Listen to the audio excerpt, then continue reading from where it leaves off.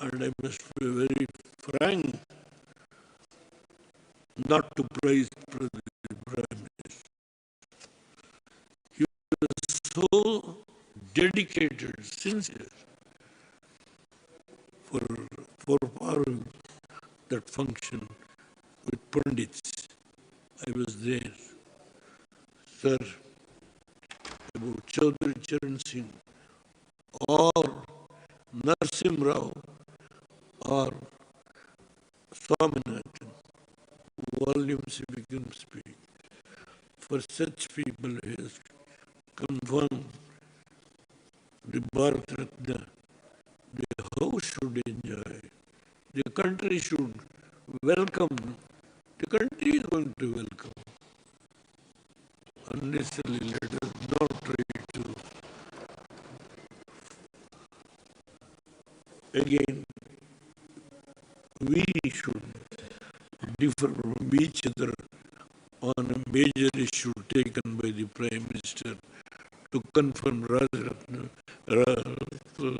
this Bharat Ratna for this great leaders. Three leaders. If you have given me some time, I am grateful to you. Thank you. Thank you, Very former much. Prime Minister. Thank you for all the members who allowed me to speak when you called the other media. I am grateful. Thank you very much. Shri K.C. Venugopal. Thank you, Chairman, sir, for giving me an opportunity to discuss about the so-called white paper presented in this August House. Basically, madam, this is not the white paper. The white paper which totally hide on the dark truth of your economic situation in this country. Every individual,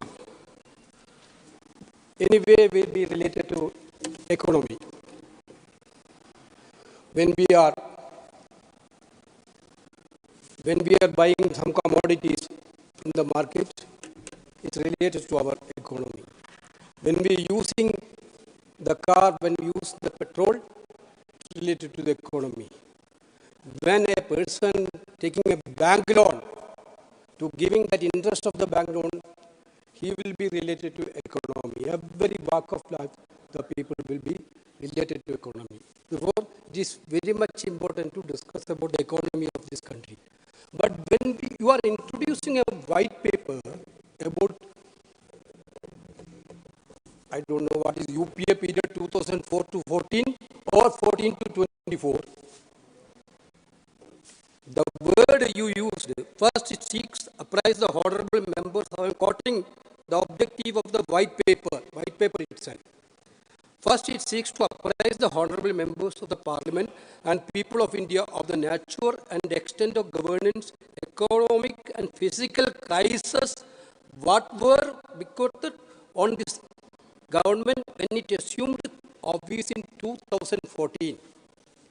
In 2014, particularly 2014, what was the physical situation in that point of time? The GDP growth was the highest on 2014 that year. You are telling it was very shocking for you. I don't understand that at all. Basically, the average GDP growth of UPA era and NDA era you take. UPA is more than 4.75%, 6, and now it is on 5%. Now it be like that. But basically, when you are producing a white paper about your period also, 2-3 major issues should have reflected in that, which is totally lacking. One is basically the demonetization, the so-called demonetization. I searched throughout the white paper. There is not a single word about demonetization. Why is it? Why is it there? I'm remembering the speech our Honorable Prime Minister was given in Goa immediately after the demonetization. entire black money of the country is going to be taken back, and fake currency, entire fake currency which is circulating in the economic system is going to be taken back. Why don't you mention about that statistics? How much black money you take back? Entire terrorism will be over. You know, that statistics, at least when you are introducing a white paper, we need that about the basically our honorable Prime Minister, our then Prime Minister, 2004 to 14, Dr. Manmohan Singh called about it. It is a legalized loot and organized plunder. Certainly it is proved. He told, he predicted there will be an impact of 2% on GDP. It was actually happened. There was the impact on demonetization. You could have mentioned it in white paper. The entire MSME sector. What is the situation of the MSME sector now? Small and medium sector totally destroyed. Finished. That is why unemployment is in the peak rate. Because of major unemployment is given by MSME only. That sector is already vanished.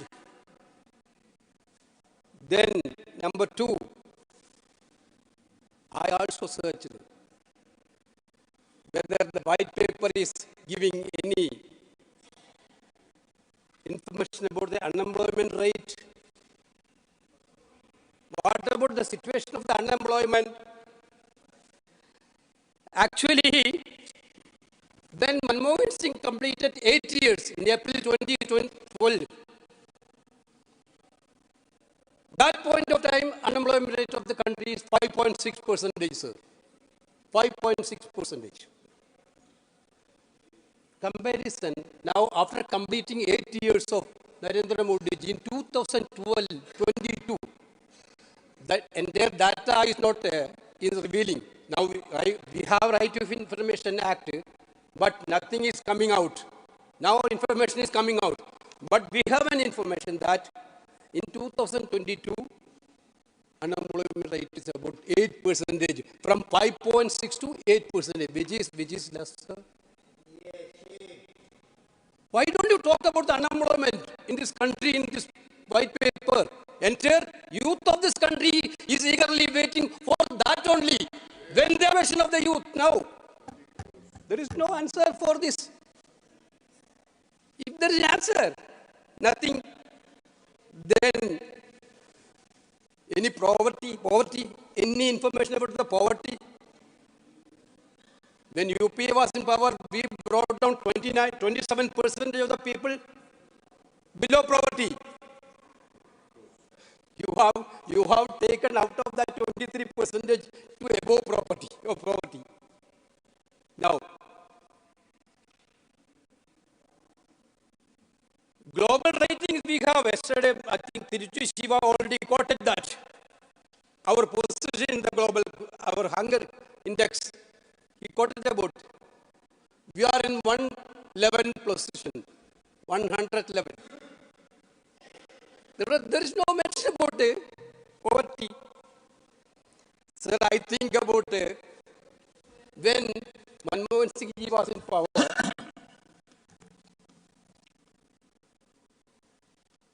our honorable then Gujarat Chief Minister himself told, our rupees are in ventilator. The devalue of rupees. Yes, Manmohan Singh ji's period also, the global economic crisis was there. Rupee has been devalued around 22% one point of time. Now the devalue is around 32%. Where is it rupees now, madam? That point of time which was in ventilator, now where is it in rupee? Yeah? Nothing is there. Then here, not many talks of sir. Unfortunate talks happened because of the Bharat Ratna. Chaudhary Charan Singh the stalwart of this country, was the stalwart of this country. Narasimha Rao was the Prime Minister of the country. That period, our economy was in a great danger. When he took over as the Prime Minister, he made drastic changes through Manmohan Singh ji as a Prime Minister. Of course, I elected from Alleppey, where Dr. M. S. Swaminathan, born in Mangombu, the great warrior of this country. Actually, we totally, completely agree with the point that Swaminathan ji, where we are now in the food security situation, we have to remember Swaminathan ji, who have given maximum opportunity to Swaminathan ji, sir. Indian Council of Agriculture Research Chairman, who made him? Who made him nominated member of this August House? Not only, he deserved it. It is not a mercy to him. He deserved it. He deserved more than it. And Padma Vibhushan, because he is that type of person. We are very happy that giving Bharat Ratna to all these people. We are not against anything. Chaudhary Charan Singh, who made Chaudhary Charan Singh as the Prime Minister? Don't dispute. When you only choose this for political purpose, Congress never used this name for political purpose. That is the only difference. You will use Bharat Ratna for also election. Why otherwise? Why don't you last year?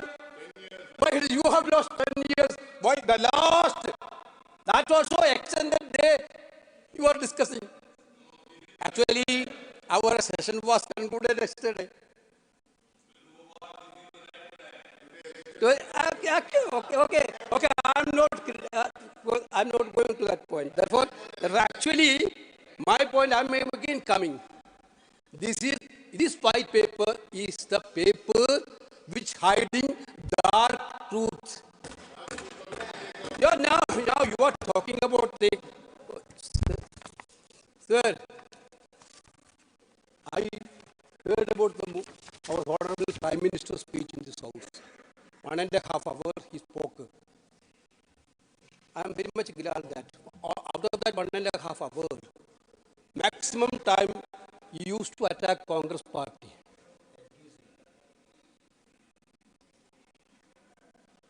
He talked about the Modi guarantee. I saw his speeches in Kerala also, Modi's guarantee.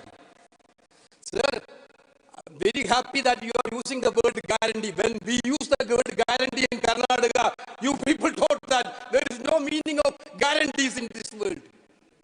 Prahlad Joshi is there. When we use in guarantee in Karnataka, what was the comment and reaction? But now guarantee is approved. Now guarantee is approved. Everywhere Modi is telling Modi is guarantees. Okay.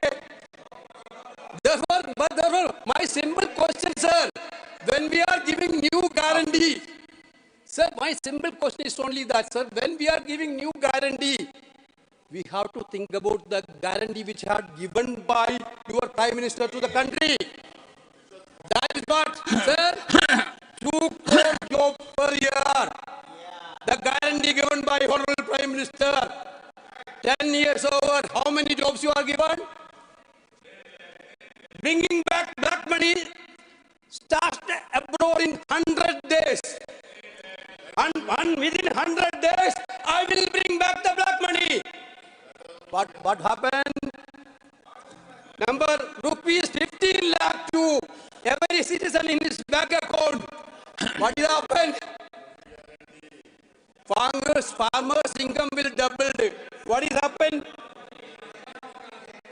Achieve $5 trillion economy by 23-24. What happened? 100 smart city by 2022. When you are talking about the guarantees in future, at least do a postmortem of what happened to which guarantee you are given to the country. Nothing is, sir. Sir, my point is this, that the most important thing of a person, which is the most important one of the things, sir. Sir, live happily and healthily.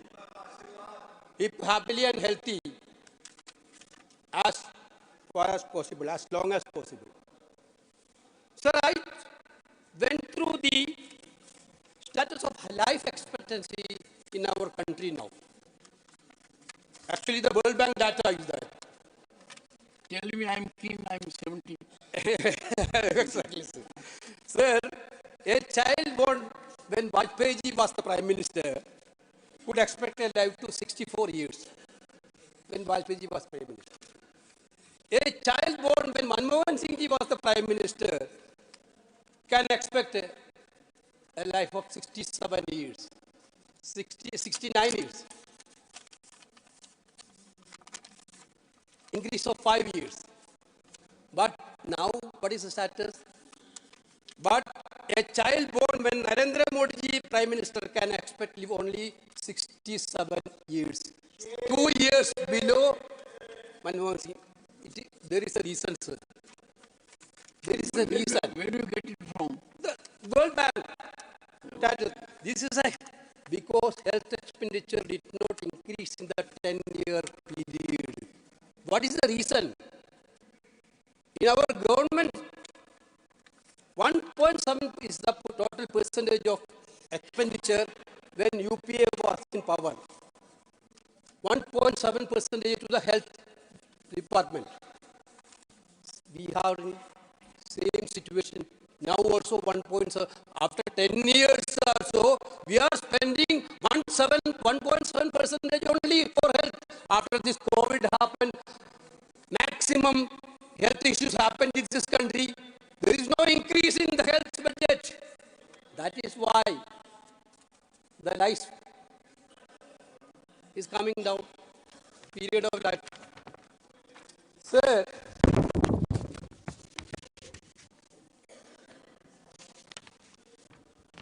education. When UPA was in power, 2.2% was in 2004 when UPA come into power. That point at time, 2.2% is the expenditure rate. But UPA increased drastically, more than doubled, 4.6% in 2014 when it is out of power. What this government has done? This government slashed it down to 2.9% from 4.6% of 2014. Now it is 2.9%. You are talking about Beti Bachao, Beti Padhao. What is that? Now the female literacy. You can take the statistics also. When UPA was in power, 1.3% female increases. Now it is 0.6% increase. Female literacy, I am talking about.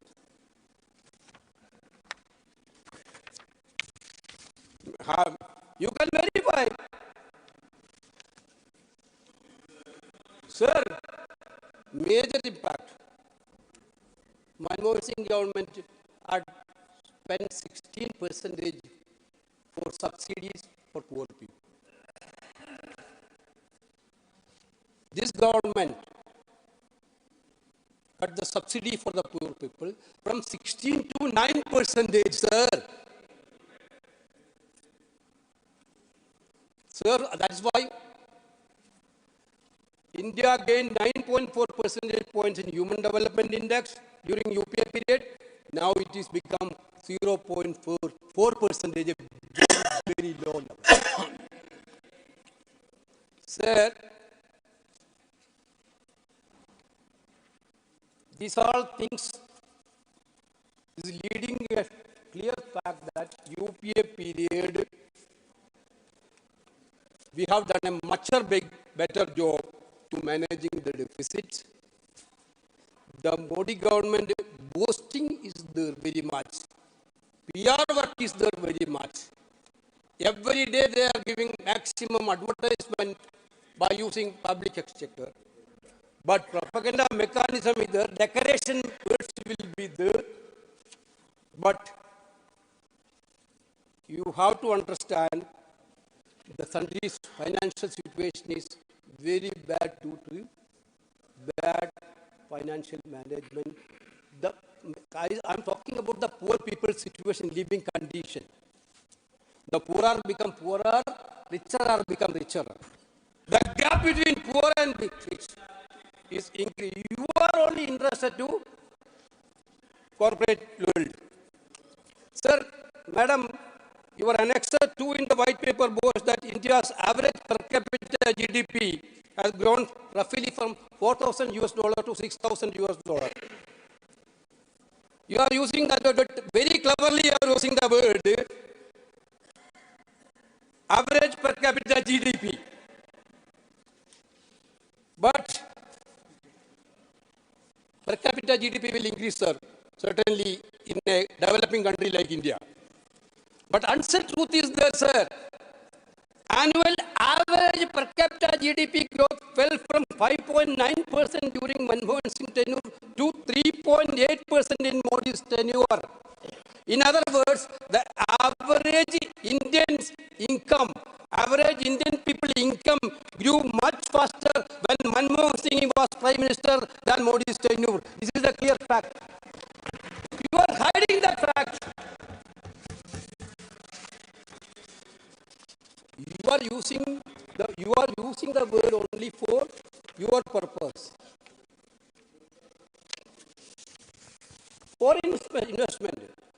There is a big boost for foreign investment also in the white paper.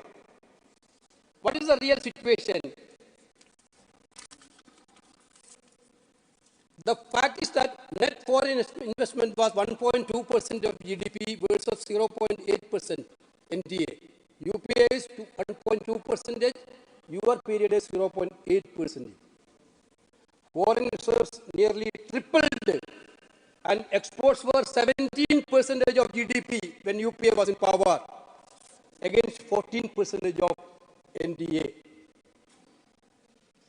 Simply put, this where foreign investors and consumers gushed over India's economy and products far more during the tenure of the silent and estimable Manmohan Singh ji than during the loud and bombastic Narendra Modi ji's period. You use the words, decorative words, but Manmohan Singh ji do it silently. That period was the golden period for private investment. That's what the situation is showing. Sir, manufacturers are also more confident that period. That is showing that, sir. Not just private corporators, but even farmers didn't show confidence in Modi's tenure, sir. We are talking about the big things for farmers. Growth in fruit grain production fell from 34% in UPA to 31% in your period. 34 to 31. It is not even the case that domestic stock markets. Sir? Sir, I'm only talking about economy, sir, nothing else is talking. Stock market loved Modi's tenure more. The BSE census grew 13.4% annually during UPA versus 8.2% under NTA. Sir, the job market is depressing, sir, especially for the youth. The Center for Monitoring Indian Economy notes that the unemployment rate in the age group 20-24 years, the crucial period, was 44.5%. 44.5% of the age between 20 and 24 youths are unemployed, sir. In the October-December 2023 status, for the age group of 25-29 years, it was 14 months high of 14.33%. Sir, this is the situation this country is facing. Then you are bringing this white paper to abuse UPA period, where, can I ask a question to one? I am concluding, sir. 2004 to 14, we have been right to education, we have brought right to employment, we have brought right to information, we have brought right to food, of security. Thus, can Nirmalaji enlighten us? Which is the flagship program of Narendra Modi government, like a Manrega in this country, which is a game changer. Our Prime Minister told about that this can be, keep it as a memory. Then he changed later. The UPA period, 2004 to 14 was actually game changer like this, Manrega, right to information, right to food, everything. You want to take it as a period. Then you are talking about the corruption. Somebody is talking about the corruption. If you are very much sincere to the corruption, why are you scared about the CAG report of your government? That's revealing the clear corruption in the government. This government, you are talking about the CAG report of UPA government, and you are telling that your government is corrupt. This CAG report, you don't want to reveal that CAG report. This is actually, I am concluding, sir, this is actually not a white paper. This is a paper which is hiding entire dark truth of this country. These people are ruining the country. Our youth are completely disappointed. Farmers are disappointed. That is why they are marching every day to parliament. They are in a very distressed situation. Sir, everybody is unhappy with government. They have want to divert the situation of this country. They want to divert unemployment situation of this country. They want to divert price rise situation of the country. They want to divert the situation through some other way. Therefore, that's why this white paper is going to be actually is going to be a total defensive for the government. That's all. Thank you very much. Sri Saket Gokhale. Thank you very much, sir. Sir, today is my maiden speech in this august house. And I wish to thank my leaders, Mamta Banerjee, Abhishek Banerjee, and my party, Trinamool Congress, for this opportunity. You have 8 minutes. It is maiden speech. Maiden speech, sir. So, leader of the house, I will be very grateful. we'll make it 10 minutes. Thank you, sir. 10 minutes. Thank you, sir. Thank you. I understand. He agrees. He's a reasonable member, and I know he's very sharp, very intelligent. Thank you, sir. Thank you. He will monetize every second of it. Thank you, sir. Sir, I want to start with a short story today. Please start. By the famous Danish writer Hans Christian Andersen. The story goes that there was once a very famous emperor who was extremely self-obsessed with himself and his clothes. He had no interest in his kingdom or in the welfare of his people. All that the emperor did every day was sit in his wardrobe while the ministers around him kept telling him how beautiful his clothes are and how great he is.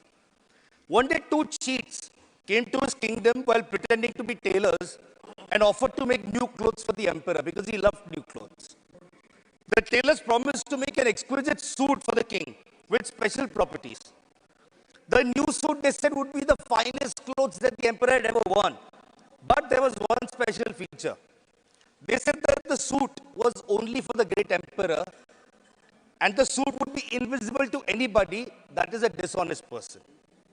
Several ministers of the emperor went to the fake tailors while they were making this suit. The ministers obviously couldn't see the suit. But then they blamed themselves for that because they were afraid that, oh, I might be branded dishonest if I can't see the suit.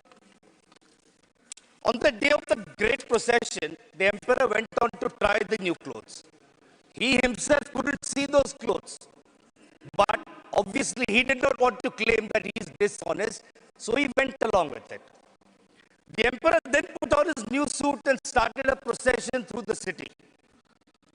People across the kingdom had heard about the emperor's new clothes, which were so special they would be only visible to those who are honest. So out of fear, the people started screaming, "Oh, what beautiful clothes, what lovely clothes," because nobody wanted to be seen as dishonest or anti-national. And then suddenly one innocent child screamed from the audience, "What is wrong with all of you? The emperor is naked." And this is precisely what the claims in this white paper on the economy are. They are the emperor's invisible clothes. My honorable minister colleagues here will spend hours talking about how beautiful these invisible clothes of a great emperor are. But the truth of our economy, as shown in this white paper, is that the emperor is naked. But we all have to admit one thing. This white paper is magical. Magical because after reading this white paper, I realized that something called demonetization never happened. I remember a few years ago, the Prime Minister showed up on our TV screens one fine evening and said in the next 2-3 hours, 60-70% of our currency will be demonetized. I remember my leader, Mamata Banerjee, at that point. She's not an economist, but she's connected with the hardship of the people on the ground. She said demonetization will be a disaster. And that proved to be right. People scrambled to ATMs for cash. People queued up for hours. Hundreds of people died. So ATMs had not even been configured for the new notes. They had to recalibrate all the ATMs in the country. That's how disastrous planned this move was. Then the Prime Minister came up with a genius idea. I will scrap 1,000 rupee notes, but I'll bring in 2,000 rupee notes. So the idea was, people are stuffing money in their mattresses, so let me demonetize 1,000 rupees and let me make it easier for them by bringing a 2,000 rupee note. Only Prime Minister Modi has that kind of vision and genius in him. Sir, after that, the Prime Minister went to Japan and laughingly in front of a crowd he said, "घर में शादी है, लेकिन पैसे नहीं है." Ha ha ha ha ha. That was the level of cruelty and contempt shown for the poor people of India. So what happened after demonetization? 99% of the cash came back into the economy. Which is the reason why they have not mentioned demonetization in this white paper, because they know it was the biggest glaring failure of the Modi government. So there is also the issue of constantly shifting goalposts. This white paper is about 2004 to 2014. When Prime Minister Modi got elected, he said, "I'm going to give XYZ by 2018. Then the Honorable Leader of the House, Piyush Goyal ji, would correct that and say, "Nee, this will happen by 2020. Then Prime Minister Modi said, 2 crore jobs per year, housing for all, doubling farmers' income by 2022. Then that deadline became 2024. But now it has become amazing, sir. Now there is only two things. We will talk about a white paper from 2004 to 2014, or we will talk about 2047. So if you want something, we're not going to talk about the present. You want something, wait for 23 years till 2047. This is what they did with the Women's Reservation Bill. They did not tell the women of India that until the census and delimitation happens, it won't be implemented. Wait for another 9 years. It's not going to happen today. But they lied to people during the election campaign. So what is amazing is, I was watching the Mood of the Nation survey on TV yesterday. It said over 70% of people surveyed are worried about unemployment. How many times does the word unemployment figure in this white paper? 0. There is no mention of unemployment.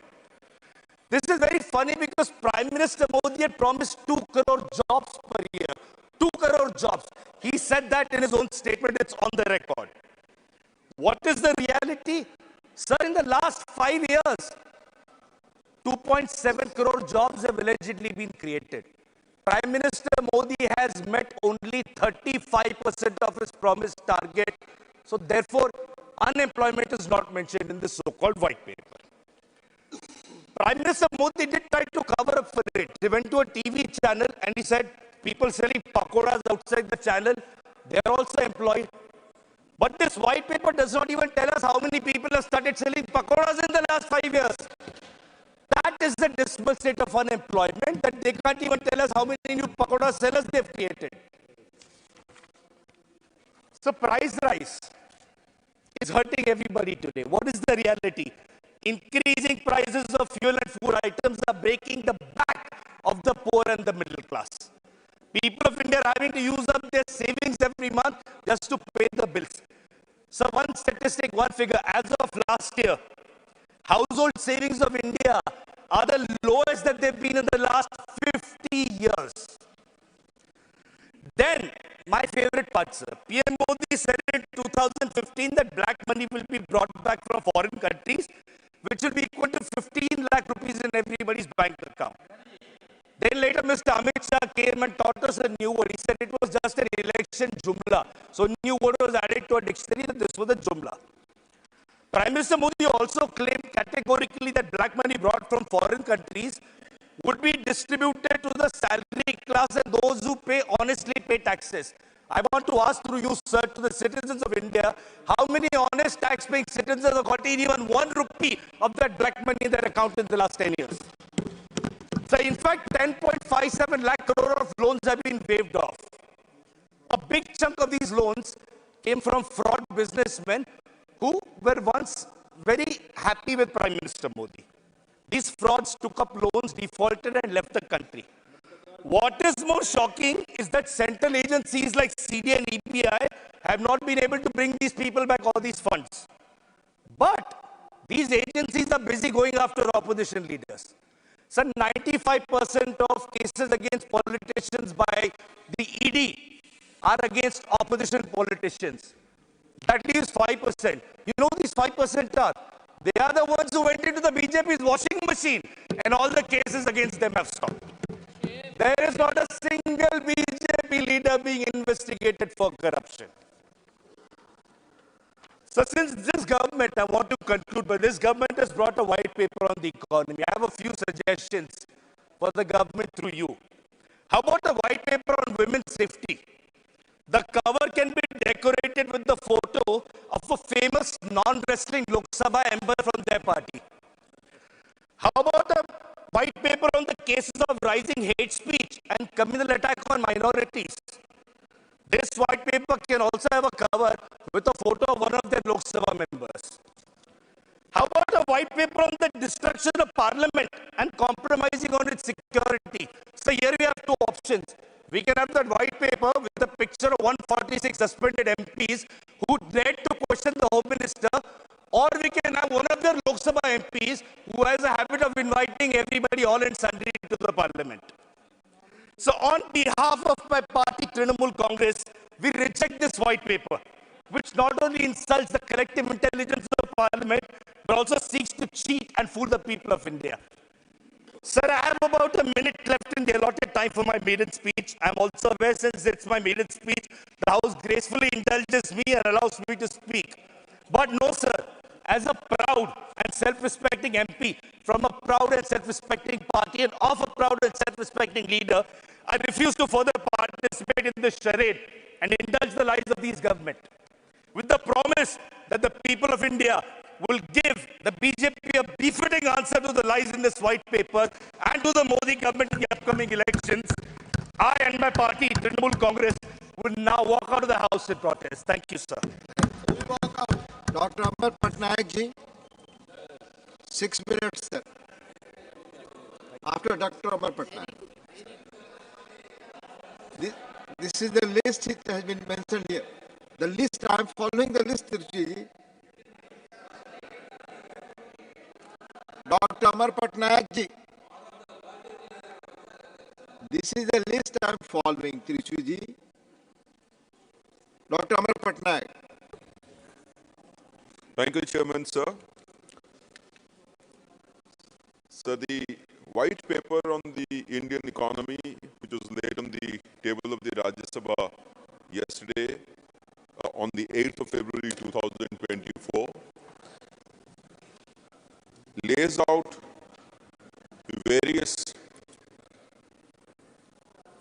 macroeconomic fundamentals based on which India will sustain its current economic growth and lead towards a $5 trillion economy and then a $7 trillion economy and would soon become the third largest economy in the world. So the fundamentals are very strong, as is evident from the fact that the deficit has been consolidating. The trajectory of a glide path is welcome. Tax collections much higher than previous years. Gross tax revenues as a percentage of nominal GDP has been improving. Direct and indirect tax collections have been increasing, resulting in a decline in fiscal deficit. And the focus on the capex, leading to crowding in of private investment, is also taking place. So while all these are matters for which we should be proud of and be confident that the economy is in safe hands and the economy is doing well, the important thing to realize is that Viksit Bharat will depend on Viksit states. The states will also have to be improved. I am happy to note that in the budget speech, Honorable Finance Minister had said that the emphasis would be on the eastern part of India, the eastern states, like the aspirational districts program or now the aspirational blocks program. These states are the aspirational, these are the states which are going to be the powerhouse or powerful economically for the country if they are nurtured properly. So in this connection, I would like to say that taking this particular line of thinking forward, it would be a great idea, which has been a persistent demand of our Honorable Chief Minister Naveen Patnaik, to look at Orissa differently from other states, considering the scourge of natural disasters that it has faced not just in one decade or in 2 decades, but consistently for last 70, 80 years, resulting in colossal loss to the fixed infrastructure as well as to the livelihoods of people. And therefore, the demand for a special focus state, either by terminology or by changing the sharing pattern from 60-40 or 75-25 to 90-10, could be considered by the central government, now that the economy is doing well. Another aspect is increasing the share of divisible pool to the states. If we look at the actual transfer that is taking place, it is in the region of 30 to 31%. So if it can be increased because of the way economy is performing, I think it would be a great boon, particularly to states like Odisha, who need this money. There has also been a demand, sir, of Orissa, of our Honorable Chief Minister, that cess and surcharge, which currently is levied, collected, accounted for by the central government by law, by a provision in the Constitution. And Honorable Finance Minister has several times explained this, that this money ultimately goes back to the state through various schemes. However, if it could actually be shared with the states, then the states will have the liberty of knowing exactly where to spend, how much, and would be in a better position to manage their social sector expenditure.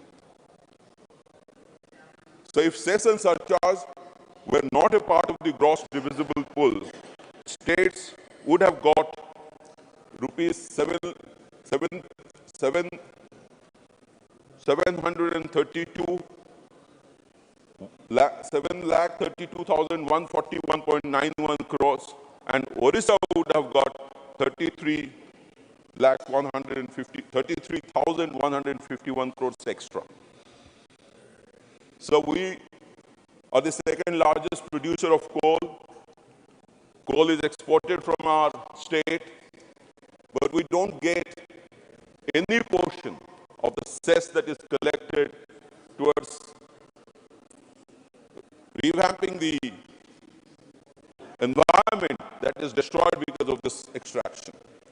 So we had demanded that if some portion, at least 60% of this cess in some form could actually be coming to the states, then it would be helpful for us to, to do environmental protection work around these extractions. We have been also demanding, sir, adequate funds for management of disasters and building disaster-resilient power and road infrastructure. Considering the fact that natural disasters are a permanent phenomenon in Orissa, our CM has been demanding that if this could be resolved through a one-time grant from the central government, then the problem could probably be mitigated to a large extent instead of spending every year. So we have also been saying that as far as farmers are concerned, there is a need to improve the way the Fasal Bima Yojana is performing in the state, so by giving some amount of leeway to the state governments or by improving performance of claim settlement by the organizations.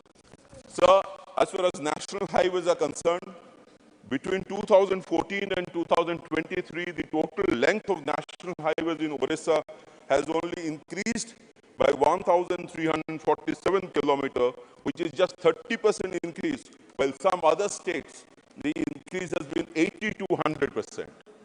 So given the fact, and similar the position with tele-density and internet density about which you have spoken. So lastly, what I would like to state about the white paper is that while we are happy about the fact that the economy is on a right path, on a growth path, on a correct consolidation path, there is a need to look at the states, devolve more funds to the states, and spend more money on their social as well as physical infrastructure development. Thank you, sir. Thank you, Dr. Amar Patnaik ji. माननीय सदस्यगण, Dr. John Britas ji has some urgent work, he has to go. Do I have consent to allow him before Triju Shivaji? Please. Thank you very much, sir. Sir, this is not white paper, this is election paper. Selective amnesia and cherry picking. The finance minister has said 2004-2009 was good period, but she gives the credit to the previous government, strange enough.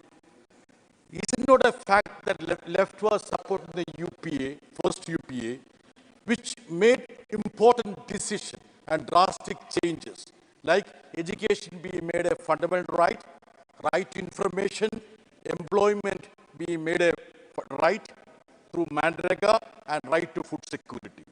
Sir, the other day, Prime Minister was praising Dr. Manmohan Singh, who he ridiculed earlier by calling him Maun Mohan. Now, following day, Finance Ministry is slapping a black paper on Dr. Manmohan Singh. I won't be surprised tomorrow this government would be giving a Bharat Ratna to Manmohan Singh, saying that he was denied Bharat Ratna by Sonia Gandhi. This can happen also. Sir, the other day, Finance Minister spoke about her abundance to Kerala. There were partial truth to confuse the people.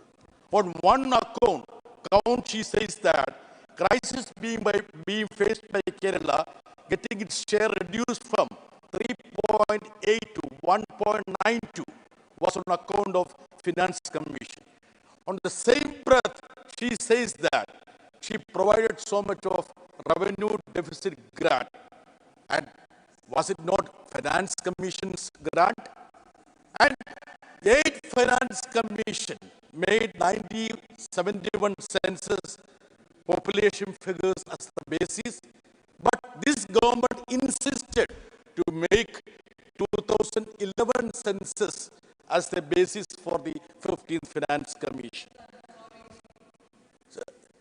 Madam, this time, sir, this time should be given to me. Disruption. Yes, This time should be given to me. I'll of turn because you're going away. You won't be here to listen to my reply. I would like to say now, sir, that many of the things that he's saying are sprucing up his speech, but words which I have not used. So I will still take the liberty to say in my reply, when honorable member will not be here, but I'm sorry he's taking liberties with my words. You will have it, please. Sir, you should give me 40 seconds, which she has taken. Please, please. Sir, even what? See, she can make a reply and I will go to the records and see that. Madam, I will see the video, madam. I will see the video. She harps on cooperative federalism. Sir, in 2010-11, it was 8.5%, which was mopped up through surcharges and duties. Now it has reached 28%. And this tantamount to the fact that Kerala has lost at least 20,000 crores, and the effective devolution to the states, instead of 41% recommended by Finance Commission, it is merely 30%. She can challenge me if I am wrong on that.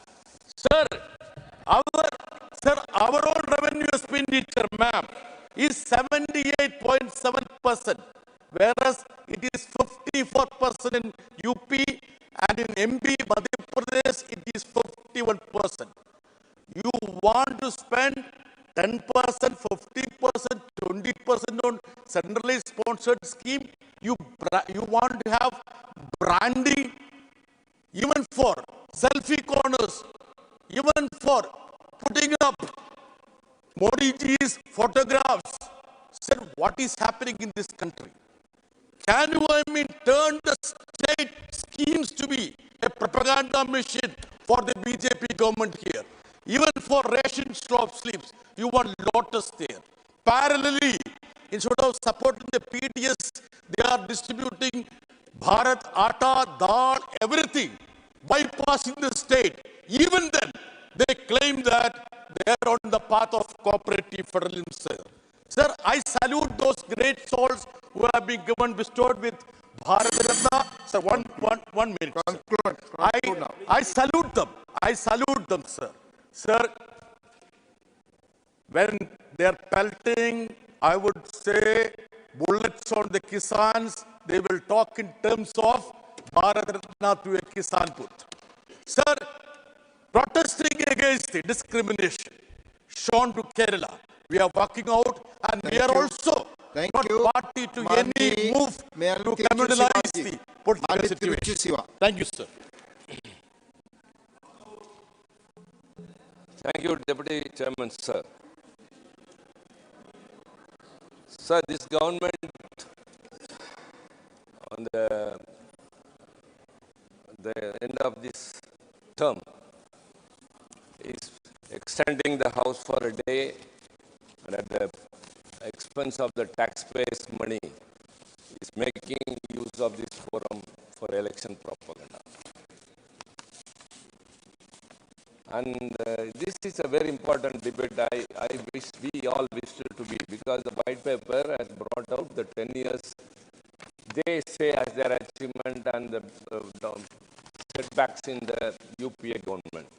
But actually it is not so. If we have to explain, we need adequate time. Whereas everything is the prerogative of the government. They extend the House for a day, yes, you pass, and you fix the time, and you take more time, but you do not even give the time. Means, I would like to say, after the 2024 elections, when the India Alliance wins and takes hold of the power, we will bring out a white paper on this government and we will give them adequate time, not strangling their voice. Sir, opposition voice should not be strangled. The TV doesn't focus us. We are not given mic. We are not given time.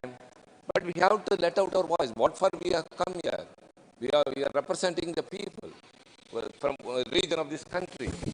So we have to express something means we need time at least to speak out. So the ruling party and the opposition party have to be treated equally.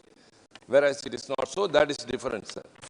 First of all, sir, whether this government has got the credibility to bring a white paper pointing fingers at the earlier government, the UPA. Everyone knows, and the finance minister knows very well, when you point a finger at another, don't forget, three fingers are pointing towards you. You say the UPA government has failed in many aspects. Sir, I would like to say only one thing. Our founder leader, Anna, was made an indelible mark in the second chamber of the parliament, that is in the August House, later became the chief minister of Tamil Nadu. During his tenure, there was a student agitation, sir. The student agitation mounted much, and the police came that we are not able to control them and we need shooting order. The chief minister refused. They said, sir, they are going to the railway station to set fire to the railway compartments. It got great damage. But Anna, the chief minister, said, don't do that. If they burn a rail compartment, I can build another railway compartment. But if you shoot a student, I cannot bring back his life to his parents and cannot give. That is the real gesture of a leader, sir, and the responsibility. May I say, sir, this government has brought a white paper, let them say it. Because of the hasty form laws which were enacted in this parliament, when the house was not in order, later revoked because not having applied their mind, took away 700 lives of the farmers. Only during that agitation. Because of that farm bills, many were agitated and 700 farmers died, and the responsibility, rather the credit, goes to this government. And hundreds of people died before the banks when they stood in the line to change the currency notes. When the demonetization came, the credit goes to this government. And hundreds of migrant workers, because of just 4-hour notice when the first lockdown was announced, the migrant workers were strangled, they were strayed along, and hundreds of migrant workers died, sir. The credit goes to this government. Sir, I want to stick to only 2 points. Number one is agriculture, because I have started with agriculture. What happens is, the insurance companies under PM Fasal Bima Yojana, I think I am right, Fasal Bima Yojana, have made a profit of 40,000 crore, while according to National Crime Record Bureau, in 2022 alone, India saw 11,290 suicides in the farming sector. Of these victims, in 2022, 5,207 were farmers and 6,083 were agricultural laborers. And take, for example, the GST. The budget support for the agriculture is coming down for the past 2 years. And GST for agriculture items, agricultural equipment is 12%.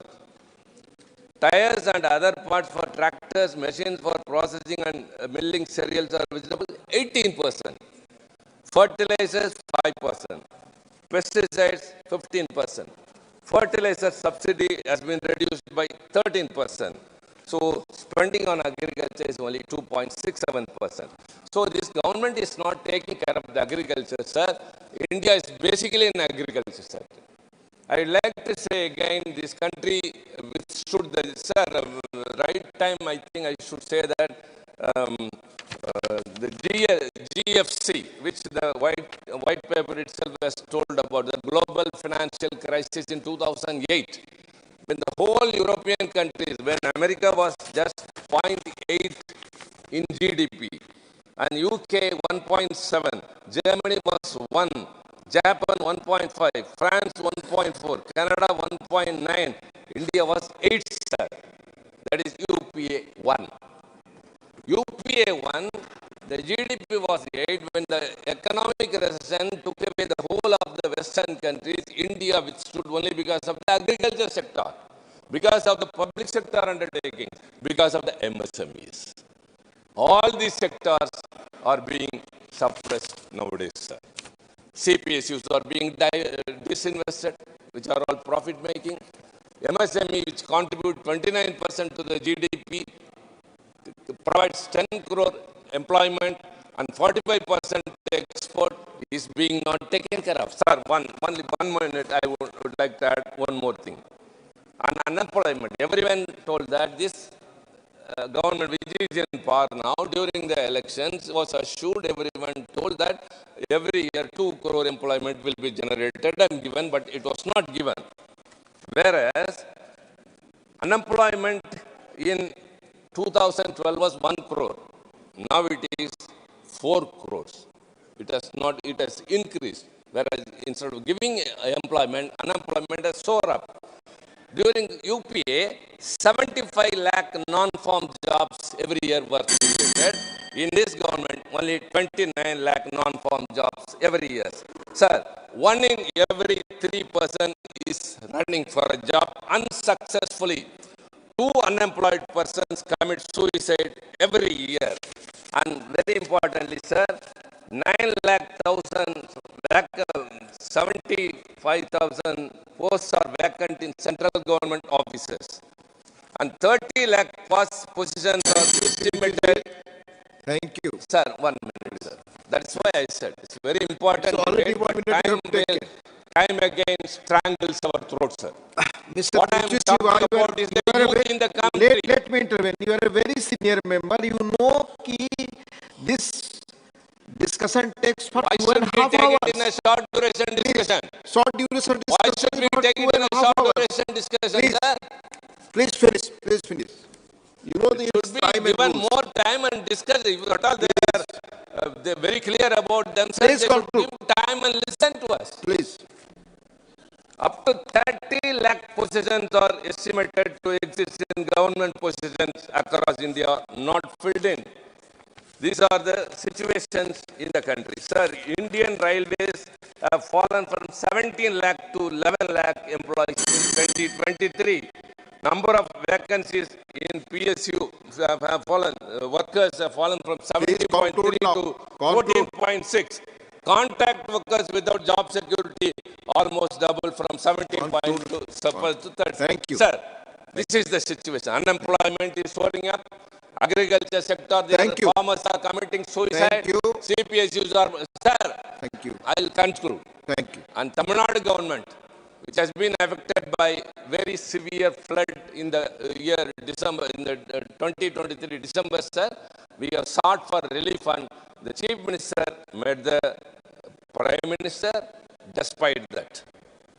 The delegation of members of parliament met the Home Minister. Thank you. Despite that. Thank you. Rajnath Singh, the Defense Minister, visited despite that. We are pleading, nothing is given. Dr. So in Sukumar protest, sir, Dr. Sukumar Mittal, please. Please. धन्यवाद महोदय। आज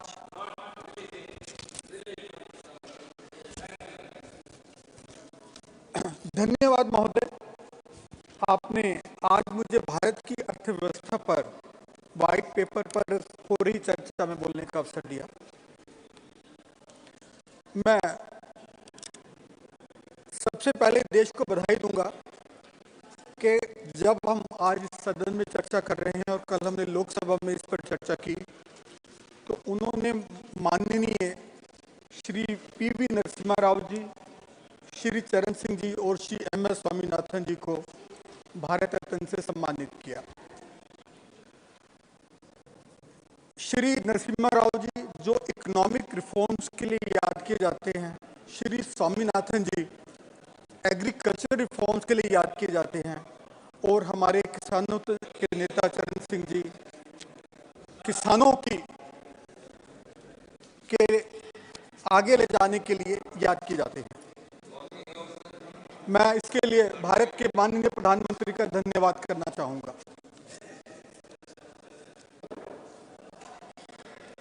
sir, इस 60 page के white paper में मुख्यतः दो चीजों पर स्ट्रेस दिया गया है। एक, यूपीए के काल में इकोनॉमिक मिसमैनेजमेंट हुआ है, और दूसरा कि सरकार ने उसको अर्थव्यवस्था को दोबारा पटरी पर ले आए हैं। दो चीजों पे स्ट्रेस है। सर, हम सभी इस बात से सहमत होंगे कि वो सरकार चाहे नेहरू जी की रही हो, शास्त्री जी की रही हो, अटल जी की रही हो, मनमोहन सिंह जी की रही हो, उन्होंने कुछ तो अच्छा कार्य किया होगा, अन्यथा आज हम इस स्थिति पर ना होते। एक छोटा सा अर्ज करूंगा, तारीफ खुद करना फिजूल है। अगर हो तो खुशबू खुद ही बता देती है कि कौन सा फूल है। मेरा ऐसा मानना है कि जो भी अच्छे कार्य हुए देश में, उसको व्हाइट पेपर में डालना चाहिए और जनता के सम्मुख लाना चाहिए, वो किसी भी सरकार में हुए। सर, ये देश का रिपोर्ट कार्ड है, और रिपोर्ट कार्ड में हर सब्जेक्ट के अलग अलग मार्क्स होते हैं। किसी में कम आ सकते हैं, किसी में ज्यादा आ सकते हैं। तो मैं वित्त मंत्री जी से आग्रह करूंगा कि ये व्हाइट पेपर को व्हाइट ही रहने दे, इसको ग्रे ना करें। सर, मैं कल जम्मू कश्मीर के बिल पर बोल रहा था, और जो भारत सरकार ने या वहाँ की सरकार ने जो जम्मू कश्मीर में अच्छे कार्य किए, मैंने उसकी तारीफ की। माननीय मंत्री जी ने इसका संज्ञान लिया और अपने जवाब में कहा कि हमें ऐसे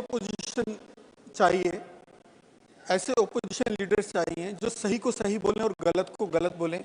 सरकार ने अच्छा काम किया तो उसकी तारीफ कर रहे हैं, इसके लिए उन्होंने खुशी का प्रगटावा दिखाया। तो सर, मैं भी ये चाह रहा हूं आपसे कि जिस सरकार ने भी, हमारी सरकार नहीं थी कभी भी, लेकिन जिस सरकार ने भी जो अच्छा कार्य किया उसको भी बताएं, जो बुरा कार्य किया है उसको भी बताएं।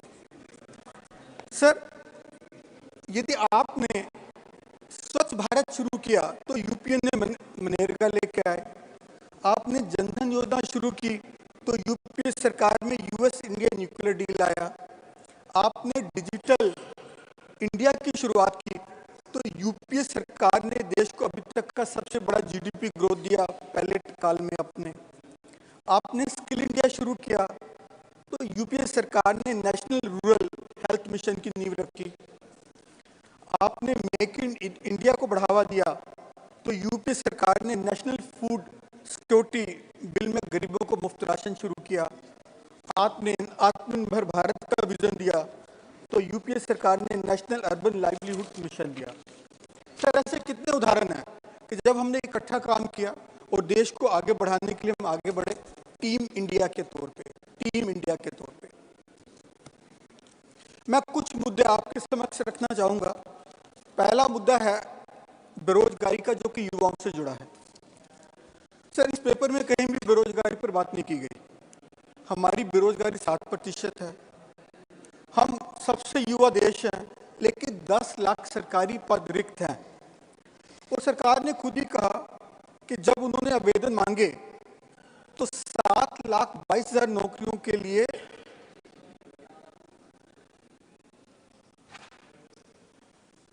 22 करोड़ आवेदन आए। 7 लाख नौकरियों के लिए 22 करोड़ आवेदन आए। ये हमारी हालत है। प्राइवेट सेक्टर में भी मास लेआउट काफी हो रहा है। जनवरी में भी 30,000 लोगों को निकाला गया। सर, दूसरी डिफेंस के बारे में, सर, चीन हमें आंखें दिखाता रहता है। पाकिस्तान में भी शायद आर्मी स्पॉन्सर्ड सरकार फिर आ जाए। तो जितना हमें डिफेंस के लिए बजट चाहिए, जितनी डिफेंस के लिए रिक्वायरमेंट है, क्या हम वो पूरी कर रहे हैं? तो माननीय मंत्री से निवेदन करूंगा कि इस पर थोड़ा सा गौर करें।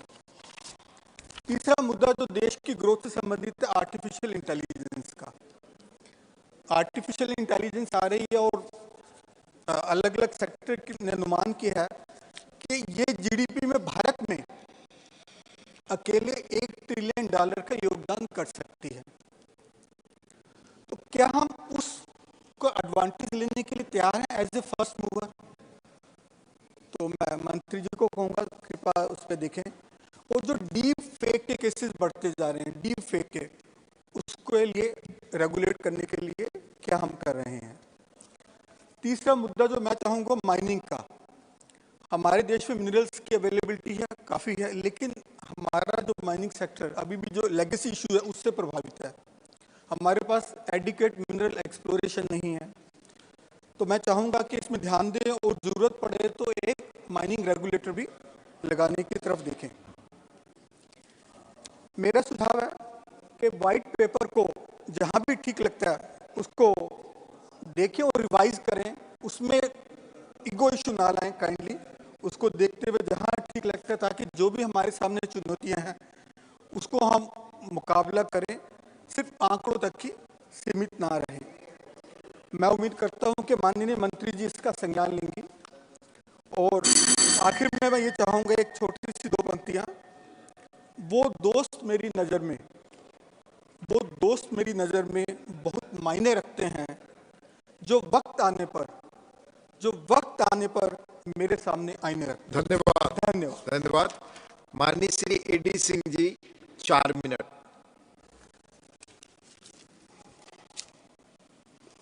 ये सरकार पूरे किए वादों की सरकार है। तेरे वादे पर सितमगर अभी और सब्र करते, अगर अपनी जिंदगी का हमें एतबार होता। कितना भी पकड़ लो फिसलना जरूर है, ये वक्त है जनाब बदलना जरूर है। The white paper, the government is very clear. It says you may not be doing well, but everybody else is doing well. It is basically this white paper, it does a celebration of government record, but the notable promises made during the past few years, like Ujjwal Yojana, double income of the farmers, have been left on the wayside. And now it has been replaced by another narrative, Viksit Bharat. I want to know, first of all, I want to know about the unity and the sovereignty of the country, whether they have white paper. One retired member of the ruling party of this house has been telling many things about that 4,000 kilometers of our land is in Chinese hand. I get perplexed and confused that the government says nothing is in their hand. Then why can't the government come with a white paper of these 18-20 rounds of discussion that our generals are having with the Chinese side? Plus, why is government suppressing? For example, in 2017-18, the consumption survey was scuttled midway because the rural consumption was falling very badly. Plus, I will request the Honorable Finance Minister that from 2004 to 2000 till now, can we get a data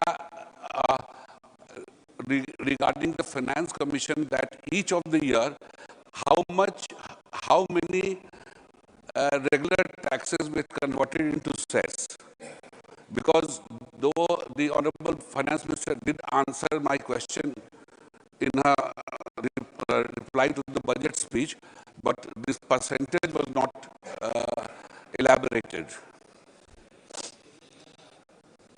Private investment is hardly there, or hence we are not getting any foreign investment, because the foreign investor first sees how much are the Indian companies investing. And the government is also going in a South Korean model, that let us make some corporates very big. That is very wonderful, I would say. But the difference between the South Korean corporates and the Indian corporates is that they innovate new products and make mass production and make the company big financially. Here, the big corporates only feel that by adding assets, we are becoming big. So, and as in the rural market, there is no mass scale demand because the purchasing power is almost nil. So there should be efforts that, and plus the capital investment we see, the government says it has increased 5 times in the last few years, but it is mainly in the infrastructure sector. We want, I would be happy if the capital expenditure is more in education, sanitation, health, where actual jobs can be created. Governments have made so many airports, that's wonderful. Ayodhya is an exception because Ayodhya airport will definitely bring a lot of jobs and other things because it is that has become a religious tourism place. But other airports, of course, they are needed, but that will not add to any employment thing. And if we see the number of unpaid workers, it is reached almost 95 million. 1 minute, sir. And 95 million. And as per International Labour Organization, paid work means whoever is getting pay, which is in half the places in the agriculture sector, just because the whole family is in the land. So basically, they are all unpaid workers. Please so we have not conclude now. created jobs. We have more speakers. Please conclude. 1 minute, sir. Not 1 minute, please. Please conclude. Agriculture and rural development. The government has revised the budget for this particular year, but I fail to understand that the revised budget which is very huge, how will they spend in the next 2 months? Thank you. Thank you. Right, thank you, sir. माननीय Shri Ramnath Thakur ji 3 minute. धन्यवाद उपसभापति महोदय, आपने श्वेत पत्र पर चर्चा के लिए अनुमति दिया, इसके लिए बहुत बहुत धन्यवाद। किसी विद्वान ने ठीक ही कहा कि लोकतंत्र में श्वेत पत्र जारी करना अच्छी बात है और उद्योग के घराने भी श्वेत पत्र जारी करते हैं, इसलिए करते हैं कि नीचे से नीचे तक लोगों को यह पता चले कि हमारी सरकार हमारे लिए क्या कर रही है। इसके लिए मैं आपको माननीय वित्त मंत्री जी को और प्रधानमंत्री जी को मैं धन्यवाद देता हूं कि इन्होंने जो ये लाया है ये बहुत अच्छा काम किया है। 26 लाख करोड़ का जो इन्होंने ये घोटाला हुआ है पिछले वर्षों में कांग्रेस के जमाने में, उसको यहाँ लाकर के दस्ता का कारण पर बोलने का अवसर दिया है। मैं 2 बातें आपसे निवेदन करना चाहता हूँ, समय कम है, लेकिन 2 बातें मैं आपको बताना चाहता हूँ। मैं कहीं आज पढ़ रहा था और बहुत अच्छे विद्वानों ने ये जो लिखा है उसके बारे में आपको जानकारी देना चाहता हूँ। 1963 में कांग्रेस के तत्कालीन कांग्रेस अध्यक्ष डॉक्टर डी संजीवैया का यह कहना पड़ा था कि 1947 में जो कांग्रेसी भिखारी थे वो आज करोड़पति बन बैठे हैं। झोपड़ियों का स्थान शाही महलों ने और कैदखानों का स्थान कारखानों ने ले लिया है। ये कांग्रेस के तत्कालीन कांग्रेस के अध्यक्ष डी संजीवैया ने कहा है। कारण क्या है? कांग्रेस पहला घोटाला हुआ था 1948 के जमाने में, जित घोटाला, और वो घोटाले पर घोटाले आ रहे थे, तो इन कांग्रेस के अध्यक्ष ने अपने पार्टी के नेताओं के बारे में कहा, तो इसको तो संज्ञान लेना चाहिए, संज्ञान लेना। और भारत सरकार ने जो यह काम किया है ये काबिले तारीफ का है। इसलिए हम आपसे निवेदन करना चाहते हैं कि आपने बहुत अच्छा काम किया, और 26 लाख करोड़ के बारे में जो आपने यह दर्शाने का काम किया है, ये भी अच्छा काम किया है लोकतंत्र में। और मैं आपसे निवेदन करना चाहता हूं कि कांग्रेस की सरकार, अभी बहुत चर्चाएं चल रही थी कर्पूर ठाकुर जी के बारे में, चौधरी चरण सिंह जी के बारे में, नरसिंह राव जी के बारे में।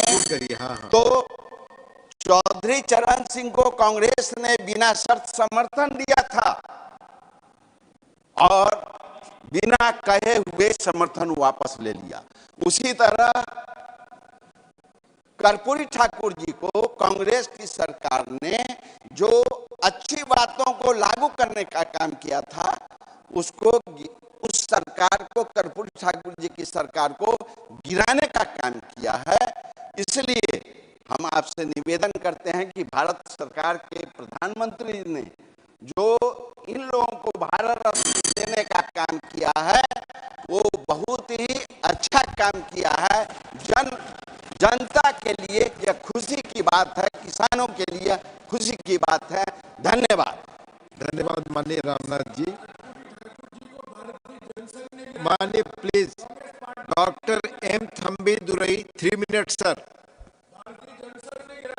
Chairman, Honorable Deputy Chairman, sir, I rise on behalf of ADMK party and my party leader, Edapadi Palaniswamy, to participate in the discussion of white paper on the Indian economy that presented by Honorable Finance Minister to this House on 8th February.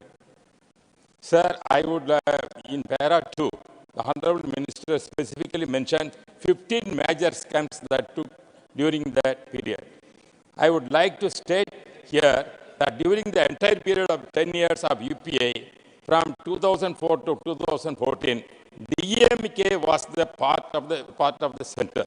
And whatever corruption took place during that period, DMK was a party to everything.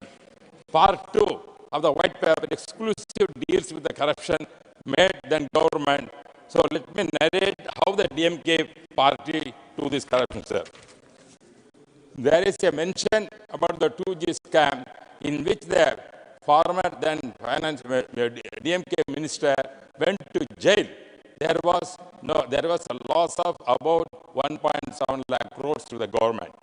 Along with the former DMK minister, the daughter of former Chief Minister Tamil Nadu and sister of the present Chief Minister also went to jail. Presently, the case in the appellate court. They are telling that went to the court, the stay is there. There is no stay is not there. It's already appealed. Signing Judge Admari clearly said there is serious scam because CBI not cooperated. That is why he gave that kind of observation. But CBI has gone to the court appeal. Therefore, this present case is there, sir. The minister also mentioned about the Aircel Maxis case in which former finance minister was sent to jail and his present MP son also is facing serious charges. This is case also under the trial. Former Union Minister, now Lok Sabha member, grand nephew of former DMK Chief Minister, abused the official position of the then Minister of Communication and Information Technology of the UPA government and got the private telephone exchanges installed at his residence here, which were used for business transactions of the Sun network owned by his brother Kalanidhi Maran. The present DMK government in Tamil Nadu is very full of corruption. The former DMK higher education minister of one of the ministers of the present cabinet and his wife when convicted recently under PMLA, the case is pending since. One DMK minister, sir, without portfolio. He was in prison also facing charges of PMLA remains the minister without portfolio. The Tamil Nadu chief minister will not ask his resignation. This is a wonderful thing is going on in Tamil Nadu. Sir, then another interesting thing. The former finance minister, madam knows very well, and also present minister now, he said that the present chief minister and his family together made more than 30,000 crores just in a year. As a correction, that is the thing, sir. This has to be seriously taken. Sir, this is why I'm finishing, sir. My Kadapati Palaniswamy, when he raised the issue, the former minister and also present Lok Sabha member derogatorily made about Kadapati Palaniswamy and his mother. This is a serious thing because somebody is raising this kind of corruption when our former finance minister is know very well how the present DMK government is doing a lot of corruption. That let them take or not about the white paper is the mentioned is correctly what they mentioned how the UPA government did, especially DMK is a part of the game. Thank you very much, sir. माननीय श्री प्रकाश जावड़ेकर जी। नमस्ते उपसभापति महोदय। हर सरकार की एक पहचान होती है। यूपीए सरकार की पहचान भ्रष्टाचार है और रही है, और इसीलिए लोगों ने उनको सत्ता से बाहर किया।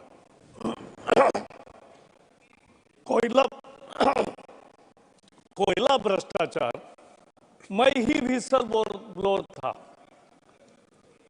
लोकसभा के सांसद हमारे कलीग हंसराज आहिर वो उस कमेटी में भी काम करते थे, बहुत जानकारी थी। हम दोनों ने उसका अध्ययन करके इतना फॉलोअप किया तो वो घोटाले के रूप में सामने आने लगा। क्या घोटाला था? घोटाले के दो पहलू थे। 125 प्राइवेट लिमिटेड कंपनीज को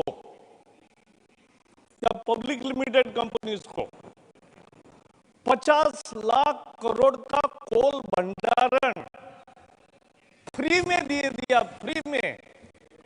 सर, कांग्रेस के जमाने में रेशन कार्ड नहीं जहां फ्री मिलता, 50 लाख करोड़ का कोल भंडार फ्री दे दिया गया, फर्स्ट कम फर्स्ट सर्व्ड।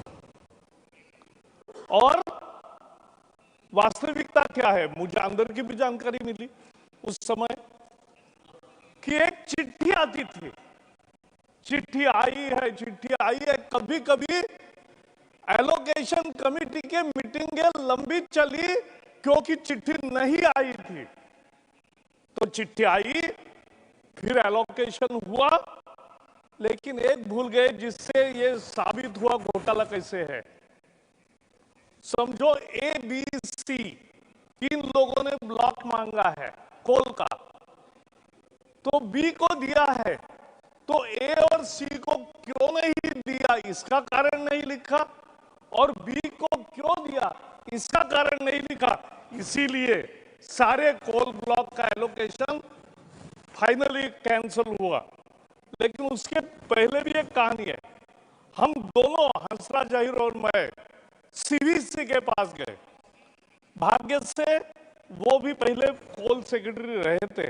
उन्होंने कहा घोटाला तो है लेकिन सबूत दो।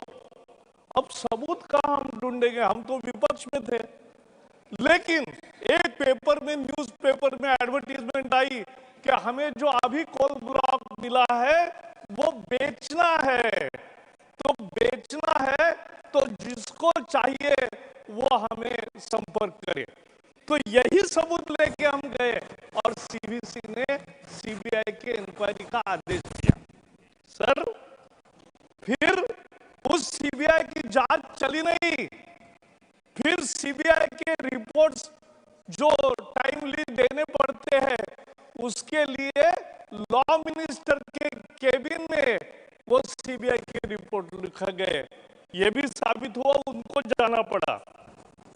और फिर ये कोर्ट मॉनिटरिंग शुरू हुआ और फाइनली सारे कोल ब्लॉक खत्म हुए।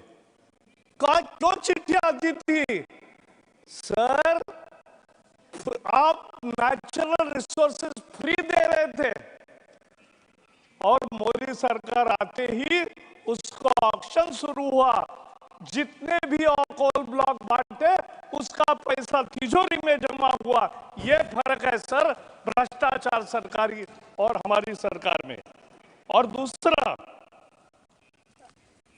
ये होता है फर्क, भ्रष्टाचार ये होता है। और एक उदाहरण छोटा दूंगा। पर्यावरण मंत्रालय मुझे काम करने का मौका मिला। सर, मैं आने से पहले वो टैक्स मिनिस्ट्री जानी जाती थी। एक उदाहरण दूंगा तो आपको आश्चर्य लगेगा। कारवार में नेवी का प्रोजेक्ट सी बर्ड, जिसका मैंने परसों भी उल्लेख किया, बंदरगाह बनना था, लेकिन 3 साल परमिशन नहीं दी गई। सारे नेवी के प्रमुख अधिकारी मंत्री को मिलने के लिए गए तो मंत्री जी ने कहा कि आप सारे अधिकारी क्यों आए हो? कोई तो कॉन्ट्रैक्टर होगा ना जो बांधेगा, तो उसको भेजो। सर, ये फैक्ट है। अधिकारियों ने जो उपस्थित थे उन्होंने मुझे बताया उस समय। एक जमाना था पर्यावरण मंत्रालय में नो गो, एक समय जमाना था टैक्स, विदाउट टैक्स नथिंग। और इसलिए सर आपको और ताज्जुब होगा, प्रधानमंत्री उस समय मनमोहन सिंह थे, उनके पीएमओ ने 15 इंफ्रास्ट्रक्चर के प्रोजेक्ट्स बहुत महत्व के वो पर्यावरण परमिशन के लिए भेजे। सर, उनको भी 2 साल परमिशन नहीं मिली। मैंने 2 महीने में परमिशन दी और मनमोहन सिंह जी को कहा देश के हित में है। मोदी जी ने हमें सिखाया है देश प्रथम है और देश के लिए काम करना है, और इसके लिए हमने परमिशन दे दी। सर, 4 लाख करोड़ के प्रोजेक्ट्स पेंडिंग थे जब मैंने कार्यभार संभाला, और हमने सारे 4 महीने में वो सारे प्रोजेक्ट्स क्लियर किए। देश के विकास को गति नहीं मिलेगी तो तरक्की कैसे होगी? विकास को गति मिलनी चाहिए, इसके लिए ये काम है। और मैं एक बताना चाहता हूं, मोदी जी का हम मंत्रियों के कारोबार में कभी हस्तक्षेप नहीं था। एक ही मंत्र था कि देश के हित में जो है वो करो। हमने सर एप्लीकेशन करने के लिए एनवायरमेंट मिनिस्ट्री में बहुत पैसे देने पड़ते थे, हमने ऑनलाइन एप्लीकेशन की शुरुआत की। ये सब देश को अच्छा सुशासन देने का और उससे आर्थिक तरक्की करने का ये था। ये सारे आर्थिक महत्व के प्रोजेक्ट्स पूरे पेंडिंग थे जो हमने क्लियर किए। और तब ये सब लोग चिल्लाते थे कि ये instant permission, instant permission, instant permission, clearance, clearance, clearance. ऐसे मेरे खिलाफ भी कैंपेन चलाए, हमारे सरकार के खिलाफ कैंपेन चलाए, लेकिन सर चली नहीं, क्योंकि कोई गलत व्यवहार नहीं किया। जिसका नहीं था ठीक नहीं दिया, जिसका अच्छा था उसको दिया, उसको रोका नहीं। यह हमने काम किया है और इसलिए मुझे बहुत अभिमान है। ये बोलते हैं कि ये एक मुझे आश्चर्य लगता है। मैं बैंक में था, निर्मला जी आपको भी एक सुझाव दे रहा हूं। मैडम, ये लोग पूछते हैं ना 2-2 करोड़ जॉब कहां मिले। मैं भी बैंक में काम करता था और मैं भी एम्प्लॉयमेंट प्रमोशन विभाग का काम देखता था, तो बेरोजगारों में जाता था, बेरोजगारों की रैलियां करता था और उनको उस समय एचएम पटेल थे फाइनेंस मिनिस्टर, जनता पार्टी की सरकार थी, तो हर ब्रांच ने हर महीने 2 यूथ को कर्जा देने का कार्यक्रम उस समय था, वो मैं देखता था सर। और उसमें मेरा जो अनुभव है, मुझे पता है कि अगर एक 5 लाख का कर्जा दिया तो 2-4 नए रोजगार तैयार होते हैं। लेकिन दुर्भाग्य से इसमें ऐसा है कि बैंक की जानकारी, वो क्योंकि इंडिविजुअल उसको क्रेडिट है इसलिए नहीं दे सकते। लेकिन मैं निर्मला जी को रिक्वेस्ट कर रहा हूं, मैंने लिखा भी था एक बार बीच में, कि हर बैंक को कहो कि आपने जो मुद्रा लोन्स दिए, उस मुद्रा लोन से कितने नए रोजगार तैयार हुए।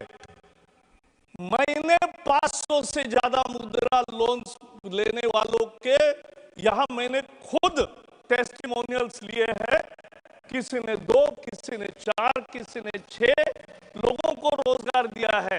सर, आप जब ये 45 करोड़ मुद्रा लोन दिए हैं, 45 करोड़ मुद्रा लोन में कम से कम नए 25 करोड़ रोजगार तैयार हुए हैं, या हमें भूलना नहीं चाहिए। लेकिन उसका सर्वे करके, एक बार नाम देने की जरूरत नहीं, लेकिन सर्वे करके ये हो सकता है, ये मेरा पूरा विश्वास है। सर, इन्होंने एयर इंडिया में क्या भ्रष्टाचार किया, अनयूजुअल एक्विजिशन, बायलैटरल एग्रीमेंट्स, डुबे दी कंपनी, पूरी डुबा दी है कंपनी। और ऐसे भ्रष्टाचार के एक एक मसले तैयार होते रहे, तो उस कारण इस सरकार की पहचान भ्रष्टाचार थी, तरक्की रोकने वाली थी, और वो मोदी सरकार ने करेक्ट किया। इसलिए इस व्हाइट पेपर का मैं स्वागत करता हूं। बहुत बहुत धन्यवाद। धन्यवाद। माननीय doctor K Keshava Rao ji.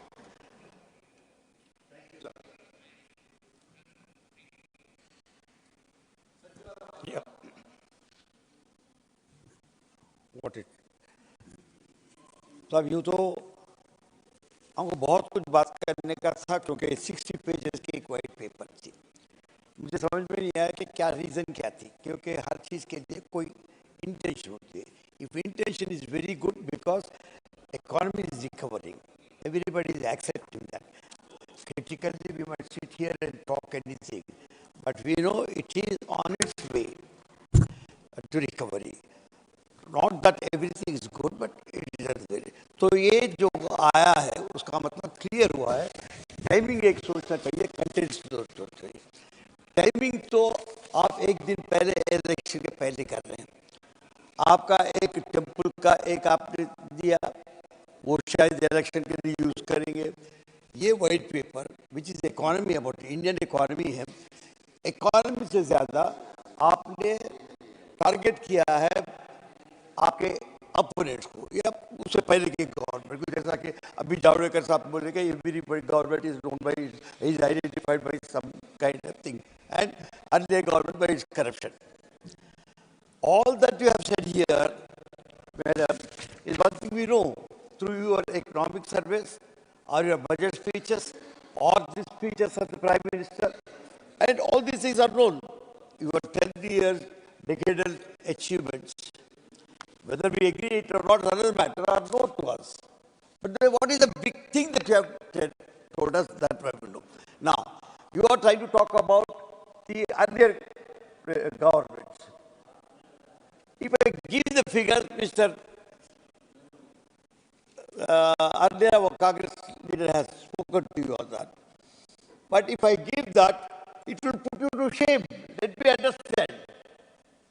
You took up, what you said is, we took up at a time when the entire nation was at absolutely downcast level.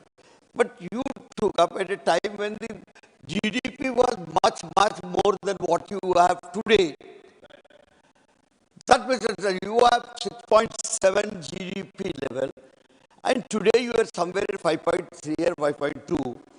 See, that itself tells you that you have started with some kind of a bad intention. In criminal jurisprudence, when you have a bad intention that becomes a crime. When you have a clear intention of telling us, informing us all as to what exactly the position, it is very right, which I would really welcome. I start with your 25 crore people being pulled out of the poverty line. Well, the figures, World Bank figures I was looking into, it is 27 crores during the UPA government.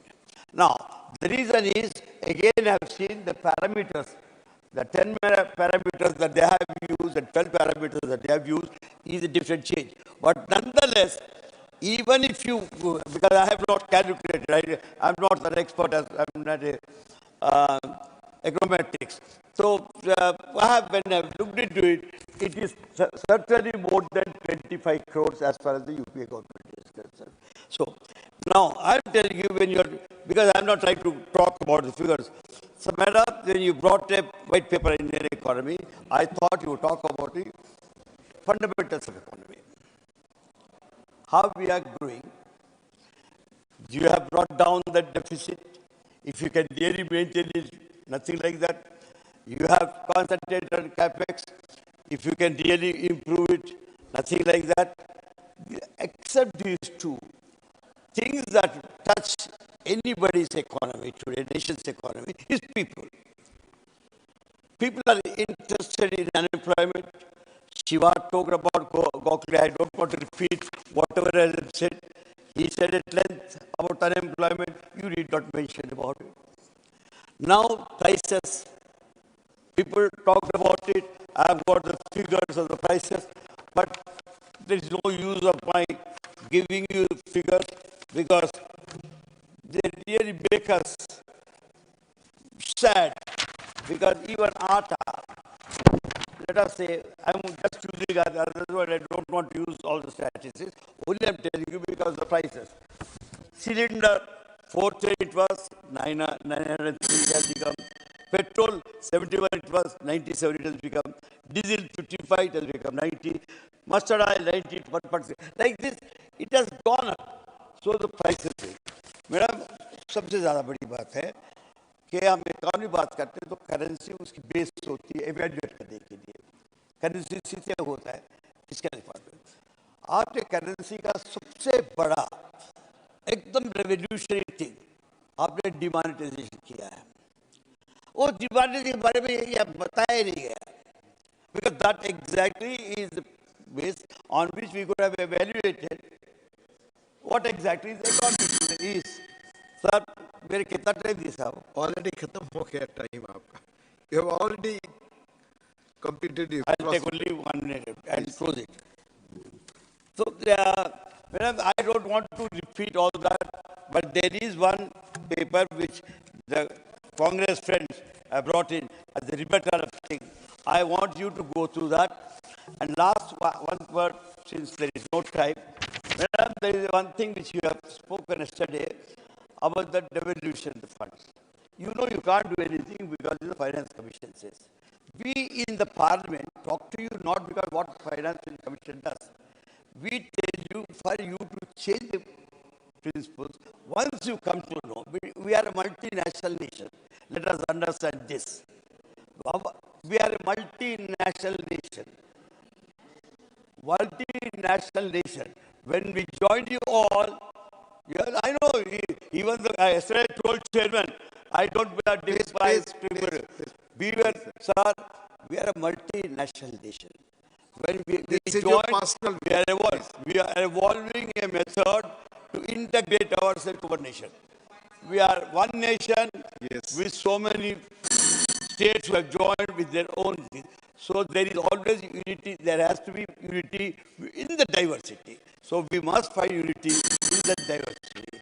I will tell you, the devolution is South को. Please conclude.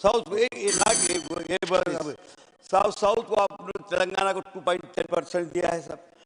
Andhra Pradesh को 4.05 दिया है सब. कर्नाटका को 3% दिया सब. तमिलनाडु को 4% सब.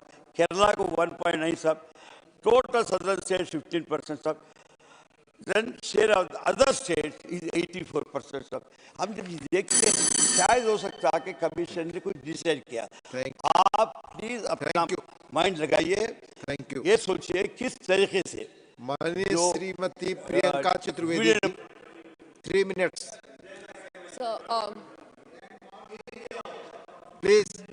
माननीय के Keshavrao, you have already closed. Thank you. So ये short duration discussion को white paper on Indian economy के बजाय अगर election paper due to upcoming Indian election रखा जाता तो ज़्यादा मैं मानती हूँ कि सही एजेंडा होता। और मैं बताती हूँ क्यों, क्योंकि यहाँ पे इलेक्शन नहीं, economic mismanagement versus economic excellence दिखाने की बात की गई है। और मैं इस पे कोई बुराई नहीं करना चाहूँगी, मैं बस जनता के विवेक पे छोड़ना चाहूँगी कुछ आंकड़े देकर। जो नॉमिनल जीडीपी था, ग्रोथ था जीडीपी का 2004 to 14 में 14.95% था। 2014 to 24 नरेंद्र मोदी जी के काल में 10.31% है। जीडीपी ग्रोथ रेट जो है 6.8% था यूपीए एरा में मनमोहन सिंह जी के समय पे, और इनके समय में 5.9% है। फिस्कल डेफिसिट जो था 4.7% था यूपीए कार्यकाल में, और एनडीए के कार्यकाल में 5.1% है। तो मिसमैनेजमेंट और एक्सीलेंस में जो डिफरेंस है मैंने बताने की कोशिश की है। 4 स्तंभ पे 2014 में नरेंद्र मोदी जी देश के प्रधानमंत्री बनकर आए थे। महंगाई की मार, नारी पर अत्याचार, भ्रष्टाचार और युवा बेरोजगार। तो अगर मैं महंगाई की बात करती हूँ तो रिकॉर्ड तोड़ महंगाई हुई है, और आप ये नहीं कह सकते हैं कि पूरी दुनिया भर में महंगाई हुई है और हमने इन्फ्लेशन से बचाने का काम किया है, क्योंकि अगर आप पर कैपिटा इनकम पूरी दुनिया की देखेंगे और हमारे देश की पर कैपिटा इनकम देखेंगे और एक्सपेंसेस देखेंगे, उसमें ज़मीन आसमान का अंतर है। एलपीजी में 120% महंगाई बढ़ी है, पेट्रोल में 37%, डीजल पे 64%, मस्टर्ड ऑयल पे 59%, आटा पे 59%, दूध पे 71%, ये महंगाई बढ़ी है। महिला पर वार, रेप केसेस जो 2022 में रजिस्टर किए गए हैं 31,516 किए गए हैं, जहां एवरेज 86 रेप्स अ डे, देश में शर्मसार करने वाली बात है। और कन्विक्शन रेट 27.4% ही है।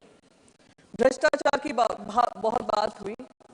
सर, भारतीय जनता पार्टी के आने के बाद हमने भ्रष्टाचार का कॉर्पोरेटाइजेशन देखा है। और मैं एग्जांपल देती हूँ क्योंकि महाराष्ट्र से आती हूँ। एक चुनी चुनाई सरकार को पोस्ट पोल अलायंस बनने के बाद एक सरकार को गिराने का काम हुआ है, और उधर खुला भ्रष्टाचार हो रहा है हॉर्स ट्रेडिंग के लिए।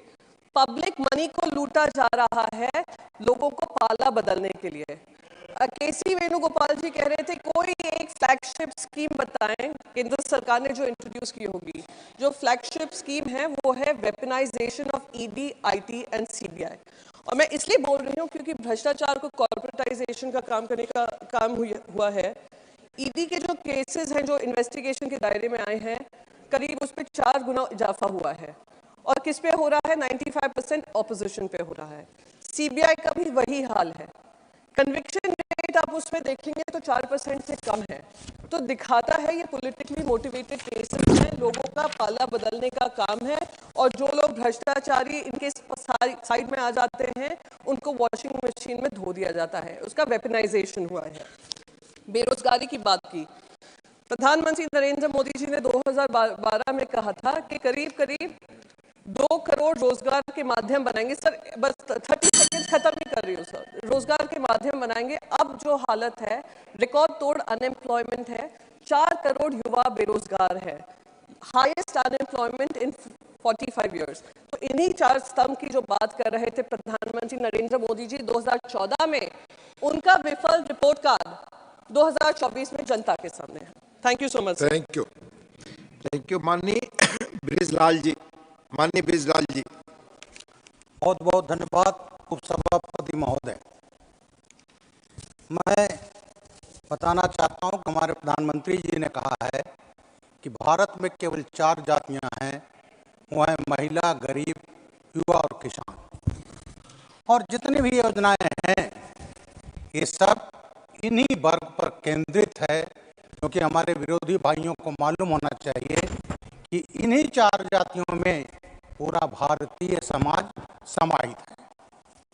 महोदय, मैं डिटेल में नहीं जाना चाहूँगा, ये कहना चाहूँगा चाहे पक्का मकान, शौचालय, नल से जल, उज्ज्वला गैस, 80 करोड़ लोगों को मुफ्त राशन, आयुष्मान भारत में 5 लाख की मेडिकल सहायता, जन औषधि केंद्र, किसान सम्मान निधि, एलईडी बल्ब और अब छतों पर सौर ऊर्जा लगाने का जो चल रहा है प्रधानमंत्री जी का, उससे ये सबसे ज़्यादा अगर लाभान्वित हुआ है तो गरीब हुआ है, और उन गरीबों में सबसे ज़्यादा लाभान्वित हुआ है एससी और एसटी, अनुसूचित जाति और जनजाति।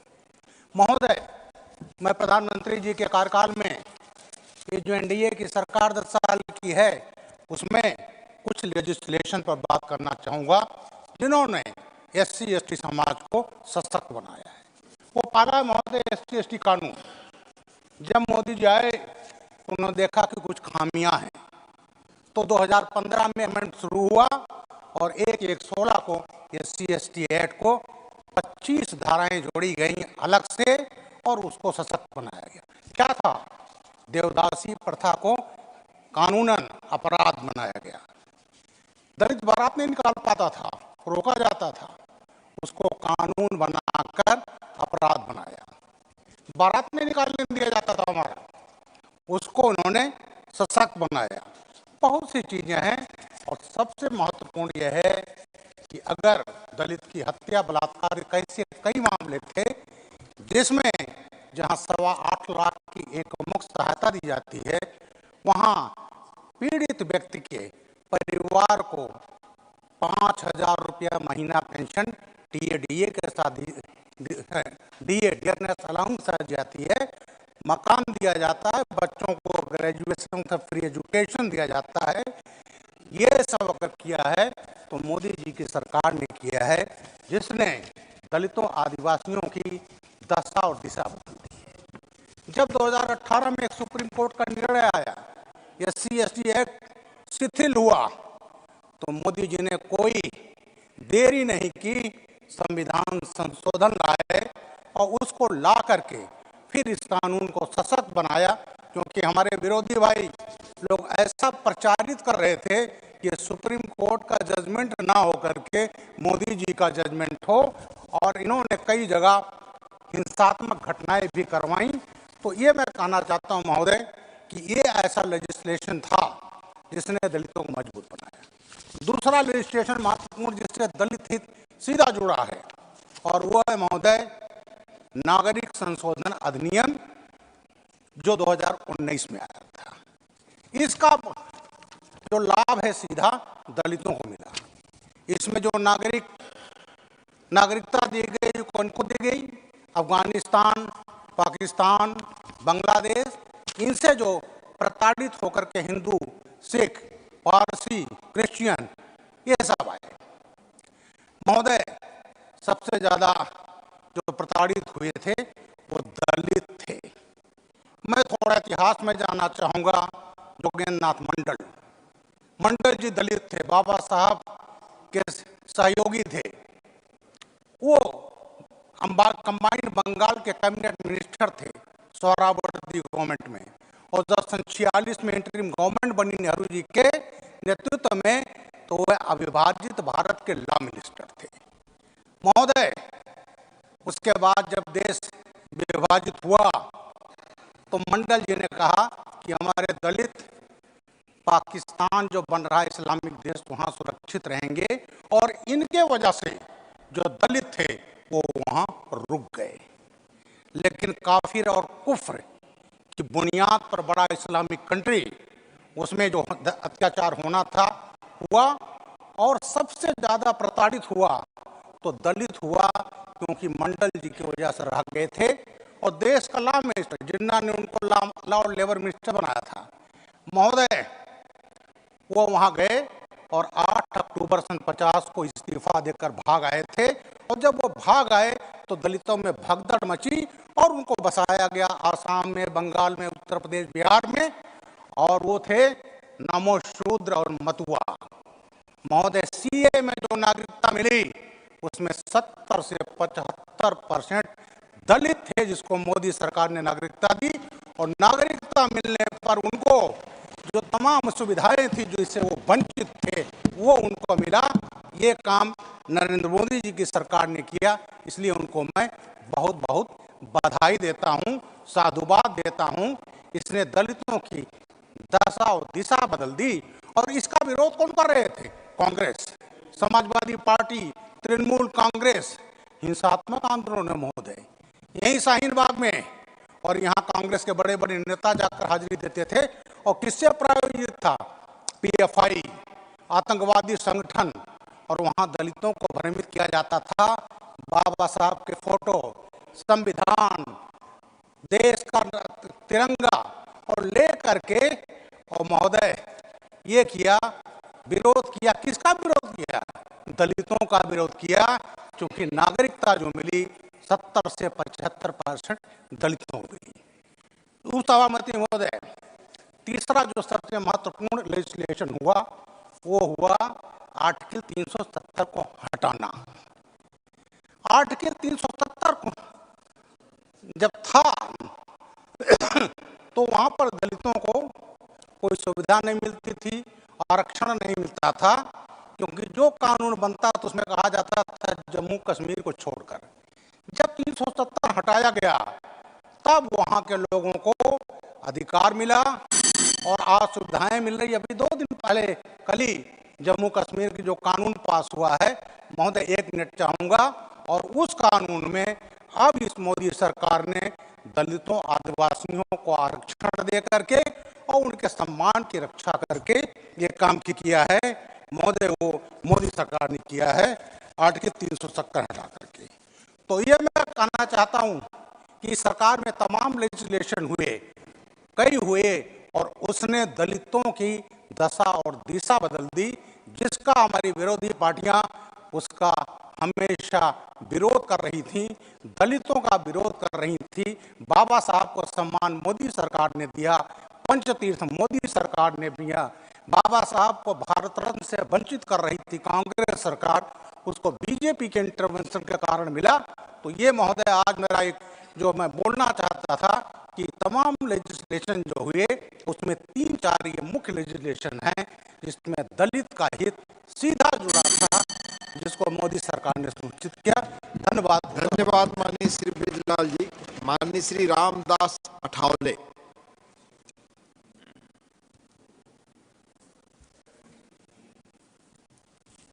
उपसभापति महोदय, अत्यंत महत्वपूर्ण विषय पर आदरणीय निर्मला सीतारमण जी ने यूपीए के 10 साल के कार्यकाल में जो घोटाले हुए उनका व्हाइट पेपर आज यहाँ हाउस में उन्होंने पेश किया है। मैं इतना ही बताना चाहता हूँ कि this paper is white because this time is right.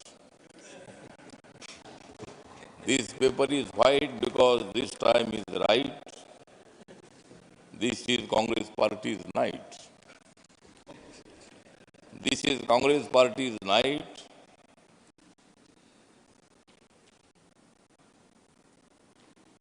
And against corruption, always we fight.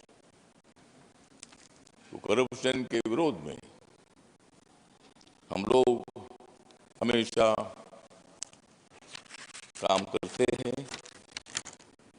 सत्ता में कोई भी हो, उन्होंने घोटाले नहीं करना चाहिए, लेकिन यूपीए के कार्यकाल में 2G कैप्टन घोटाला, कोयला घोटाला, कॉमनवेल्थ घोटाला,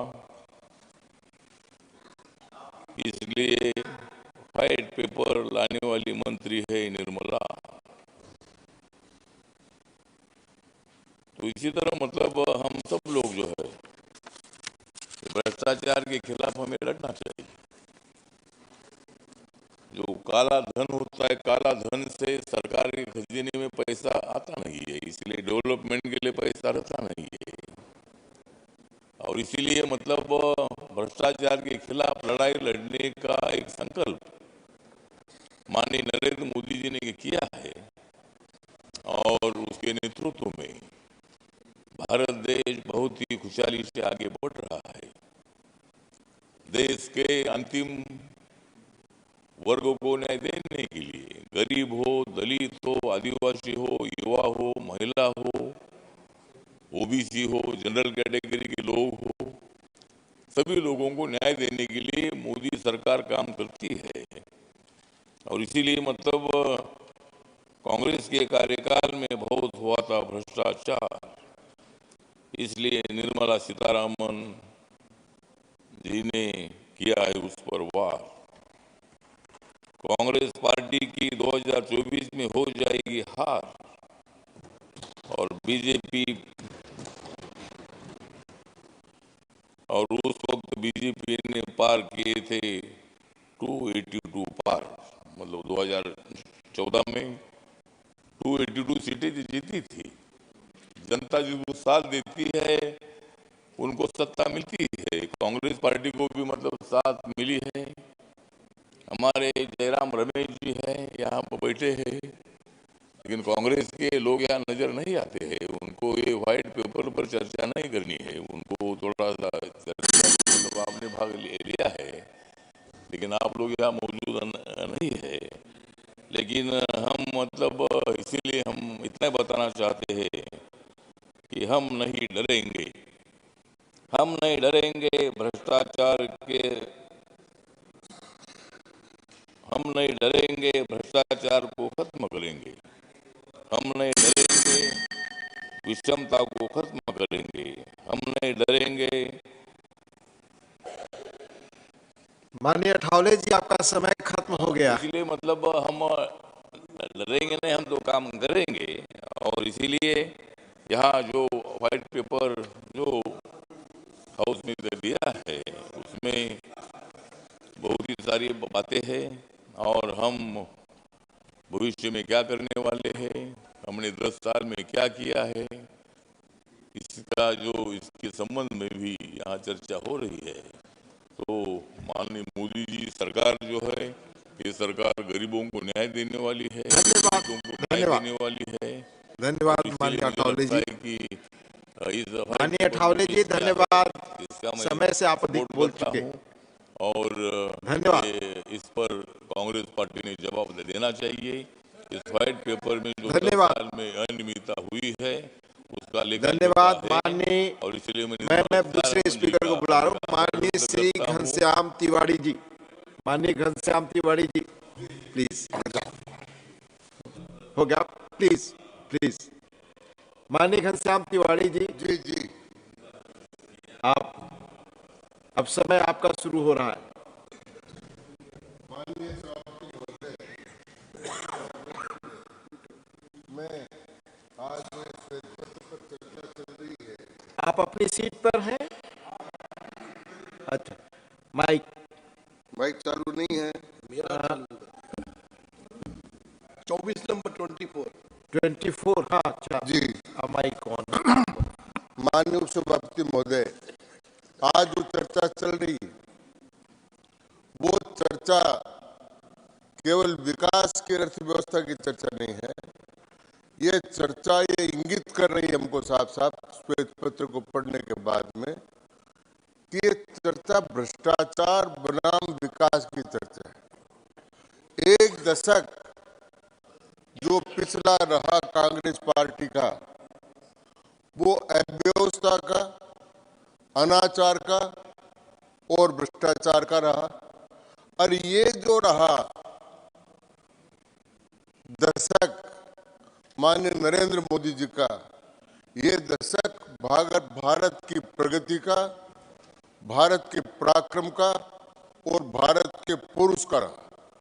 और इसमें अगर अपन देखेंगे तो अपन को कुछ बातें बहुत साफ नजर आएगी। माननीय सभापति महोदय, चाणक्य ने कहा कि वो राज किस काम का जो राज आम जनता के लिए काम नहीं कर सके। उन्होंने यहाँ तक लिखा कि यदि अकाल पड़ जाए तो राजा जिस मकान में रहता है उसको भी बेचकर जनता की सेवा करे।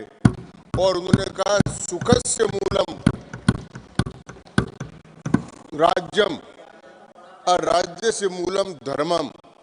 तो मोदी जी ने इस चरितार्थ को किया कि जब हमारे यहाँ कोरोना का काम आया उस समय 2 अरब से ज्यादा लोगों को 200 करोड़ से ज्यादा टीके लगाकर और एक इस प्रकार का जन कल्याण का काम किया।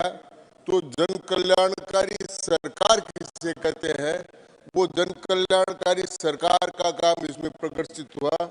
आप देखिए अर्थव्यवस्था में 10वीं अर्थव्यवस्था थी, इतना मेहनत करके 10 वर्ष में उसको भारत की 5वीं अर्थव्यवस्था बनाई।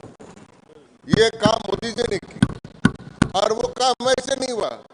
और वो पैसा भी किस काम का, माननीय सभापति महोदय, जब कोई कहे कि राज्य के पास पैसे हैं लेकिन राज्य में रहने वाले आदमी के आरोग्य का साधन नहीं है, दवाई का साधन नहीं है।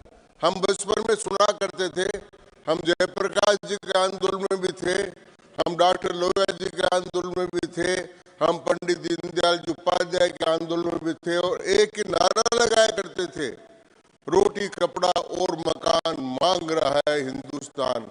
ये बहुत वर्षों तक नारा लगाया, लेकिन इस नारे को यथार्थ करने का काम इस दशक में किया गया। रोटी चाहिए तो 80 करोड़ लोगों को राशन में 5 किलो राशन मुफ्त दिया गया, जबकि पहले क्या था सभापति महोदय, राशन में भी भ्रष्टाचारी भ्रष्टाचार। जबका रोटी कपड़ा और मकान, कपड़ा चाहिए तो कपड़ा भी दिया गया और मकान चाहिए तो 4 करोड़ लोगों को मकान बनाकर दे दिया। ये सरकार की लोकतांत्रिक सोच का और अर्थव्यवस्था का बढ़ता का सूचक है। हम जब पिछले दशक में थे तो भारत के रुपया डॉलर के मुकाबले निरंतर गिर रहा था और भारत की साख इंटरनेशनल एजेंसियों में बहुत कम हो गई थी। विदेशी मुद्रा का भंडार 303 बिलियन अमेरिकी डॉलर और अब जो आज है वो 617 बिलियन अमेरिकन डॉलर है। ये निरंतर प्रगति के कारण है।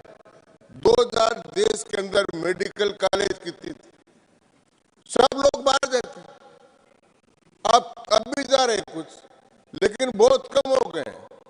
तो मेडिकल की पढ़ाई हो चाहे वो हो, ये कांग्रेस पार्टी नहीं, सेम पेत्रोदास जी के नेतृत्व में एक आयोग बना था जिसने कहा था कि यूनिवर्सिटीज कितनी होनी चाहिए। उन्होंने कहा था कम से कम भारत में 1500 विश्वविद्यालय होने चाहिए, लेकिन उन्होंने तो नहीं बनाए। लेकिन इस दशक में बनकर 1467 से अधिक विश्वविद्यालय भारत में हो गए हैं और विदेशों के बहुत से विद्यार्थी पढ़ने के लिए हमारे आते हैं। शिक्षा की नई नीति लागू की है और उसके लिए जो खर्चा करना चाहिए था वो खर्चा लगातार करते जा रहे हैं। लेकिन इस अर्थव्यवस्था को, जो बढ़ती हुई अर्थव्यवस्था थी, इस अर्थव्यवस्था को कमजोर करने के लिए मैं आरोप लगाना चाहता हूं माननीय सभापति, बार बार षड्यंत्र किया गया विपक्ष के द्वारा। एक विदेशी अरबपति जॉर्ज सोर्स और हिंडनबर्ग जैसी एजेंसियां, उन्होंने जानबूझकर भारतीय अर्थव्यवस्था के खिलाफ षड्यंत्र रचा, षड्यंत्र रचकर कुछ कागज किए और उन कागजों को लेकर यहां पर सदन में कांग्रेस के लोगों ने पूरा का पूरा सत्र समाप्त कर दिया।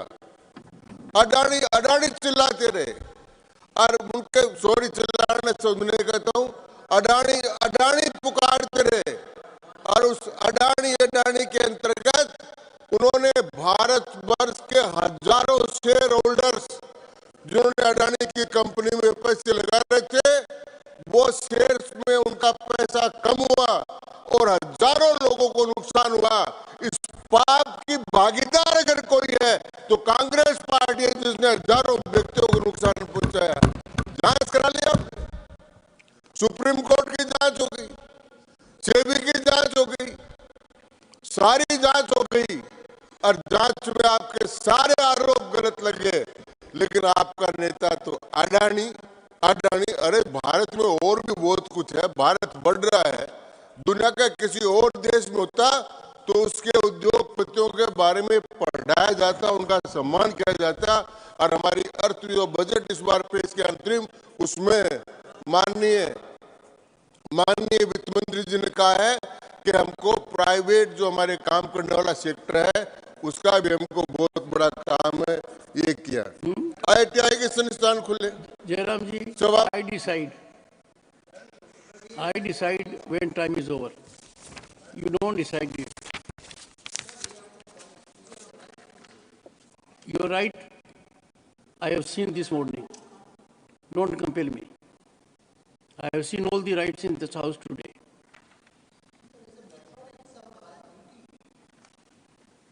I'll come to that. Let it conclude. Your right, your duty, responsibility of members of the House, and what we need to do. Please continue, honorable member. तो माननीय सभापति महोदय, मैं कह रहा था कि भारतीय अर्थव्यवस्था जो बढ़ रही है, आगे बढ़ रही है, उस बढ़ती हुई अर्थव्यवस्था के ऊपर घातक प्रहार करने का काम प्रतिपक्ष ने किया। और आज का उनका जो व्यवहार दिख रहा है, उनकी उपस्थिति दिख रही है, वो इस भारत के अर्थ बढ़ती व्यवस्था को देखना नहीं चाहते। और माननीय प्रधानमंत्री जी ने बार बार कहा है कि मेरे तीसरी बार आने के बाद में भारत तीसरी अर्थव्यवस्था बनेगा। मैं माननीय सभापति महोदय, उस समय पॉलिसी पैरालिसिस था। एक उदाहरण देकर आपको बताना चाहता हूँ, राजस्थान में भी चुनाव है, ERCP का बहुत दिनों तक मामला था, कांग्रेस पार्टी ने कोई फैसला नहीं किया और नई सरकार बनी, उन्होंने ERCP पर मध्य प्रदेश, राजस्थान और भारत ट्रिपल इंजन की सरकार ने मिलकर उस काम को पूरा कर दिया। एक काम और बाकी, वो काम सभापति महोदय आपका है और उसमें आपका भी नाम है। शेखावाटी में एक बहुत वर्षों से एक काम पेंडिंग है और वो जो काम पेंडिंग है उसमें है कि आज के 30 वर्ष पहले फैसला हो गया था कि गंगा जमुना के फ्लड वाटर से, हथनी कुंड से सीकर, झुंझुनू और चूरू को 1920 MA पानी मिलेगा। ये पानी मिलने का बात तो हो गया, लेकिन आज तक उन्होंने होने नहीं दिया। अब इसकी बात शुरू हो गई है, राजस्थान के मुख्यमंत्री से मिली है, सुजला शेखावटी समिति उसमें काम कर रही है, गजेंद्र सिंह जी से भी मिले हैं और हरियाणा के मुख्यमंत्री से भी मिले हैं। और वो तीनों मिलकर अब मुझे आशा है कि निश्चित रूप से जल्दी वो काम भी हो जाएगा। और वहाँ कहावत है, माननीय सभापति महोदय, आपको याद दिला दूं, आपकी कहावत है कि शेखावाटी में कौन कौन रहते हैं, बड़ी लंबी कहानी है, लेकिन जन में जाट और जंगल में जाटी, मतलब ज्यादा जन जो आदमी है उनमें जाट ज्यादा रहते हैं और जंगल में खेजड़ियां जो जाटी है वो ज्यादा रहती है।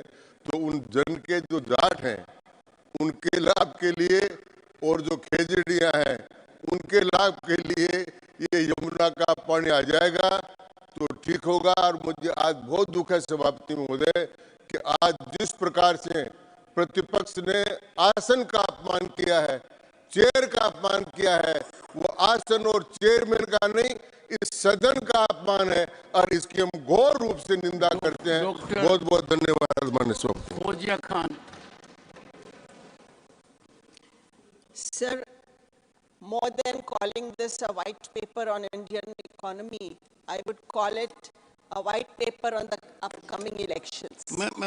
While the government pats its own back on the growing economy and hits out at the opposition, it refuses to look at the ground realities. Two things that the government must be praised for in any case is setting effective narratives and excellent event management. Sir, एक गाना था हिंदी में, चांदी की दीवार न तोड़ी, प्यार भरा दिल तोड़ दिया, इस धनवानों की सरकार ने निर्धन का दामन छोड़ दिया. Sir, inequality in India is at obscene levels. While still home to a very large number of people living in destitution, the number of dollar billionaires in India has increased. Our white paper speaks nothing about the impact of the economy on the people, which is part of the title. Doesn't speak about widespread unemployment, doesn't speak about rising prices, doesn't speak about crimes against women, it doesn't speak about corruption. So corruption is on the rise, but what can be done if the government refuses to see it? See it from the point of view of a common man. Go to a police station, go to a tehsil, go to any education office. You will see corruption there, sir. How can you say there is no corruption when the common man experiences it every day in his life? Sir, what about the people who have been called corrupt by our Honorable Prime Minister and then later taken into their own party as alliance members? Honorable Ajit Pawar, he was called 2 days earlier. Prime Minister said that we will put him in jail, and 2 days later he was part of the Maharashtra alliance. So, is this not corruption? Sir, rise in the suicides of farmers. One second. We cannot name someone that will not be part of record. Sorry? Under the rules, we cannot level an allegation against someone who is not a member of the House. I'm not leveling an allegation. I'm only asking whether I'm not leveling an allegation, sir. I'm not. This is not an allegation. What is fact may be allegation also. No, no. We never know. I don't want to make an issue of it. Please I'm continue. only asking a question, sir, that how does a person become The objective clean in part 2 will not go on days? record. Sir, I'm talking about the NCRB statistics about farmers. There are 30 farmers who commit suicide every day, according to NCRB statistics, sir. On the 19th of September 22, a farmer from Pune, Dashrath Lakshman Kedari, he left a suicide note on the birthday, wishing birthday greetings to the Prime Minister, sir. In my own hometown, Gangakhed, sir, near my home, in my district, one farmer committed suicide saying that tomorrow please come for my Ansanskar. Sir, can't we see the tears of these farmers, or only will be satisfied by giving them samman? Sir, हाथी के दांत दिखाने के हैं और खाने के और है, sir. Is this Ram Rajya where the seeds of hate are sown? Is this Ram Rajya where bulldozers are used to erase houses of poor people? Is this Ram Rajya where mob lynchings takes place, sir? Is this Ram Rajya where police station में जाके shooting होती है? I want to ask, sir. I'll just end by one couplet. मकड़ी के जाले की तरह वो टूट कर ही रह गया. मकड़ी के जाले की तरह वो टूट कर ही रह गया, जिसकी बात में यहाँ झूठ की मिलावट हो. धन्यवाद सर. श्री पवित्र Margarita. Honorable Chairman, sir, thank you for providing me this opportunity to share my thoughts on the white paper that Honorable Finance Minister Nirmala Sitharaman ji has presented in the Parliament. Before I share my thoughts, I want to mention three things that is, I feel, relevant to the subject. Already I have mentioned once earlier. That is the first railway station the state of Nagaland got in the year 1903. And sir, you'll be surprised to know the second railway station we the northeastern people had to wait for long 119 years only after Modi ji's government in 2023, the second railway station we got in the state of Nagaland. So one another point that is related to development, the foundation stone of the longest railway road bridge, that is Bogeybill Bridge, which was the foundation stone was laid in the year 1997 by Honorable the then Prime Minister Deve Gauraji. But the construction construction began in 2002 under the guidance of Param Adaraniya Atal Bihari Vajpayee. Sir, you'll be surprised to know that it was about to break the record of the construction time for Taj Mahal. It took 21 years to complete. Only after Narendra Modi ji took charge as Pradhan Sevak, after 21 years, the Bogeybill Bridge was operational. So, once Honorable former Prime Minister Deve Gauraji asked me in the old Parliament House that whether the people of Assam remember him. I said, yes, sir. People of Assam and the Northeast always fondly remember you and Honorable former Prime Minister Vajpayee. Sir, remember ka baat kiya to we also remember Param Adaraniya Nehru ji also, who in 1962 Chinese aggression, who surrendered, saying that my heart goes with the people of Assam. We also remember, sir, Param Adaraniya Indira Gandhi ji, under whose instruction the first airstrike was carried out in the own civilian territory of India. खुद का राष्ट्र का अंग मिजोरम में बोमाबारी किया गया था. It is the first and last instance. We also fondly remember Manmohan Singh ji also. We respect him, one of the best, one of the luminaries in the field of economics and public administration. So with Assamese people, we Assam sent him to this August House for 2-3 times. And after coming here, he occupied the most honorable post, that is Prime Ministership of our country. But during his tenure, he visited only 8 to 9 times. We sent with pride, but he visited during the 10 years only 8 to 9 times. But our Pradhan Mantri Param Adaraniya Narendra Modi ji has visited Assam in the Northeast for 65 times. This is the difference, sir. We remember him, that's why.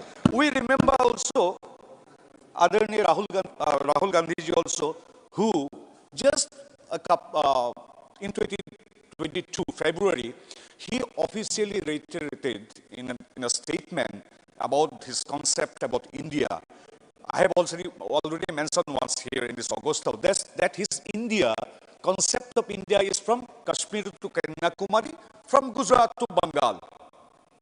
In his concept, there is no Northeast. In his concept of India, there is no Northeast. We remember him also. We remember Honorable, the leader of the opposition, Param Adaraniya Kharge ji also is a statesman in politics. When Congress party was very badly defeated in the assembly election of Tripura and Nagaland, when the media asked him, he said, one can search in the internet, he said, chota rajya, kya? It doesn't impact. The way he underestimated the people of Northeast, this reflects what? उन लोगों के लिए कितना असम में कितना सीटें हैं, उन लोगों के लिए त्रिपुरा में कितना सीटें, they judge, they love, they estimate a state by the numbers of Lok Sabha seats. But Kharge जी हो या कांग्रेस, यही बात बोलता हूँ, एक एक मिलाकर नॉर्थ ईस्ट में 25 सीटें हैं और पूरा का पूरा 25 सीट इस बार मोदी जी का तरफ ही आ रहा है, because Modi ji considers north east to be the growth engine of modern India. Doctor Sikandar Kumar. Thank you, sir. Thank you. धन्यवाद सर, आपने मुझे भारतीय अर्थव्यवस्था प्रवेश पत्र पर चर्चा करने के लिए बोलने का अवसर दिया, उसके लिए आपका बहुत बहुत आभार। मान्यवर, विभिन्न वैश्विक दबावों और चुनौतियों के बावजूद इस कुशल वित्तीय प्रबंधन और आर्थिक नियोजन का मोदी सरकार ने परिचय दिया है, उसके लिए मैं मोदी सरकार और माननीय वित्त मंत्री जी को बहुत बहुत बधाई देना चाहता हूं। और इस बेहतर आर्थिक प्रबंधन और वित्तीय नियोजन का ही ये परिणाम है कि आज भारत में देखें तो हर क्षेत्र में, चाहे वो कृषि का क्षेत्र हो, साइंस का क्षेत्र हो, मेडिकल का क्षेत्र हो, इंजीनियरिंग हो, एयर कनेक्टिविटी की बात करें, रेल कनेक्टिविटी की बात करें, रोड कनेक्टिविटी की बात करें, हर क्षेत्र में अभूतपूर्व विकास इस देश में हुआ है। मैं मान्यवर, जो आर्थिक नियोजन की वजह से जो पूरे विश्व की अगर 7 इकोनॉमी की, टॉप वर्ल्ड 7 इकोनॉमी की बात हम करें तो उन 7 टॉप इकोनॉमी में अगर सबसे बढ़िया ग्रोइंग इकोनॉमी कोई है तो हमारे देश की भारत अर्थव्यवस्था जो 7% से ज़्यादा ग्रो कर रही है। और कॉस्ट ऑफ लिविंग अगर अंतर्राष्ट्रीय स्तर पर हम बात करें तो कॉस्ट ऑफ लिविंग अगर किसी देश की बेहतर है तो हमारे देश भारत की है, चाहे कॉस्ट ऑफ कंस्ट्रक्शन की बात करें, कॉस्ट ऑफ कंजम्पशन की बात करें, चाहे कॉस्ट ऑफ एनर्जी की बात करें। पिछले कुछ 7-8 वर्षों से हम देखें तो इन्वेस्टमेंट ग्रोथ हमारे देश में लगातार बढ़ रहा है, बैंक क्रेडिट ग्रोथ लगातार बढ़ रहा है।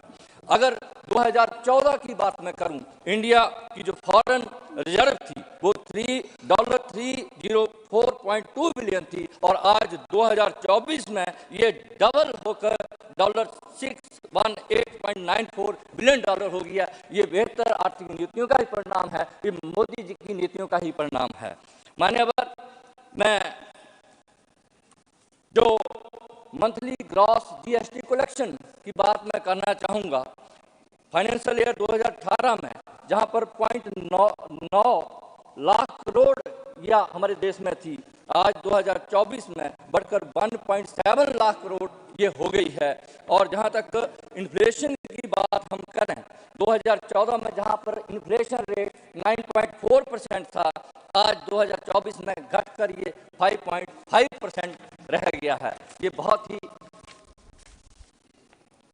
दूसरा जो GNP gross non performing assets as a percentage of gross advances जो 2018 में 11.2% से आज घटकर सितंबर 2023 में 3.2% रह गए हैं। और डिक्लाइनिंग अनएम्प्लॉयमेंट, जैसे हमारे विपक्ष के लोग कह रहे थे कि अनएम्प्लॉयमेंट का क्या हुआ, मित्रों 2017-18 में जहां पर 6.1% अनएम्प्लॉयमेंट इस देश का था, आज 2022-23 में ये घटकर 3.2% हो रहा है। ये दर्शा रहा है कि किस तरह से जो है मोदी सरकार की नीतियों की वजह से अनएम्प्लॉयमेंट देश में घटी है। और current account deficit as a percentage of GDP जो 2014 में हमारे 2% के लगभग था, आज घटकर 2024 में ये लगभग 1% हो गया है। ये बेहतर आर्थिक नीतियों का ही परिणाम है। मान्यवर, मैं कुछ आंकड़े आपके माध्यम से जो 2004 और 2014 के बीच में जो यूपीए की सरकार थी और 2014 और 2024 के बीच में जो एनडीए की सरकार में मैं रखना चाहूँगा। देश की जीडीपी जो 2004 और 14 के बीच में 98 लाख करोड़ थी, 2015 और 23 के बीच में बढ़कर 159.7 लाख करोड़ हो गई, ये भी दर्शाता है कि मोदी सरकार की नीतियों की वजह से देश कैसे आगे बढ़ रहा है। प्रति व्यक्ति आय की बात हम कर रहे हैं तो 2004-14 के बीच में जहां प्रति व्यक्ति आय 86,454 रुपये थी और आज ये बढ़कर 2024 में 1.5 लाख से ऊपर पहुंच गई है। ये मोदी सरकार की नीतियों का ही परिणाम। आयकर दाता जो 2004 और 14 के बीच में 3 करोड़ 80 लाख थे, आज ये बढ़कर 6 करोड़ 70 लाख अर्थात दुगने हो गए हैं। सर 2 मिनट मेरी ये मेडिन स्पीच है। 2 minutes is too long. Your original time was 1 minute, 1 minute, please, 1 minute. 30 seconds. Conclude. Defence export sir 1941 crore 2004-14 के पीरियड में था, आज ये बढ़कर 16,000 करोड़ हो गया है। भारतीय अर्थव्यवस्था जहां दुनिया में 10वें स्थान पे है, आज ये 5वें स्थान पर हो गया और मुझे पूरा यकीन है कि मोदी जी की तीसरी टर्म में ये 2027 तक तीसरी विश्व की सबसे बड़ी अर्थव्यवस्था बनेगी और मोदी जी विजय पाल सिंह तोमर 400 से ज्यादा जो है। Thank you. धन्यवाद माननीय सभापति महोदय। सबसे पहले मैं तोमर जी 7 मिनट्स अपने कितनी सर 7 मिनट्स महोदय, सबसे पहले मैं देश के यशस्वी प्रधानमंत्री माननीय नरेंद्र मोदी जी और उनकी सरकार को बधाई देना चाहता हूँ। उन्होंने जो कल आपने घोषणा की, चौधरी चरण सिंह जी को भारत रत्न देने का, डॉक्टर एम स्वामीनाथन जी को भारत रत्न दिया और पीवी नरसिम्हा राव जी को दिया, इससे पहले कर्पूरी ठाकुर जी को दिया। इस कार्य के लिए मैं उनको बधाई देनी चाहता हूं। और दूसरा, अब ये पिछला 10 साल का यूपीए की सरकार जब आई थी तो आर्थिक स्थिति देश की ठीक थी। अटल जी की सरकार ने सही स्थिति में देश को सौंपा था, लेकिन वो सरकार भ्रष्टाचार घोटालों की जानी गई। पूरी सरकार में भ्रष्टाचार घोटाले हुए और इसके कारण क्या थे? सर, जितना 50 साल में बैंकों से ऋण दिया गया, लगभग 8 वर्ष में उतना ही ऋण इन्होंने दे दिया, डिफॉल्टर को भी दे दिया, बिना किसी गारंटर के भी दे दिया और ऐसे लोगों को दे दिया जो लेकर भाग गए। मोदी जी वसूल कर रहे हैं, उनको पाई पाई वसूल की जाएगी, उससे मोदी जी को 100 वसूल कर दी गई, दिया इन्होंने। जब बजट से ज्यादा कर्जा हो गया था, ये स्थिति उस सरकार की थी।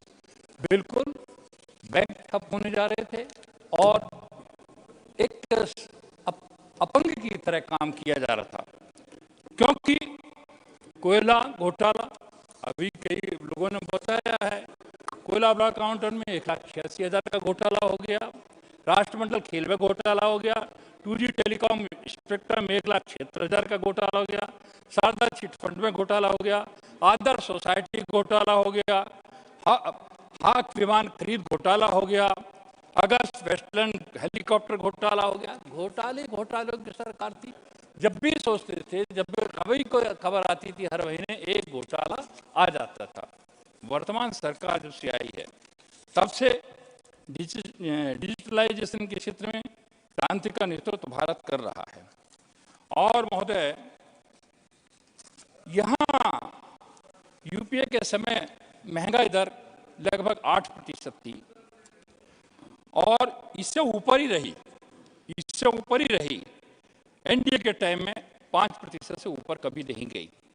4 से 14 के बीच ग्रामीण आबादी के लिए महोदय स्वच्छता पहली जरूरत थी और इसकी तरफ किसी ने ध्यान नहीं दिया।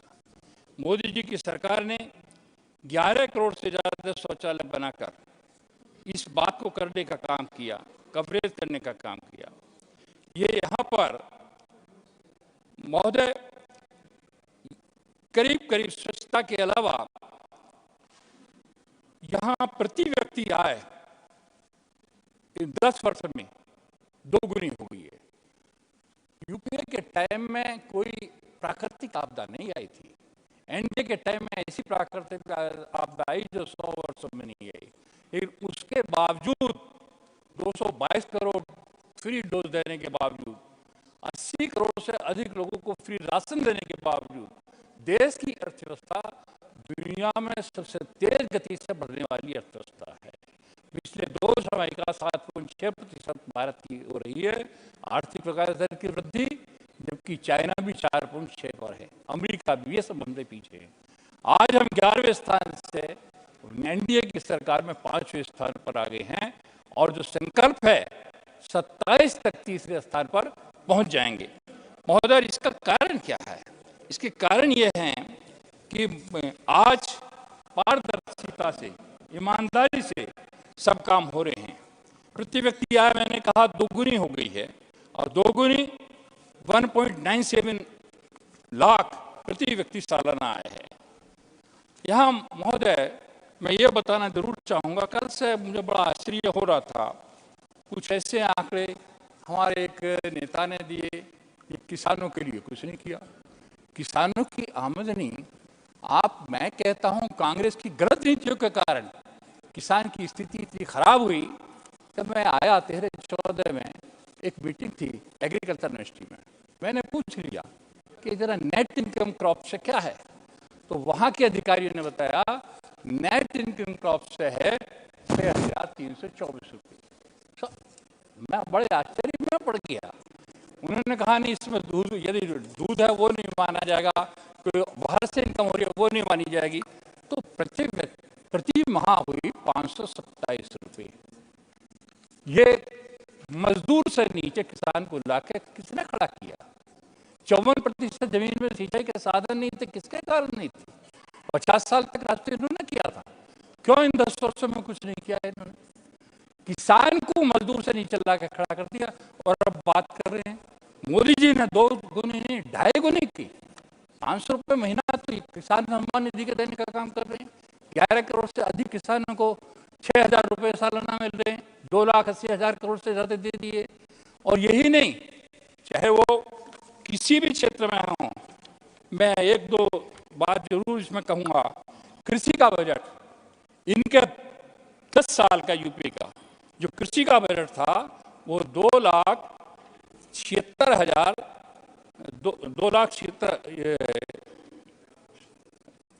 इनका बजट था 1,48,162 यूपीए के टाइम का, और एनडीए के टाइम का 6,21,940।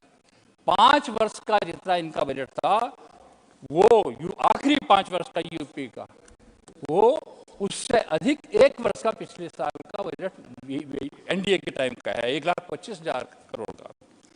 महोदय, प्रधानमंत्री किसान सम्मान निधि का मैंने आपको बताया, ई नाम की मंडी 1389 मंडी काम कर रही है। फसल बीमा में कल बहुत बात उठा रहे थे, फसल बीमा में और भी कई लोगों ने उठाया।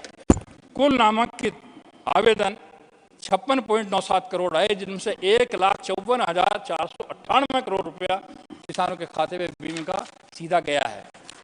महोदय, यही नहीं, जब ये कल बात कर रहे थे, बड़े नेता थे कांग्रेस के, कह रहे थे साहब एमएसपी पे खरीद नहीं हुई, कितनी हुई मैं आपको बता रहा हूँ।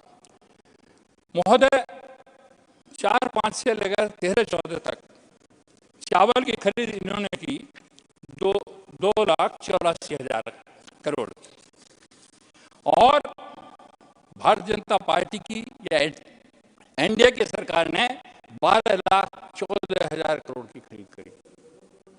इनसे 6 गुनी दूसरी का बार है।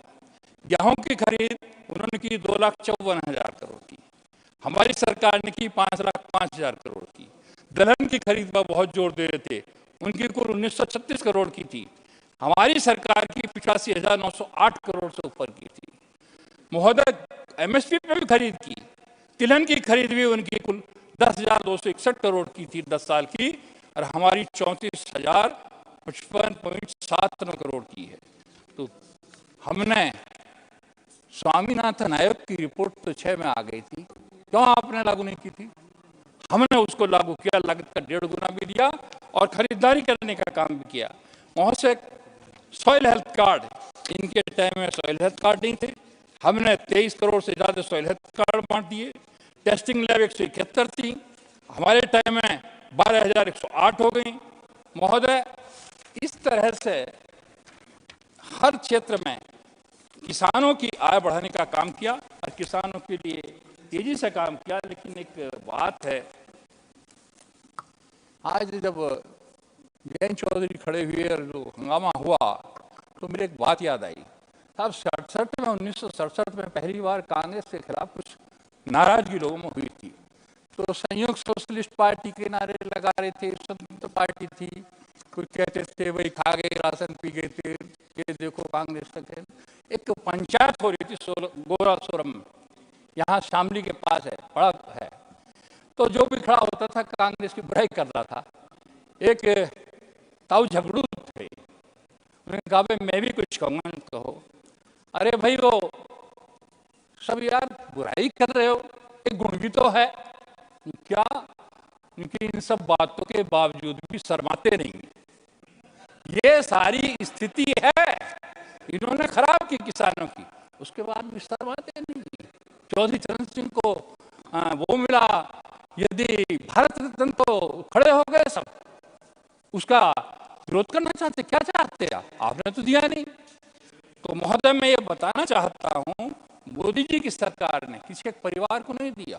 मोदी जी की सरकार ने पद्मश्री दी, किसानों को दी, भारत रत्न दिए तो उन लोगों को दिए जिनको मिलने चाहिए थे। तो वर्तमान सरकार ने, महोदय मैं संक्षेप में खत्म करना चाहता हूँ, जहाँ उज्ज्वला गैस के 10 करोड़ से अधिक कनेक्शन देने का काम किया, विश्वविद्यालयों की संख्या 14 में सब 723 थी, अब ये 1113 से ऊपर है। डिग्री कॉलेज 5298 में थे, अब 43,796 हैं। 7 नए IIM बने हैं, 7 नए IIT बने हैं, 225 नए मेडिकल कॉलेज बने हैं, 8 ऑल इंडिया मेडिकल इंस्टीट्यूट थे जो बढ़ के अब 23 हो गए। तो हर क्षेत्र में पूरा तरह से, अब जब इसकी बात करते हैं, मैंने कल कहा भूतल परिवहन मंत्रालय की इनके टाइम में आखिरी साल का बजट था 34,000 करोड़ से कम का, हमारा 2,70,435 करोड़ का। ये 12 किलोमीटर प्रतिदिन बना रहे थे, हम 20 किलोमीटर प्रतिदिन बना रहे हैं। एक सेकंड में खत्म करता हूँ मान्यवर, मैं ये बताना चाहता हूँ, रेलवे में भी रेलवे का 21,000 किलोमीटर रूट का किलोमीटर का विद्युतीकरण निर्माण किया था, हमने 58,424 किलोमीटर का किया। स्टार्टअप इनके टाइम में कुछ नहीं था, हमारे 1 लाख से ऊपर स्टार्टअप हैं। हर क्षेत्र में अद्वितीय काम इन 10 वर्षों में करने का काम मोदी जी की सरकार ने किया है, और इसीलिए घोटालों की सरकार को जनता ने नकारा और आगे 400 पार होने जा रही है बीजेपी। श्रीमती सीमा द्विवेदी। माननीय सभापति महोदय, आपने मुझे बोलने का अवसर दिया, आपके आभारी हूँ। 2014 में जनता ने मोदी सरकार को बागडोर संभालने के लिए भारी जनादेश दिया। विरासत में कमजोर भारत एवं बिगड़ी अर्थव्यवस्था मोदी जी को प्राप्त हुआ। डिजिटल क्रांति से लेकर खुले में शौच उन्मूलन, काले धन का पता लगाना एवं भ्रष्टाचार को रोकना मोदी जी की नीति एवं नीयत को दर्शाती है। 10 वर्षों में कई दिग्गज देशों को पीछे ढकेलते हुए भारत 5वीं अर्थव्यवस्था वाला देश बना। और महोदय, अगर ये कोरोना संक्रामक बीमारी न आई होती तो यह इसके 2-3 साल पहले ही ये हमारा देश 5वीं अर्थव्यवस्था वाला देश बन गया होता। आधार की उपयोगिता ने DBT के माध्यम से 1.167 करोड़ लाभार्थियों को 34 लाख करोड़ से अधिक सुविधा दी। स्वच्छ Bharat mission, Ujjwala gas connection, PM Jan Dhan खाता, PM किसान सम्मान निधि, श्री अन्न, बिजली, एयरपोर्ट, NHI, आवास, PM विश्वकर्मा योजना, लखपति दीदी, बैंक सखी, ड्रोन सखी, बेटी बचाओ बेटी बनाओ, और महोदय अंत में महिला शक्ति बंधन अधिनियम ला करके शून्य से शिखर तक महिलाओं को पहुंचाने का काम माननीय प्रधानमंत्री जी ने किया। महोदय, अब मैं यूपीए सरकार की कुछ घोटालों के बारे में बताना चाहती हूँ। यूपीए सरकार घोटाले की सरकार थी, क्योंकि उनकी नीति एवं नीयत दोनों में खोट था। घोटाले पर घोटाला हम जब पढ़ते थे मानवर प्राइमरी में तो हमको पहाड़ा पढ़ाया जाता था। वैसे मैं इनके घोटालों के बारे में बताना चाहती हूँ। सारदा चिटफंड घोटाला, 2G टेलीकॉम घोटाला, राष्ट्रमंडल खेल घोटाला, INMX मीडिया घोटाला, नौकरी के लिए भूमि घोटाला, कोयला घोटाला। कोयला घोटाला मानवर हम नहीं कर रहे हैं, माननीय उच्च न्यायालय ने इनके कोयले आवंटन को रद्द करके इनके घोटाले पर मोहर लगाने का काम किया था मान्यवर, ये भी सबकी जानकारी में होगा। जुलाई 2012 में हुई बिजली की कटौती इतिहास में सबसे बड़ी कटौती थी। पूरा देश अंधेरे में था। ये आर्थिक कुप्रबंधन के कारण भारत एक नाजुक अर्थव्यवस्था वाला देश बन गया था। यूपीए के सरकार मंत्री जेल में गए, उनको इस्तीफा देना पड़ा। और महोदय, माननीय मोदी जी के आने के बाद बिजली में इतना बड़ा परिवर्तन आया है। आज गांव में 18 घंटे बिजली, शहरों में 24 घंटे बिजली हमको प्राप्ति हो रही है। अब महोदय, हम 2014 के पहले तथा 2014 के बाद के भारत की तुलना करते हैं। हमारी सरकार में, मोदी जी सरकार आने के बाद से कोई घोटाला नहीं हुआ, कोई भ्रष्टाचार नहीं हुआ। सबका साथ, सबका विकास और सबका विश्वास देश के प्रधानमंत्री जी का संकल्प है। महोदय, कांग्रेस कहती थी देश रहे चाहे न रहे, मेरी सरकार और मेरा परिवार रहना चाहिए, परंतु मोदी जी कहते हैं मैं रहूं न रहूं, सरकार रहे न रहे, मेरा देश रहना चाहिए। ये महोदय हमारे प्रधानमंत्री जी का संकल्प है। महोदय, मैं उत्तर प्रदेश से आती हूँ। उत्तर प्रदेश में अभी राम मंदिर का निर्माण हुआ। मर्यादा पुरुषोत्तम भगवान श्री रामचंद्र जी अपने मंदिर में विराजे, उनको प्रतिष्ठित किया गया, जिनकी वजह से करोड़ों करोड़ सनातन धर्मावलंबियों की मंशा पूरी हुई। महोदय, सरयू नदी का पानी खून से लाल था। कोठारी बंधु सहित तमाम कारसेवकों पर गोलियां चलाई गई। हृदय को झकझोर देता था जब कोठारी बंधु की मां ने यह कहा कि अगर मेरा कोई तीसरा बेटा होता तो उसको भी मैं कार्य सेवा के लिए भेज देती। आज महोदय, करोड़ों करोड़ सनातन धर्मावलंबियों का मन खुश हुआ है, क्योंकि अयोध्या में भव्य रामलला का मंदिर बना है।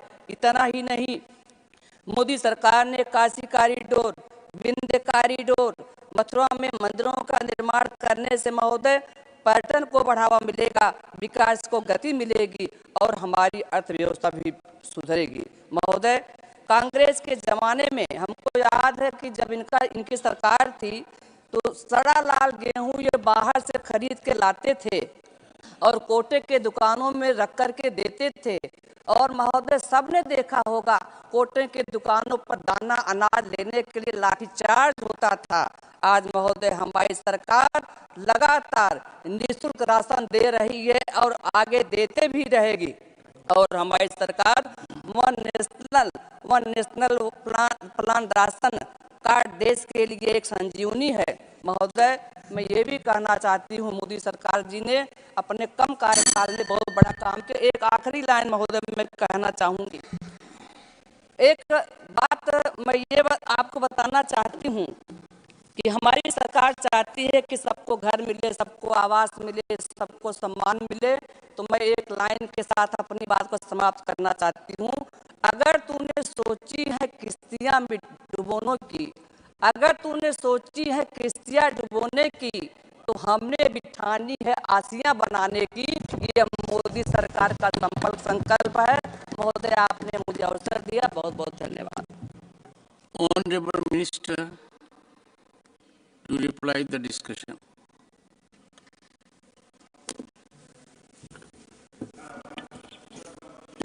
One second, please.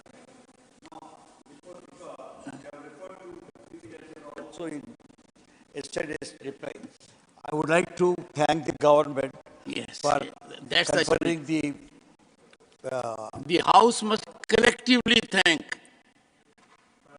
The House must collectively join you.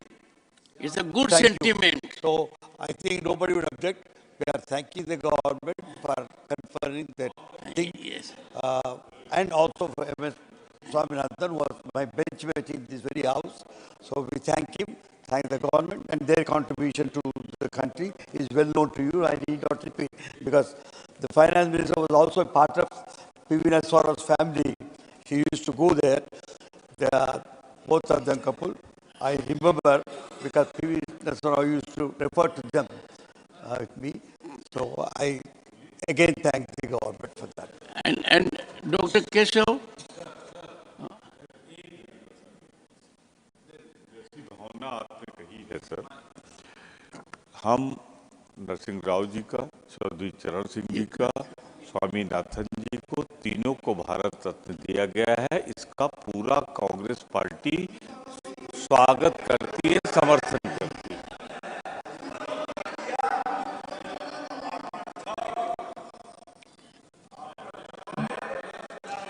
Dr. Keshav, let me indicate to you, when Narasimha Rao ji was Honorable Prime Minister, I got call one day. One second, please sit down, sit down. Nothing be Raji, over. I got a call from the PMO. I used to make an effort to meet him frequently, but he used to fructify every 3-4 months. Then he said, you are a senior advocate. I want to associate you. He was president of the Congress party also, in my legal cell. I said, Honorable Prime Minister, any assignment is good enough. I was part of the Congress party. He made me in charge of legal cell. There were a number of occasions, and you would recollect. Then when I got the message from the tweet of the Honorable Prime Minister, about 3 of them, I reacted and indicated this. I am so glad that you have spoken about it, and these are celebratory moments when the entire House must speak in one voice. Honorable Finance Minister.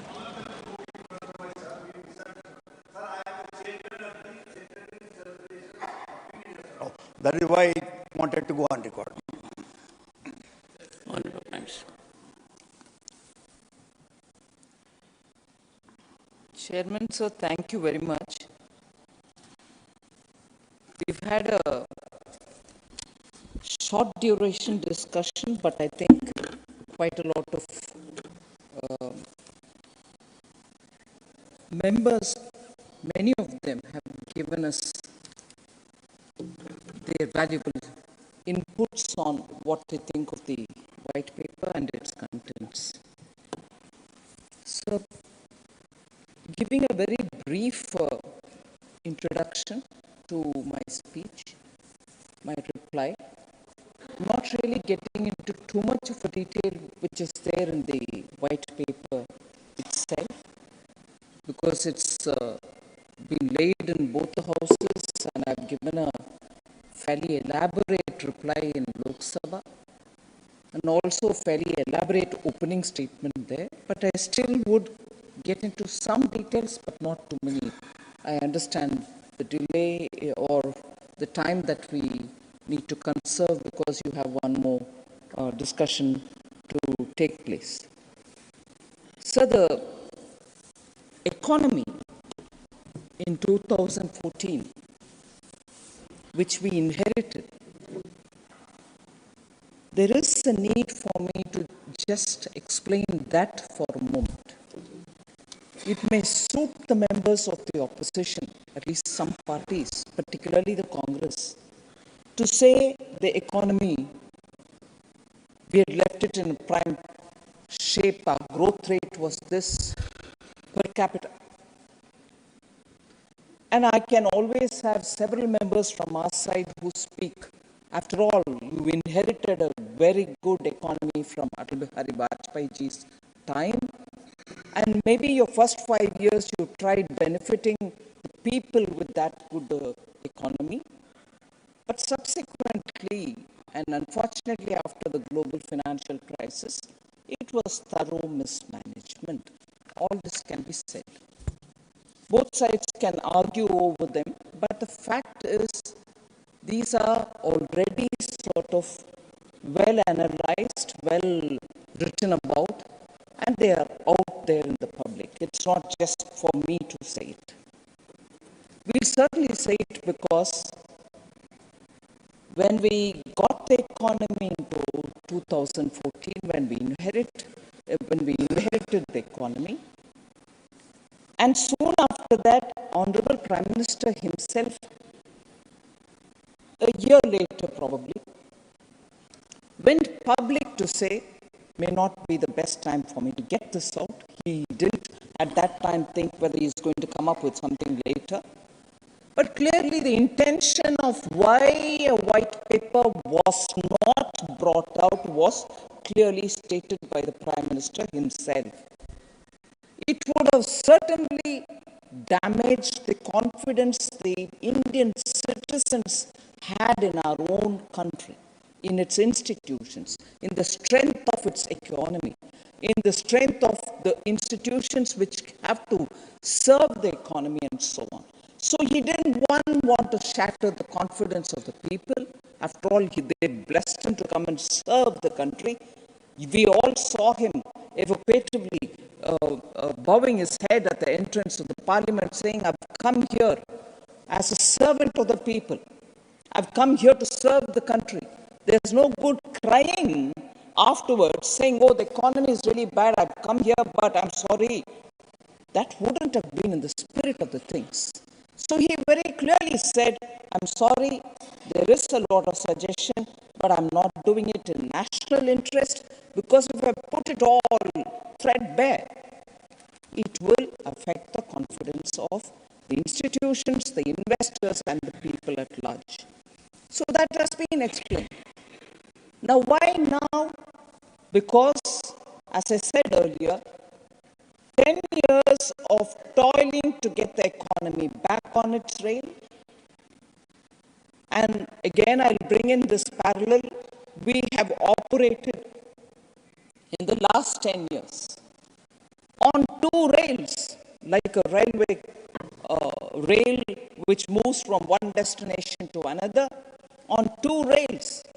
One, to correct the economy, remove the malpractices which had happened earlier, remove all those instruments which can be used as a weapon for rent seeking. So clear all those archaic laws and rules which have been there, make ease of doing business primary concern, and so on. Equally looking at futuristic reforms which were so important. And I'm sure, for all the respect that all of us have voiced, and I was glad to hear across party lines, we had such a wonderful farewell given to Dr. Manmohan Singh. I'll join in it. But equally, it is important, whether it is post-1991 or after 2004, the 10 years, the promised reforms of the 1991 itself was not complete at that time. Subsequently, when there was an opportunity again between 2004 and 2014, no reforms. It's one thing to continuously tell us, what have you done, what have you done? The two-track approach which is required for the train to go forward. One which is going to remove the malpractices impact on the economy, and two, not only carry forward those pending reforms which have been waiting from 91, but also even further to take the economy forward. So that is the track which we laid for ourselves, and there we go. We have reached a stage where the economy can now say, we've reached fifth position, we'll reach the third in the in the coming years. And that is where I want to compare it. There is a proverb, sir, in Tamil, and I'm sure every one of our languages, which is very rich. Our languages are so rich in metaphor, rich in idiom, rich in the local context, and so on. In Tamil, there is a proverb, Mullu meda potta thuni madri, meaning there is a bunch of thorny bushes, and in that a sari or a cloth falls. How would you extricate that cloth from it? You'll have to remove it from every thorn which is pricking on the cloth. And then to remove the cloth without any damage. How much of a delicate, literally toil will it be? So that the cloth comes out clean, the cloth comes out without getting torn, and then put it on an even keel. The economy was like a piece of cloth on a thorny bush. That thorn, the bush, was full of all those malpractices which have torn into the economy. That is exactly how the economy was, and there is no exaggeration. This is very evocative, an example that, or a word, idiom that I'm using, but actually that was it, and that's what is gotten captured. Otherwise, why me? Mullu peda putta tuni. What was the idiom, or what was the phrase which the whole world was using for us? Fragile five. That's not what I'm calling it. World called you like that at 2014. World called all of us. You're in an economy which is fragile. And if you're fragile, what is the level of fragility? From the bottom, you're within the first five.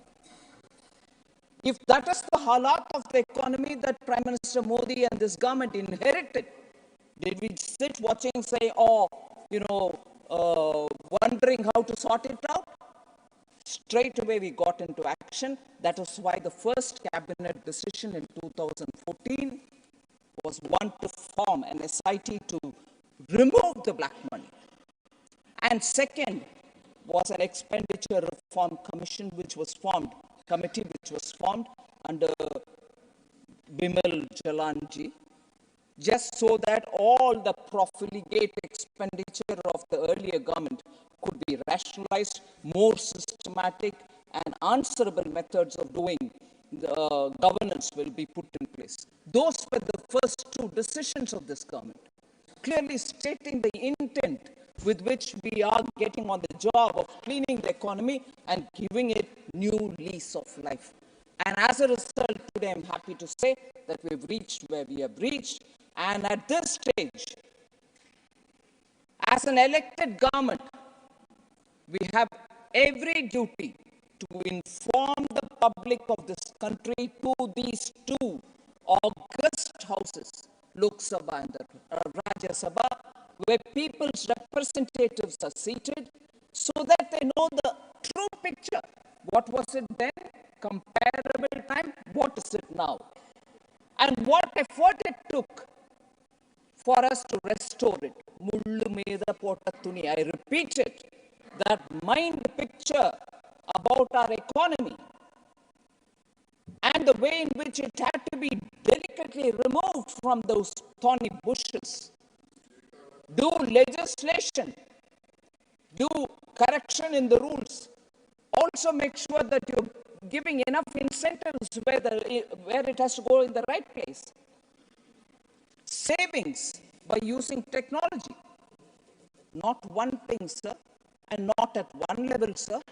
Across the board, at various levels, the economy had to be restored. So, today when we are bringing the white paper, it is because, as I said, we have brought the economy to a certain level, and that level gives us the confidence that we are able to now say within the next few years, and that is why Honorable Prime Minister keeps saying, in my third term, surely the economy will reach third rank. And this is not without reason. And above all, again, once again, why now? There should be a record for our posterity, so that we know what happens when the intent and the governance is not transparent, when the intent is not good, when the transparency is not available in governance, what can happen to the economy, which should never be repeated. We need to have governance clean. We need to have governance which is accountable, and not have governance which is through extra-constitutional bodies. So, as I said, in the Lok Sabha, I had spent some time explaining through various items which are part of the white paper, coal scam, how the banks went into a big mess and how that was brought back, I had explained it all. I do not want to spend too much time going into one more, or a third more, or fourth more in the list of items which we have mentioned in the white paper, but I'm talking about the overall project implementation and the speed with which these schemes were implemented. And that itself is one classic example of everybody was going about their own in the government. And Honorable Dr. Manmohan Singh was not able to get them all together to give that collective synergy. As a result, projects were delayed, project became meaning they were running into excess cost because delay in the projects, and that excess cost already being given, still the projects were not getting completed. Our honorable member from Assam spoke about how Bogibeel Bridge was sanctioned in 1997, if I know right.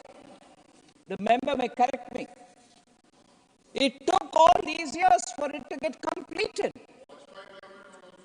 Yeah, I'm conscious of that. I'm conscious of that. 10 full years after that, you couldn't correct it. Now, don't point a finger at Vajpayee. We've corrected it now. 10 full years. Vajpayee comment didn't do, you could have done it. So, it's all right to go on interrupting to satisfy your bosses. But do have the patience to listen. All right? Yeah. Bosses, there will be some people reporting to your bosses, right? So, you can correct me for everything which is factual if I'm not saying right. But don't go on weakening a person standing here to tear their guts out to speak to you after you have been patiently heard out. Sir, project implementation, sir. Aadhaar, direct benefit transfer, Jan Aushadhi Kendra, all of them they say it's ours, acknowledge us, we were the one to bring it in, and so on. Let me highlight just Jan Aushadhi Kendra. Middle class, the poor, all of them benefit when the medicines are available for lesser price. Branded medicines have become so expensive that they can't do it. Jan Aushadhi was started in 2008. Jan Aushadhi Kendras was started in 2008. Who denies it? It's theirs. But where was it? 2008 they started. 2014, only 80 Jan Aushadhi Kendra have been established at that time, which is 6 years after it was launched. 80 centers only. They go on talking about right to food we established. We gave the right for information.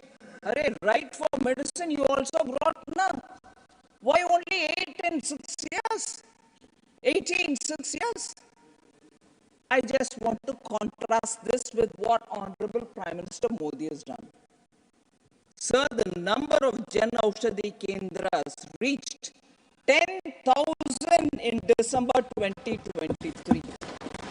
And common citizens are benefiting out of medicines which are available at affordable prices. More than 1,800 medicines are available in these kendras, and that is helping the poor and the middle class to obtain medicines affordably. So not only Bogibeel Bridge, which got completed in time, Pavitra, our MP, was speaking about it. Second railway station in the Northeast in all our independent India's history. A second railway station in the Northeast happens when Prime Minister Modi comes in. After the first one, you forgot the Northeast.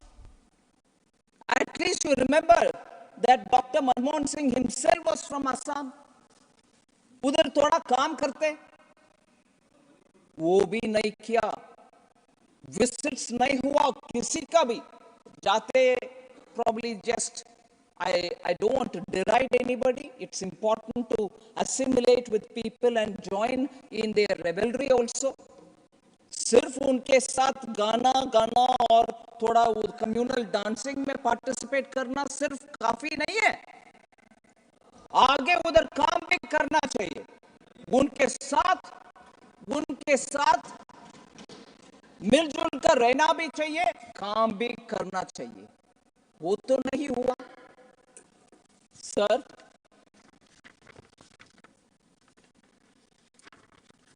Program implementation.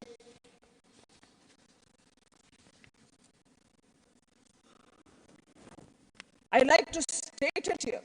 PM Modi personally monitors programs and their progress through the Pragati video conference that he holds with the district level officers also, saying how much progress is happening. If it's not happening, then a minister goes there, also follows it up. 43rd edition of Pragati, 300 up to the 43rd, 348 pending projects have, and their total cost is 17.36 lakh crores, have been reviewed. Progress is happening quickly. They're all coming to a conclusion. This kind of an effort never happened earlier. The biggest problem, a person who's so closely associated with infrastructure development openly said, and I quote him, sir, biggest problem of stalled projects appeared in the last 2-3 years of UPA government. This is a statement which reveals as to when it started showing up, the inefficiency, lack of decision making. In this period, sir, infrastructure projects worth an estimated 18 lakh crores were stalled, whether it is through Environment Ministry at that time or any other ministry through at that time. Projects were stopped. So if this is about projects, sir, the other example of one big example is the Eastern and Western Peripheral Expressway, which was again approved during 2006, and they had more than 6 years to complete it. Never got done. And it was in 2018, after Prime Minister Modi comes in, the expressways were completed. Project completion came to a complete halt. So about inflation, repeatedly there are figures thrown at us. Inflation is this, inflation is that. I just want to highlight inflation, because Vajpayee's government is also often said, oh, Vajpayee was also there, that government didn't do anything. I want to tell you, sir, inflation in the last year of Atal Bihari Vajpayee's government, NDA government, was below 4%. Was below 4%. I'm not very good in Hindi, but I'm tempted to use one saying. Good ko gobar karna. Am I right? Good ko gobar karna इनके mastery है sir. 2014 में 4 में जब NDA government Vajpayee ji का 4% below inflation के साथ आपके हाथ में सौंपा, आपने उसको क्या किया? गुड़ को गोबर कर दिया। Ill targeted, reckless fiscal policy, ill targeted subsidies, wasteful expenditure, all done for political gains. End of the day, they also had their turn of inflation. Targeting inflation is just not trying to contain inflation, but supply side measures also should be done simultaneously so that lack of enough supplies will jack up price, you should contain that also. Now we have a group of ministers which are monitoring every week what's the supply of tur dal, how much of potatoes are in the market, onions will have to be imported, we'll import it. So inflation management also involves supply side management. They had suffered from twin deficits. In 2013, 4.9% fiscal deficit and 4.8% current account deficit. So they continuously lived with this. The priority was not that. And I'm not saying all this. The most respected Dr. Manmohan Singh in 2013 in AICC session in Jaipur said handling inflation is a shortcoming of the UPA government. Dr. Manmohan Singh, not anywhere else in AICC session, not anywhere in some corner of the country in Jaipur, says handling inflation is a shortcoming of the UPA government.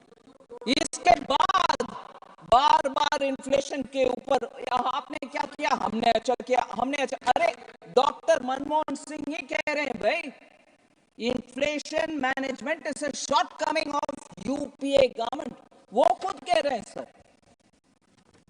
So average inflation under UPA, that is between 2004 and 2014, was 8.2%.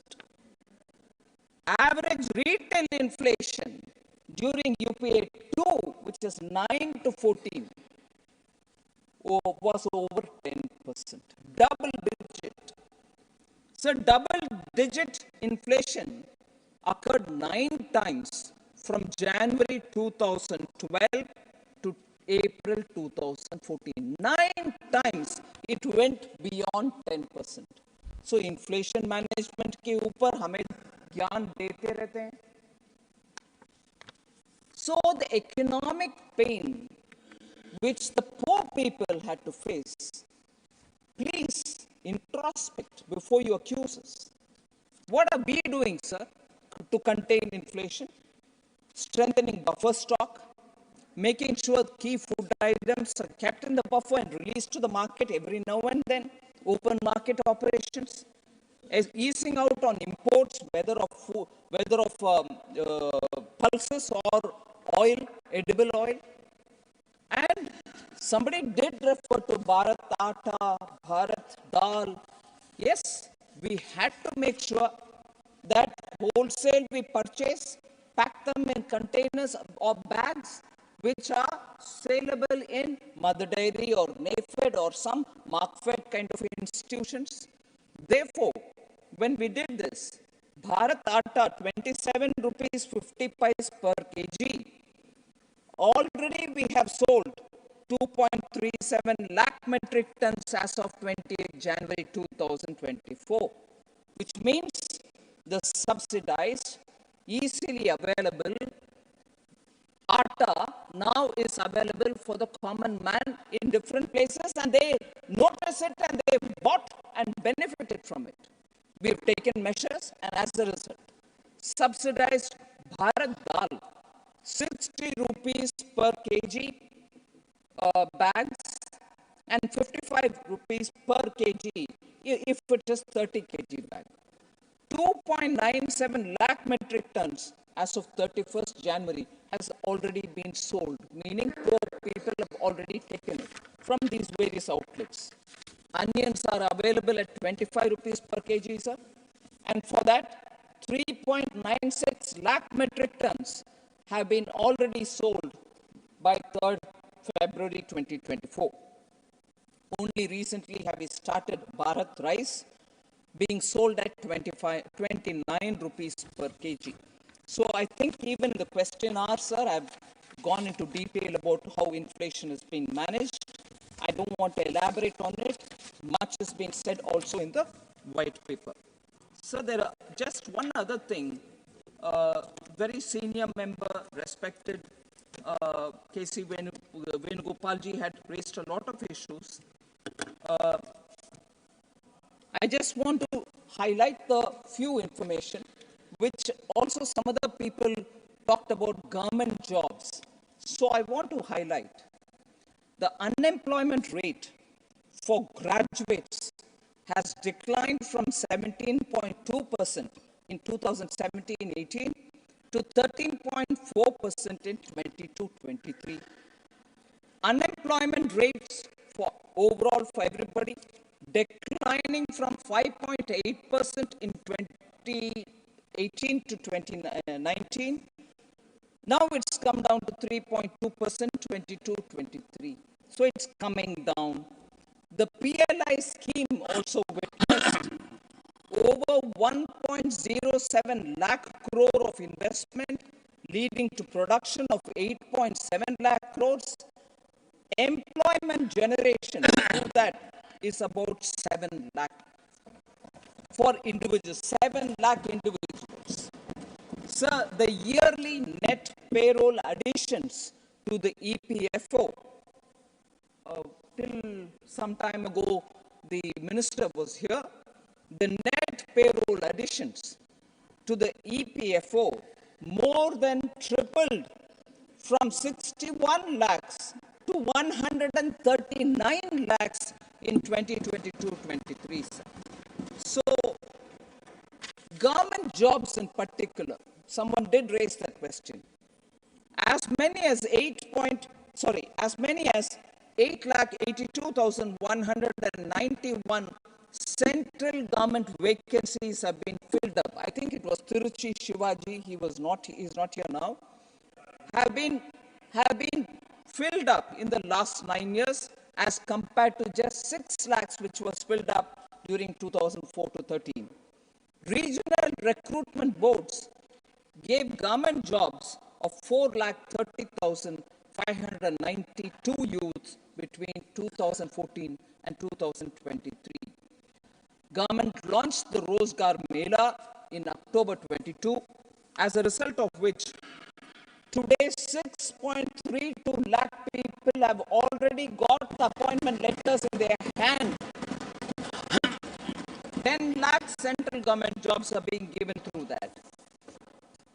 Sir, whenever we talk of inflation, there is this comparison, our period, your period. I have already sort of established that.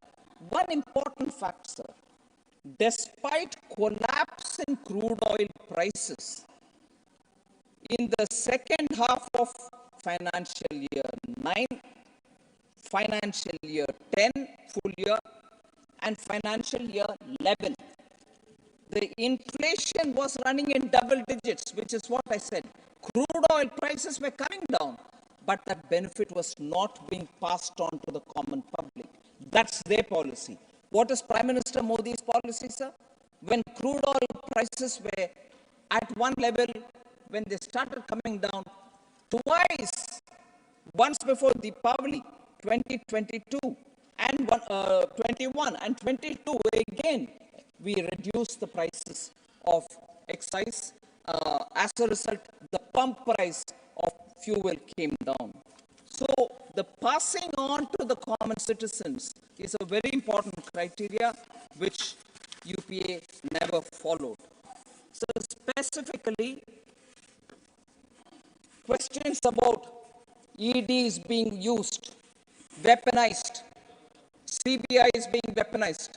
I want to remind, there are several instances, but one instance of how CBI was misused against an honest officer, SBI chairman R.K. Talwar was an honest person who was heading the bank, but because he refused to give loan to one of their favorites, recommended by the first family, CBI went to his house. He was compelled to resign from the post of chairman, and that is weaponizing. That was weaponizing CBI, nothing else. Here, when we've given independence to ED, and they go searching, and the accusation is, oh, they do it only with opposition leaders. I want to say, first of all, whether through CBI or ED, where the money laundering element comes, they want the money laundering to happen so that through the back door they can benefit out of it. So ED and CBI did not follow on PMLA cases because that was important for them. That operation should keep going on. If it is stopped using PMLA, money will not come to them in the form of kickbacks. So ED was made to remain dormant. CBI did not pursue PMLA cases, and data proves it. During their time, sir, number of prosecution complaints filed were just 102 by ED. Whereas when we have given them independence to contain black money, contain money laundering, the number of cases now filed are 1,200. And number of restitutions, amount that is restituted, which is taken away from the wrongdoer and given to banks or institutions like that, during their time was nil. They did not restitute even 1 rupee from the wrongdoer to the bank or to anybody else, whereas actual restitution during our period is 16,333.02 crores. They have come back to the bank. Similarly, red corner notice, extradition, none of that has been done during the time. Everything is nil, nil, nil, nil. Whereas what we have done is to issue red corner notice on 24 people, and orders have already been passed to extradite Vijay Mallaya, Nirav Modi, and Sanjay Bhandari, all of whom benefited through loans during their period. Their period, they gave loans. And these people ran away from the country. They did not take any action. And when we came to power, we had to send notice, fight in the case, and the orders for extraditing them has already been issued. So, K.C. Venugopalji had, I can't see him here, but I'll still respond, said, tell me one scheme that you brought compared to our, RTE, RTI, NFSA. So I want to just give him one. More also. I want to highlight the fact, sir. I was immensely grateful to our member from Uttar Pradesh.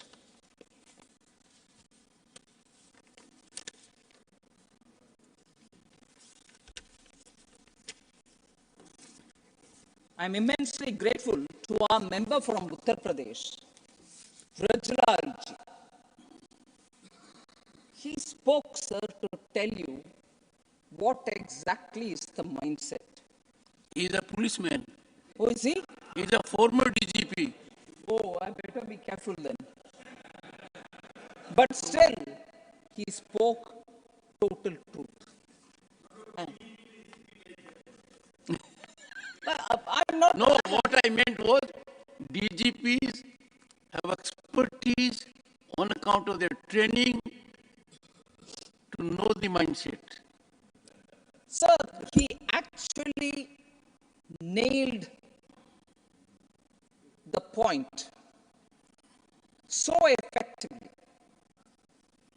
If we start looking at governance only from the point of view of entitlement and not empowerment, you can always quote saying right to food, right to education. It's all right. You did it very well. I appreciate that. But how many who have bought, again, tell me in the name of right to something, right to something. Vrajlalji actually highlighted where that empowerment should have happened, and it has happened under Modi. It has not happened earlier. What are they? For example, he recited from 1947 how a Dalit leader went to the then Pakistan, and then Pakistan, meaning the East and West Pakistan, was made law minister, came back and realized this whole farce of, Dalits don't get empowered can be dispelled. And to dispel it, you need a leader like Prime Minister Modi.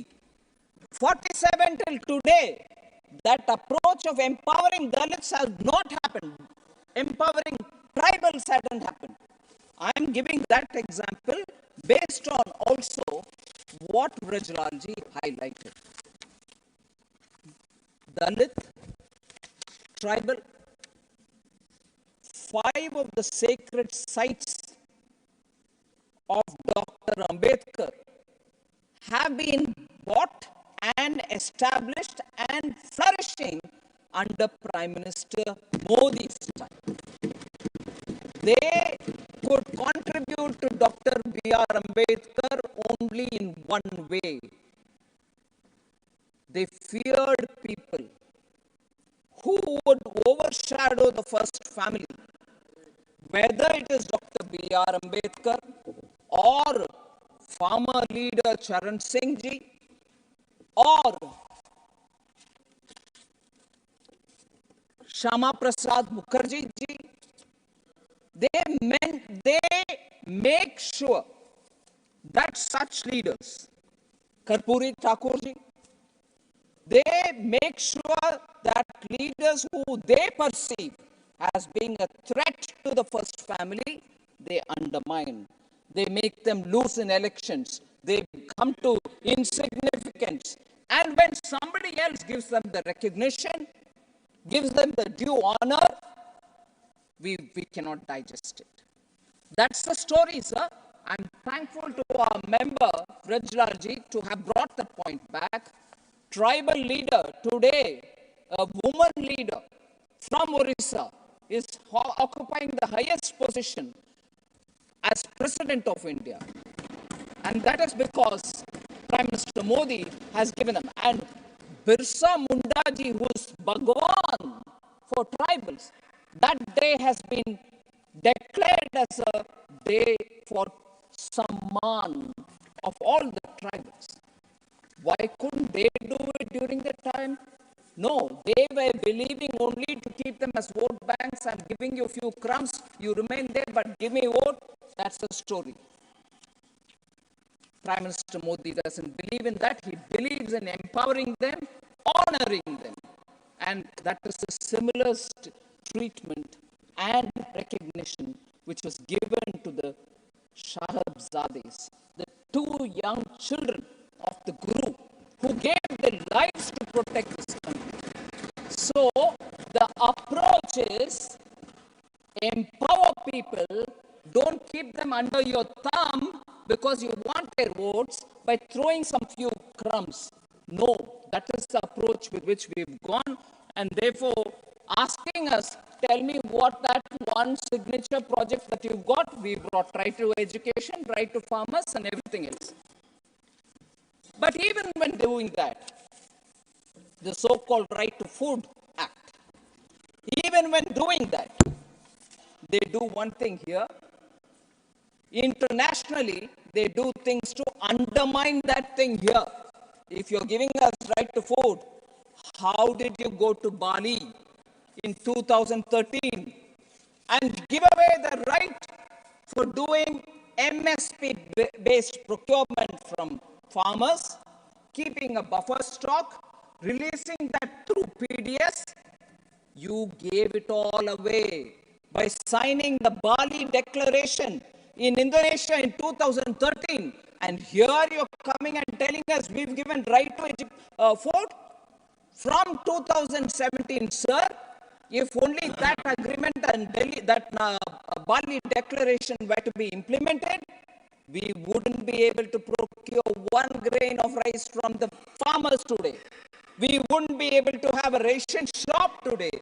We couldn't have given food grains from our buffer stock for the poor today. So one side you come and do a right to a food, on the other in the international platform you go and sell away India's right to protect its farmers and protect its poor. So this is the hypocrisy, and therefore, if you're going to ask me, what is the signature contribution? At least we have honestly made sure the poor get free food grains, they get houses, they get water in their houses, they get electricity, they get cooking gas, all this under Prime Minister Modi. So, sir, I don't want to further take more time. There are just one important issue on the not so glamorous side of reform. Because most of us look at the glamorous side. There are some work which have been done which has resulted in good amount being saved. Otherwise, pilferages happened.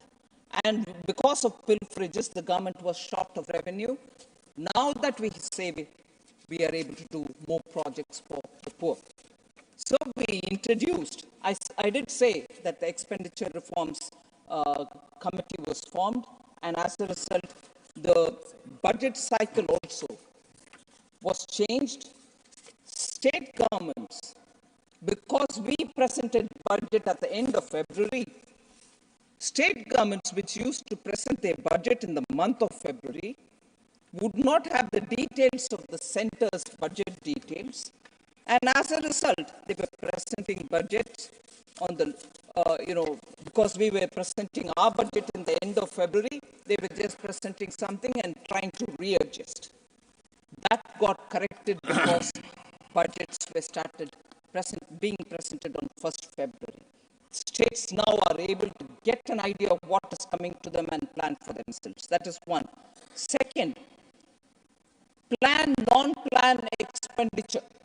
By keeping that difference, you're constantly playing with discretionary allotments, which is what the Planning Commission earlier did with all the state governments. Such distinction is not even appropriate, as non-plan expenditures include maintenance of defense systems, social security, and pensions and insurance and so on, even the subsidy for poor. So we have shifted the focus to holistic allocation with bifurcation on revenue and capital expenditure. So these changes have resulted in states feeling a lot more empowered to plan their budget. Also, sir, Treasury single account. That's a system that we brought in, which influences how money goes to states for their schemes just in time. As resources are borrowed to finance the government's developmental agenda, the just-in-time release helps in saving interest costs and fostering transparency. Let me clearly say here, sir, Treasury single account system, which we brought, has given an estimated savings of 10,000 crores, and that is being used for bigger schemes and giving poor in return. The single nodal system, another reform, unglamorous, which we brought in, has given an estimated savings of 10,592 crores. Again, all these are going for Garib Kalyan.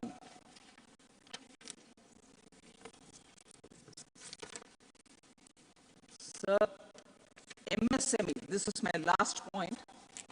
MSME, after demonetization, all MSMEs have got wiped out. K.C. Venugopal ji was feeling very concerned. All of us feel concerned about MSME. And he said because of that went away, all MSMEs are struggling, many died. But I want to say here, sir, as on 4th December 2023, as per the Udyam registration portal, the total number of MSMEs registered in the country are 3.16 crores, including informal micro enterprises, which are in the assist platform. Again, early January, as per the Udyam registration portal, the total number of women-owned MSMEs was 1.17 crores. So MSMEs are getting registered even newly. Export of MSMEs in all India exports during the year 22-23 was 44%.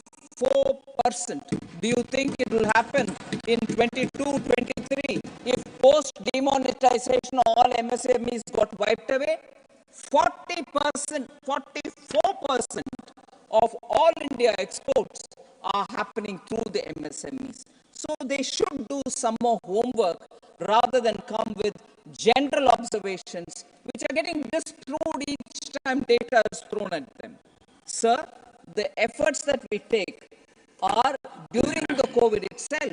5 lakh crore emergency credit line guarantee scheme for businesses were extended, which were used by a lot of MSMEs.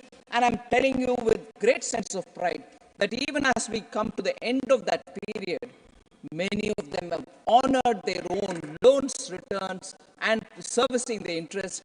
This guarantee is not going to be used by most of those loans which were given. 50,000 crore equity infusion through MSME Self-Reliant India Fund has happened. We've done that for MSMEs. No global tenders in this country for procurement can happen up to 200 crores. They have to be reserved for MSMEs.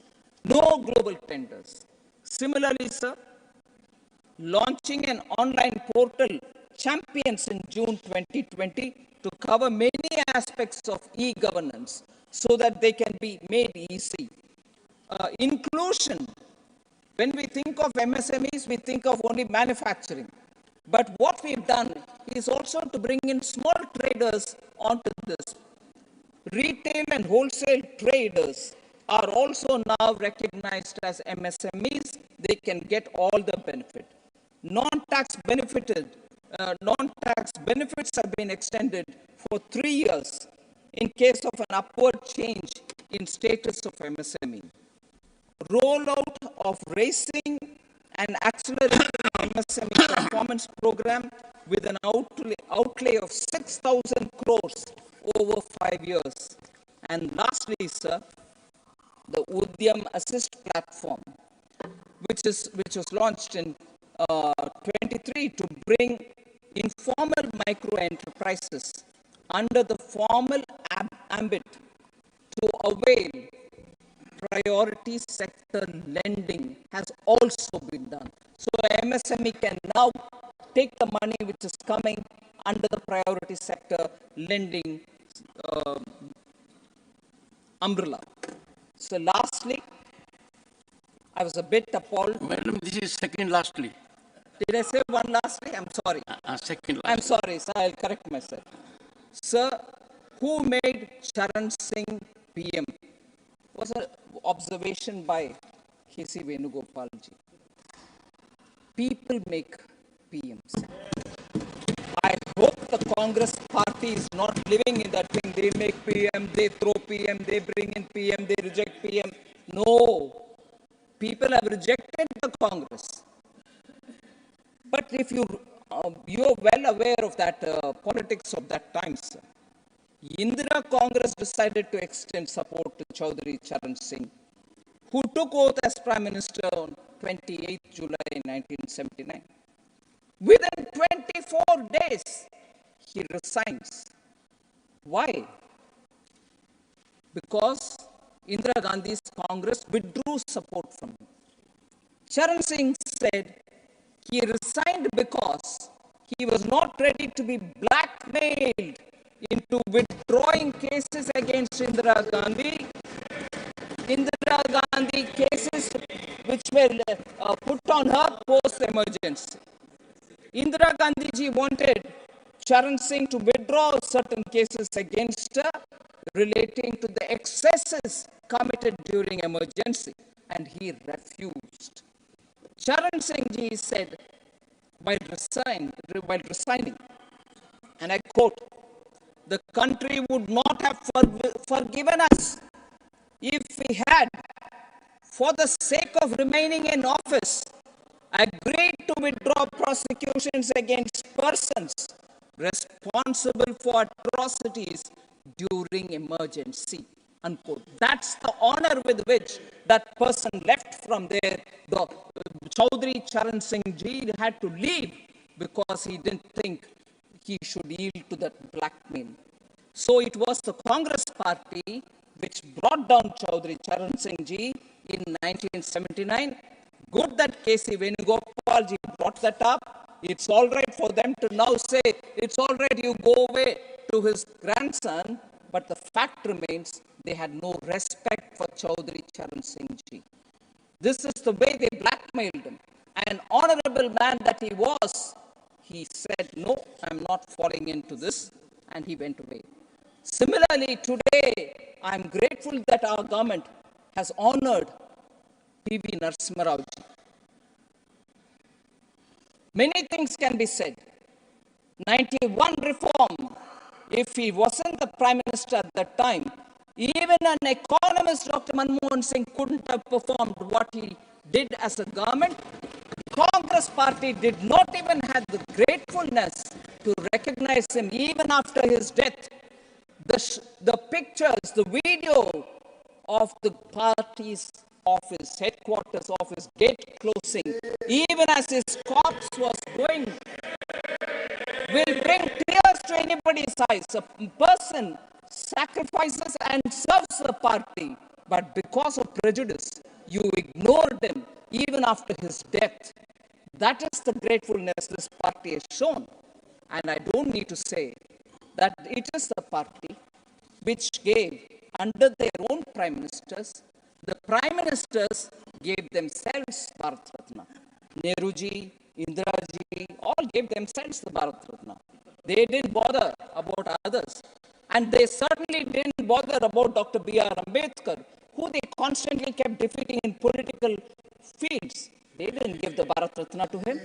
And therefore, sir, this party should not shed crocodile tears, or should not, for the record's sake, say, oh, no, we welcome Bharat Ratna being given for P.V. Narasimha Rao, for Chaudhry Charan Singh Ji, and so on.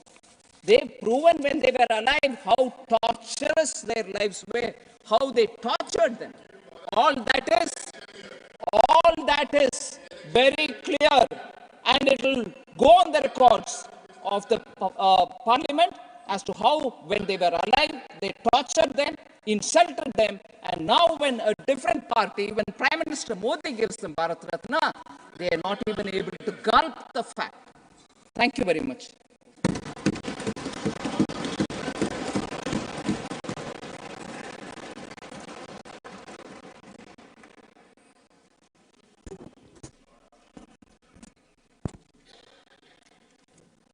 माननीय सदस्यगण,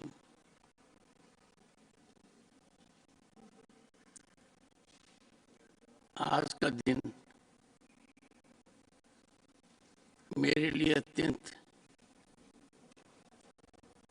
पीड़ा का रहा है। मैं आपसे और मन से संरक्षण चाहता हूं। मर्यादित आचरण में रहना, ऐसे पल आते हैं, मुश्किल हो जाता है।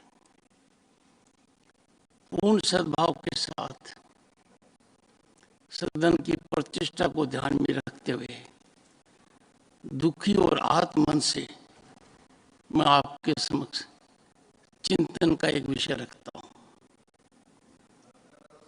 यह सदन पूरे देश का प्रतीक है। इस सदन में जो भी आचरण होता है, उसका चिंतन होता है, अध्ययन होता है, लोगों के मन में प्रसन्नता होती है, लोगों का मन दुखी भी होता है। ईमानदारी के प्रतीक, उत्कृष्ट आचरण के धनी, किसान और गरीब के हितकारी, भारत के पूर्व प्रधानमंत्री चौधरी चरण सिंह को भारत का सर्वोच्च नागरिक सम्मान भारत रत्न देना स्वाभाविक रूप से सभी के लिए एक उत्सव का विषय होना चाहिए था। बाकी 4 महानुभावों को दिया, अत्यंत उत्सव का विषय होना चाहिए था। न समय को हम देख सकते, न ये कह सकते क्यों दिया। मैं ये भी आपके सामने कहना चाहता हूं कि आज दिन भर में बहुत से लोगों ने मुझे सूचित भी किया है। इस सदन की गरिमा का आहत होना और मेरे इस आसन पर विराजमान होना मेरे लिए दुखदायी रहा आज। मैं मानकर चलता हूं कि सदन का हर सदस्य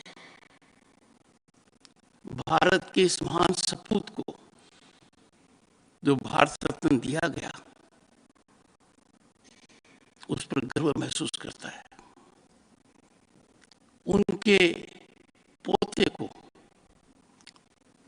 उनके लिखित अनुरोध पर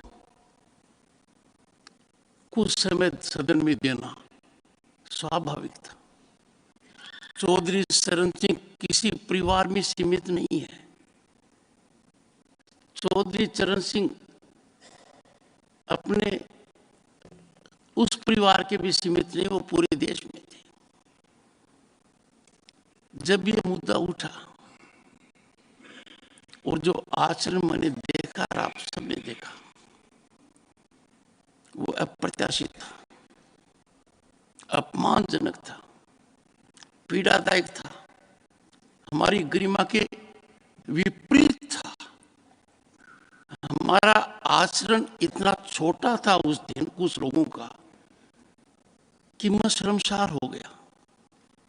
मेरे मन में कई विचार आए और मेरे मन में एक विचार तुरंत पद त्याग का भी आया कि कृषक, बताता हूं, कृषक पुत्र होने के नाते नहीं, सेंसिटिव नहीं sir, Keshav ji please, Keshav ji sensitive नहीं हूं।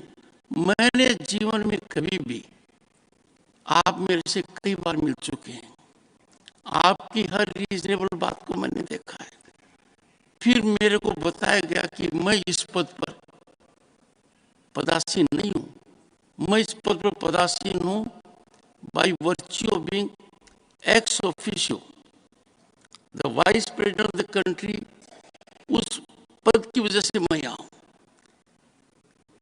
मैं कह सकता हूं कि मेरे जीवन में बहुत कठिन पल आए हैं। मैंने मेरे जवान बेटे को खोया है, लोगों ने सहानुभूति दी है, पर आज की पीड़ा, जब जयंत चौधरी बोल रहे थे वो जयराम रमेश क्या कह रहा था मैंने सुना है, मेरे कानों ने सुना है कि जाओ जहां जाना है। शमशान घाट के ऊपर उत्सव नहीं मनाया जाता है। ये हरकत नजरअंदाज नहीं कर सकते। मैंने देखी है, ये पीड़ा महसूस की है। मैं नहीं चाहता कि इस विषय को और आगे बढ़ाया जाए। आज मेरी आपसे पुरजोर प्रार्थना है कि राजनीतिक बहस में जितने हथियार निकालने निकाल लिए, पर जहां व्यक्तियों के सम्मान की बात आती है, राजनीतिक व्यक्ति के भी सम्मान की बात आती है, हमको बहुत सेंसिटिव होना चाहिए। ये बात सदन तक सीमित नहीं है डॉक्टर केशव, ये बात करोड़ों लोगों तक जाएगी। ऐसा नहीं होना चाहिए। मैं बहुत ही संयमित होकर सद्भाव तरीके से सदन की प्रतिष्ठा को दृष्टिगत रखकर विवशपूर्ण वातावरण में हाथ दिल से ये बात कह रहा हूं। मेरा अनुरोध रहेगा सदन को कि हमको अलग से मिलकर, सदन के बाहर मिलकर, बैठकर इन विषयों पर एक मत होना चाहिए। इस जगह से मैंने किन किन को सम्मानित नहीं किया। मैं सदस्य के जन्मदिन को सम्मानित करता हूं, मैं हमारे खिलाड़ियों को सम्मानित करता हूं, जिनको ऑस्कर अवार्ड मिले मैं उनको सम्मानित करता हूं। मैं व्यक्तिगत रूप से ध्यान देता हूं। जब मुझे पता लगा कि इन 3 महानुभावों को भारत रत्न दिया गया है बिना समय गंवाए हुए, मुझे पता था कुछ लोग टिप्पणी कर सकते हैं कि इस आसन पर बैठकर आप प्रधानमंत्री का ट्वीट पढ़ रहे हो, तो मुझे लगा कि सभापति के रूप में मुझे तुरंत ये जानकारी सदन से शेयर करनी चाहिए, क्योंकि सदन का हर सदस्य ये महसूस करेगा कि पूर्व प्रधानमंत्री नरसिम्हा राव को भारत रत्न मिला है, डॉक्टर स्वामीनाथन को भारत रत्न मिला है, चौधरी चरण सिंह जी को भारत रत्न मिला है। अब क्या गुजरी होगी उस परिवार पर, क्या गुजरी होगी किसानों पर, गरीब पर, मजदूर पर, गांव के अंदर, कि जयंत चौधरी को बोलने नहीं दिया, उसके साथ अभद्र व्यवहार किया गया, अमानवीय तरीके से किया गया, इशारों से किया गया। ये आंखों से देखा मैंने। मैं बहुत दुखी हूं, and I am sure you will appreciate it. We must in one voice condemn it. व्यक्तिगत रूप से मैं इसकी इतनी भर्त्सना करता हूं कि मेरे पास शब्द नहीं है, और मैं आपसे भी अनुरोध करूंगा, चिंतन कीजिए, मंथन कीजिए। इस सदन की गिरावट की हद तक आ गए हम, अब हम इसको और न गिरने दें। मानकर चलिए इसका बहुत व्यापक असर होगा। खुशी का असर कम होता है, दुख बहुत लंबे समय तक पीड़ा देता है। आज के दिन क्या आवश्यकता थी? 2 मिनट बोल लेते, बात खत्म थी। मुझे लिखित पढ़ना पड़ा तो मुझे कहा जाता है कि पहले क्यों नहीं बताया। नियमों को देखेंगे नहीं, मेरे आचरण को जो मैंने कई सप्ताहों से क्या दृष्टिगत नहीं रखेंगे और अचानक टीका टिप्पणी करेंगे। मैं खड़गे जी का बहुत आदर करता हूं, उनका इतना लंबा राजनीतिक जीवन है, सादगी भरा जीवन है, पर मैं खून की घूंट पीता रहता हूं कि आसन की गरिमा का वो ध्यान नहीं रखते। मैं इस चीज को हमेशा दूसरी दृष्टि से देखता हूं, पर इसकी भी हद है। मैं इस आसन पर बैठा हूं, जगदीप धनखड़ के साथ कुछ भी कीजिए, आपका विवेक है। आसन को चुनौती देना, जोर से बोलकर चुनौती देना, ये किसी को भी शोभा नहीं देता, खास तौर से प्रतिपक्ष नेता। मैं हाथ जोड़कर ये शब्द कहने के लिए आप सबसे माफी मांगता हूं कि इस सदन की इस गिरावट में मैं कोई अंकुश नहीं लगा पाया। नहीं, कुछ नहीं,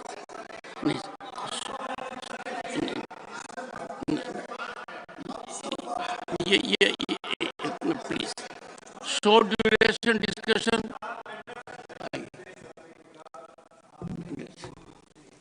थैंक यू, थैंक यू।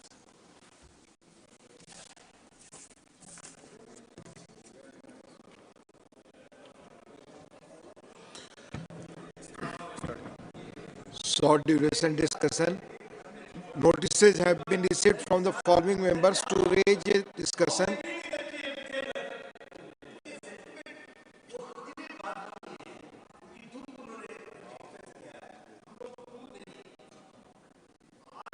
जो हुआ है तो टोटल मिसअंडरस्टैंडिंग से हुआ है। किसी ने चरण सिंह को क्यों दिया, किसी ने चैलेंज नहीं किया। धन्यवाद। अब इस विषय में बहस इसको मानी माननीय चेयरमैन ने अपनी वेदना प्रकट की है, पूरा सदन उनके साथ है, हमें इस पर बात करनी चाहिए। नहीं, बिल्कुल नहीं। फिर पुनः वही आचरण। No, now Honorable Chairman has called for short duration discussion. Nothing is going on record, Mr. Kesav, Dr. Kesav. Notices have been received from the following members to raise a discussion on Shri Ram मंदिर की ऐतिहासिक निर्माण और प्राण प्रतिष्ठा, historic construction of Shri Ram temple and प्राण प्रतिष्ठा, श्री राम मंदिर के ऐतिहासिक निर्माण और प्राण प्रतिष्ठा, डॉक्टर सुधांशु त्रिवेदी, डॉक्टर के लक्ष्मण, श्री राकेश सिन्हा। डॉक्टर सुधांशु त्रिवेदी।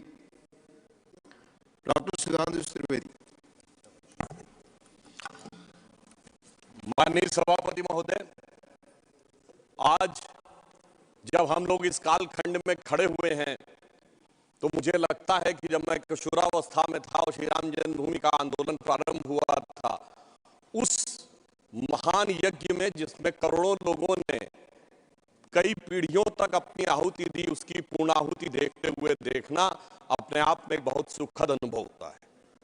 और ये काल इसलिए भी अधिक महत्वपूर्ण है कि ये भारत के अमृत काल का ही कालखंड नहीं है, बल्कि श्री राम मंदिर के माध्यम से शताब्दियों से सोई हुई भारत की चेतना के पुनः उठकर अग्रसर होने और विश्व को नया संदेश देने का एक संधिकाल भी है। और इसलिए मैं ये कह सकता हूं कि मेरे मन में एक भाव आया कि ये ऐसा काल था जिसमें बहुत कुछ असंभव लगने वाली चीज भी साकार रूप धारण हुई है। तो मेरे मन में ये भाव आया कि मानो अक्षर सभी पलट गए भारत के भाल के, साकार हुआ स्वप्न हर बला को टाल के, नए क्षितिज उभर रहे हैं अमृत काल के और दिव्य दर्शन हो रहे हैं श्री राम लाल के।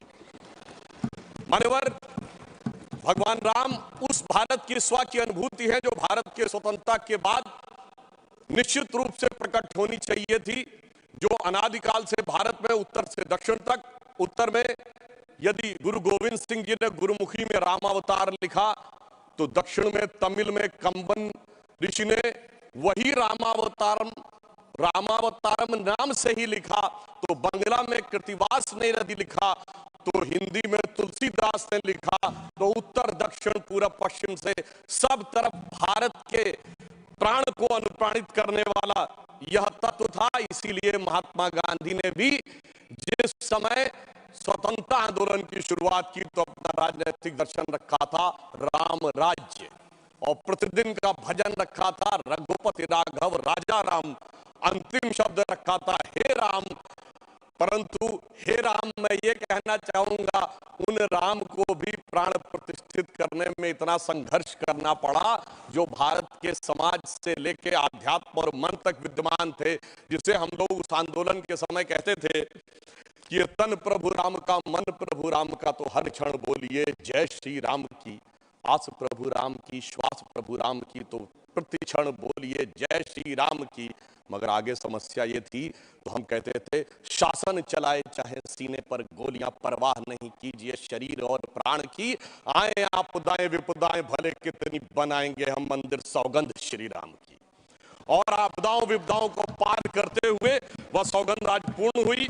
इसके लिए अनेकानेक लोगों ने बलिदान दिया, देवी दीन पांडे जी से लेके सरदार फकीर सिंह से लेके हजारों संतों से लेके कार सेवकों तक और कोठारी बंधुओं तक। परंतु मैं एक बात कहना चाहूंगा, मैं इस विषय पे कोट करना चाहता हूं। 2003 के नोबेल पुरस्कार विजेता वीएस नायपॉल ने एक किताब लिखी थी भारत के बारे में, इंडिया ए वुंडेड सिविलाइजेशन। उन्होंने कहा भारत एक विचित्र देश है जहां पर कि अपनी संस्कृति को आघात करने वाले विषय को पढ़ाया जाता है और आघात करने का प्रयास किया जाता है, इसीलिए उन्होंने वुंडेड सिविलाइजेशन वर्ड कहा। मैं इसलिए कह रहा हूं कि जो इतिहास में प्रत्यक्ष प्रमाण थे उनको भी झुटलाने का प्रयास हुआ। श्री राम जन्मभूमि केस के सिर्फ 2 उदाहरण बताना चाहता हूं। जब मुकदमा चला तो ये पूछा गया कि भाई पिछले उदाहरण दीजिए कोई शताब्दियों के, तो विपरीत पक्ष के पास कोई उदाहरण नहीं थे। हमने फॉरेन ट्रेवलर्स के उदाहरण कोट किए। विलियम फिंच नाम का ब्रिटिश ट्रेवलर आया 1600 10 और 20 के आसपास उसने कहीं पर मस्जिद का उल्लेख नहीं किया, सिर्फ मंदिर का उल्लेख किया। फ्रेंच ट्रेवलर आया जोसेफ टिफेंथलर 1720 के आसपास, तो वो कहता वहां पर चबूतरा है जिसमें कि और एक पक्ष में वो मस्जिद की बात करता है और बताता है कि रामनवमी पे लाखों की भीड़ लगती है।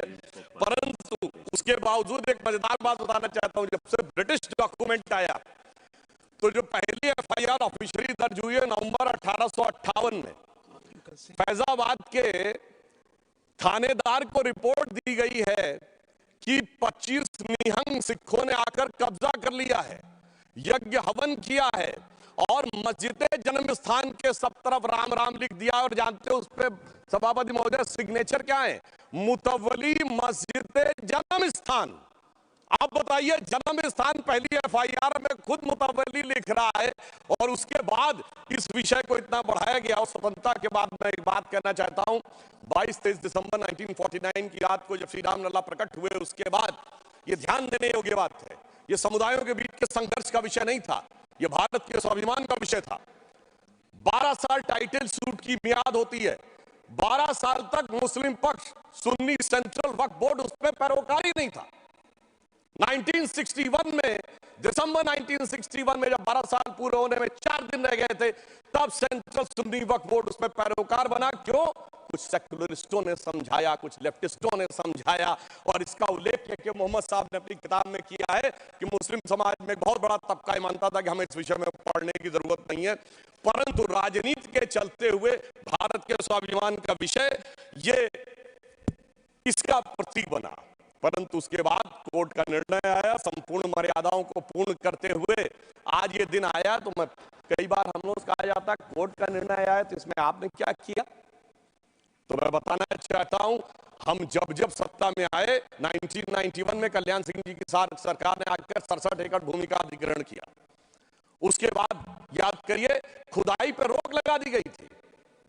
तो अटल जी की सरकार आई तो नई टेक्नोलॉजी आ गई, ग्राउंड पेनिट्रेशन रेडार, तो रेडार मैपिंग की गई और वो कोर्ट में प्रस्तुत कर दी गई। मतलब ऑपरेशन पे रोक थी, अल्ट्रासाउंड पे तो नहीं थी ना, तो अल्ट्रासाउंड करके दिखाया गया, देखो भाई अंदर क्या है।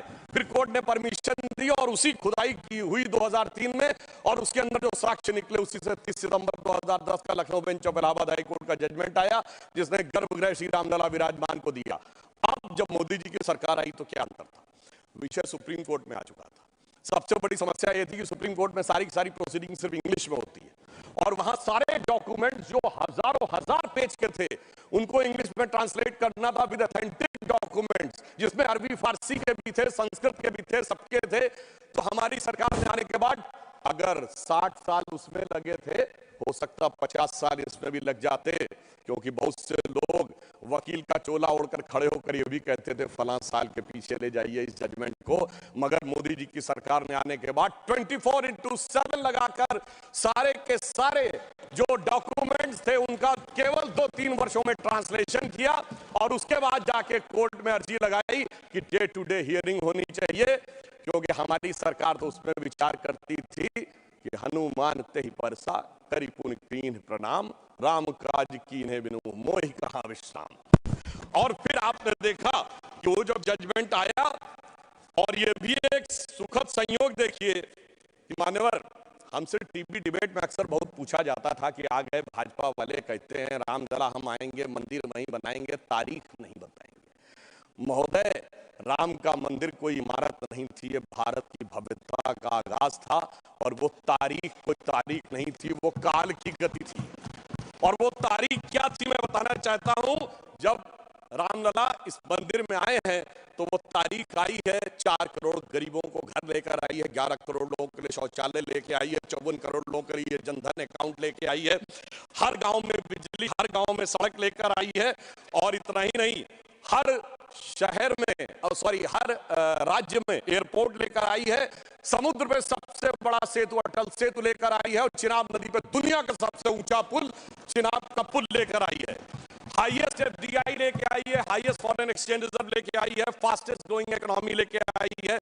और जनाब वो फिल्म का डायलॉग होता था, तारीख पे तारीख, तारीख पे तारीख वाला इंडियन पैनल कोड को तारीख का हिस्सा बनाकर भारतीय न्याय संहिता लेके आई है, जो 3 साल के अंदर सारी तारीखों को खत्म कर देगा।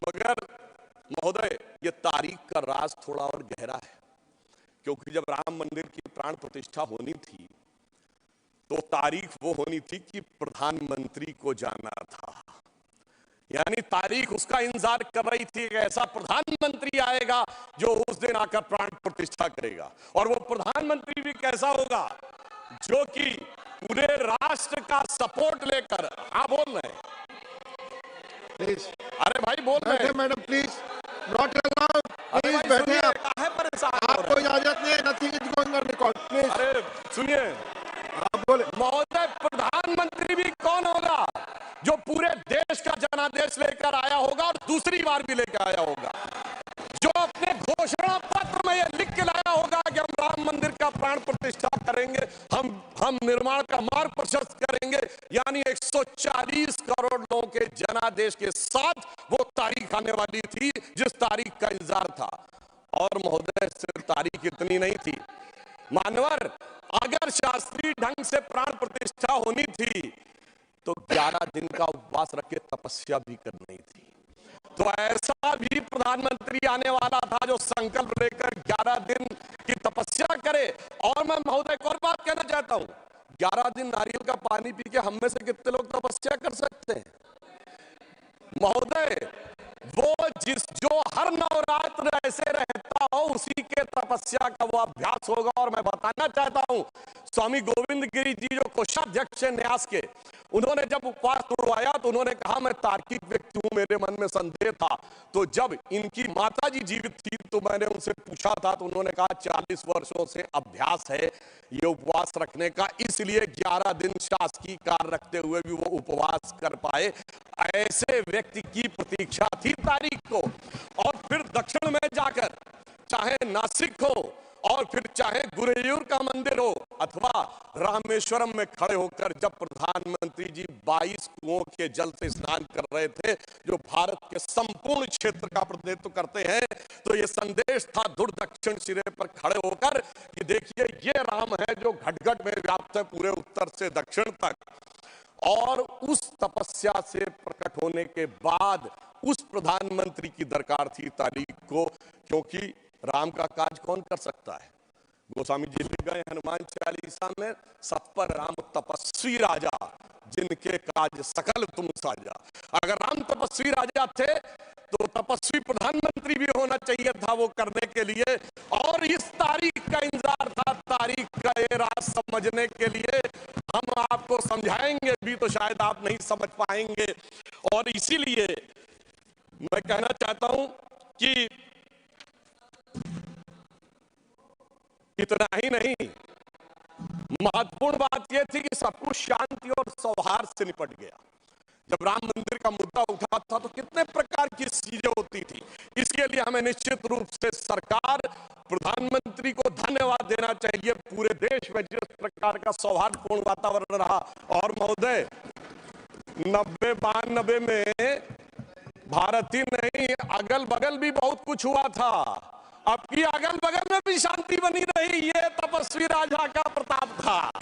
और इतना ही नहीं महोदय, अबू धाबी में भी मंदिर बनने जा रहा है। मुझे लगता है भारत के लिए अमृत काल में सांस्कृतिक गौरव का इससे बेहतर काल नहीं आ सकता था कि राम मंदिर भी बन रहा है और अबू धाबी में भी मंदिर बन रहा है। और मैं एक और बात कहना चाहता हूं महोदय, ये हिंदू मुस्लिम का विषय नहीं था, ये भारत के जय और विजय का विषय था। और उससे भी बढ़कर ये मूल्यों का विषय था।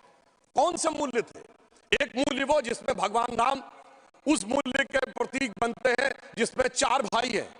पिता के एक वचन पर वन चले जाना, दूसरे भाई का जंगल जाना, तीसरे भाई का खड़ाऊ रखकर शासन करना, एक ये परंपरा थी। और दूसरी परंपरा वो जिस बाबरी परंपरा में भी 4 भाई थे, शुजा, मुराद, दारा और औरंगजेब। एक ने 3 को कत्ल कर दिया, बुढ़ापे में बाप को जेल में डाल दिया। और इतने पे भी संतोष नहीं हुआ, बल्कि सर काट कर थाली में रख के जेल में बंद बाप के पास भेजा। आप किसी मत को मानने वाले हो, अपने घर में क्या देखना चाहते हैं, भाई की खड़ाऊ या भाई का सर? इन दो मूल्यों के अंतर का ये प्रतीक था। इसका हिंदू मुस्लिम से कोई नहीं था।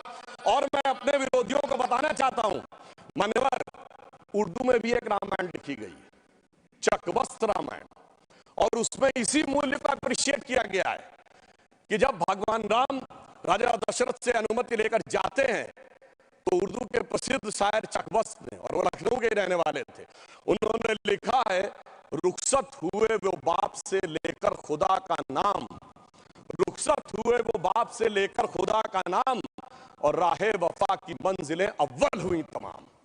यानी उनको तो दिखा कि राहे वफा की कौन सी मंजिलें हैं जो अव्वल हो रही हैं। मगर क्या बताऊं महोदय, एक फैक्ट बताना चाहता हूं। 22-23 दिसंबर 1949 की रात को जब श्री राम लला प्रकट हुए तो सबसे पहले वो रोशनी किसने देखी थी? वो यूपी गवर्नमेंट का एक सिपाही था जिसका नाम था अब्दुल बरकत। उसने बाकायदा मजिस्ट्रेट के सामने बयान दिया है कि रात में उसको दिव्य रोशनी दिखी, और जब दिव्य रोशनी हटी तो वहां पर श्री राम लला विराजमान थे। अब्दुल बरकत को रोशनी 1949 में दिख गई, मगर कुछ सियासत वालों को रोशनी 2024 में नहीं दिख रही है। और मैं आपको बताना चाहता हूं, बाबरी पक्ष के पैरोकार थे इकबाल अंसारी, और ये उदारता देखिए कि सबको बुलाया गया, विरोध करने वालों को बुलाया गया, ट्रस्ट के द्वारा गोली चलाने वालों को बुलाया गया, और इकबाल अंसारी को भी बुलाया गया, और इकबाल अंसारी प्राण प्रतिष्ठा में आ गए। उनका इकबाल तो बुलंद हो गया, मगर इन लोगों का इकबाल जमींदोज हो गया। और मैं ये भी बताना चाहता हूं, उसका एक कारण है। ऑन द लाइटर नोट, इसको कोई पर्सनल ना ले महोदय, ये कहा जाता है कि हमारे यहाँ राम का तत्व या ईश्वर का तत्व कौन नहीं समझ पाता है? जो कामी, क्रोधी, लोभी, खलकामी हो। राजनीति पे वो नहीं समझ पाता जो सेकुलर और वामी हो। अब मैं ये बताना चाहता हूं महोदय कि जो लोग कहते हैं भगवान राम ने अपने जीवन में, ये मंदिर किस चीज का प्रतीक है? कई लोग एक आध कोई शब्द लेकर बगैर पढ़े हुए, बगैर उस भाषा को जाने हुए अपनी बात कहने लगते हैं। तो मैं बताना चाहता हूं, भगवान राम ने कौन मेरा भक्त है इसका बाकायदा उदाहरण दिया। उन्होंने लिखा है, जात पात कुल धर्म बड़ाई, धन बल परिजन गुण चतुराई। इन 10 चीजों से मैं नहीं मिलता। मैं कैसे मिलता हूं? भक्ति से मिलता हूं। ये सारी 10 चीजें हो किसी के पास और भक्ति ना हो, तो उन्होंने कहा, भगतहीन नर मोहे ऐसे, जल बिन बारिध लागे जैसे। अर्थात अगर ये सब कुछ हो, जात पात कुल धर्म बड़ाई ये हो, भक्ति ना हो तो ऐसा जैसे बादल हो उसमें पानी ना हो। इसलिए भगवान ने इस बात का संदेश दिया। और मैं एक विषय और कहना चाहता हूं, जब राम मंदिर का निर्माण हो रहा था तो कहा जाता था, साहब वैज्ञानिक प्रमाण दीजिए। मैं बस एक बिंदु विज्ञान का भी और बताना चाहता हूं। यह विशुद्ध विज्ञान है, क्योंकि अगर आपने रामचरितमानस के शुरुआती श्लोक पढ़े हो तो उसमें बहुत साफ लिखा, सीताराम गुणगाम पुण्य अरण्य विहारिणो वंदे विशुद्ध विज्ञानो कबीश्वरो कपीश्वरो। अर्थात विशुद्ध विज्ञान महर्षि वाल्मीकि ने लिखा। और विज्ञान क्या है? पूछा गया था कि भगवान हुए कब, ये तो बताइए, यहां हुए कि नहीं ये बताइए। अब आप ये बताइए कि आज हम समय कहते हैं, उनका एग्जैक्ट टाइम लिखा है। जैसे आज हम टाइम कह रहे हैं, दिल्ली में कुछ और है, लंदन में कुछ और है, तो एक जीएमटी ग्रीनिच मीन टाइम बताया गया। पर अगर आपसे पूछा जाए टाइम का एब्सोल्यूट मेजरिंग पैरामीटर क्या है, which is equally applicable on Earth, Moon, solar system and any point in the space, it is only the relative positions of planet. और भगवान राम का वो exact relative positions of planet, जो Einstein का 4th dimension कहा जा सकता है, वो लिखा है कि मेष राशि में सूर्य था, मकर राशि में मंगल था, तुला राशि में शनि था, मीन राशि में शुक्र था। और जब नासा ने अपने प्लेनेटोरियम गोल्ड सॉफ्टवेयर में डाला तो 5114 बीसी की डेट निकल आई। इससे ज्यादा किसी को सबूत चाहिए? विज्ञान का वो सबूत मिला। और इतना ही नहीं, मैं बताना चाहता हूं, जिन लोगों ने अगर पढ़ी हो तो भगवान राम के जन्म के समय लिखा है कि चैत्र मास के समय शरद ऋतु थी। अंगद बताते हैं कि अश्विनी मास यानी आज के अक्टूबर के समय वसंत ऋतु थी।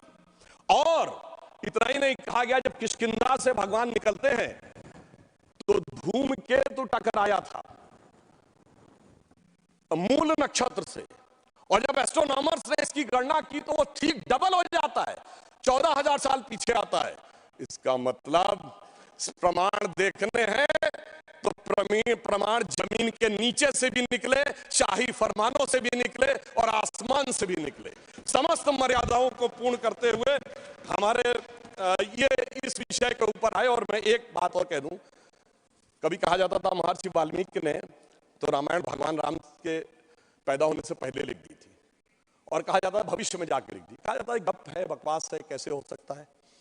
महाभारत कहा जाता है वेद व्यास ने भूतकाल में जाके लिखी, वैशंपायन के समय। अरे ऐसा कैसे हो सकता है? मैं पूछना चाहता हूं 1916 में आइंस्टीन की थ्योरी ऑफ रिलेटिविटी देने के बाद अब time travel forward, time travel backward बकवास है क्या? अगर किसी ने साइंस नहीं पढ़ी है तो उसे समझना चाहिए, मगर मैं ये नहीं कहना चाहता हूं इसको कह के। मैं कहना चाहता हूं हमारे ऋषि त्रिकालदर्शी थे, और ये टाइम एंड ट्रेवल तो बहुत छोटी बात थी जो अब धीरे धीरे लोगों को समझ में आ रही है। और मैं एक विषय और कहना चाहता हूं, हम सब ने भगवान राम के मंदिर तो देखा, वहां पर दूसरा सबसे बड़ा मंदिर कौन सा? हनुमानगढ़ी का।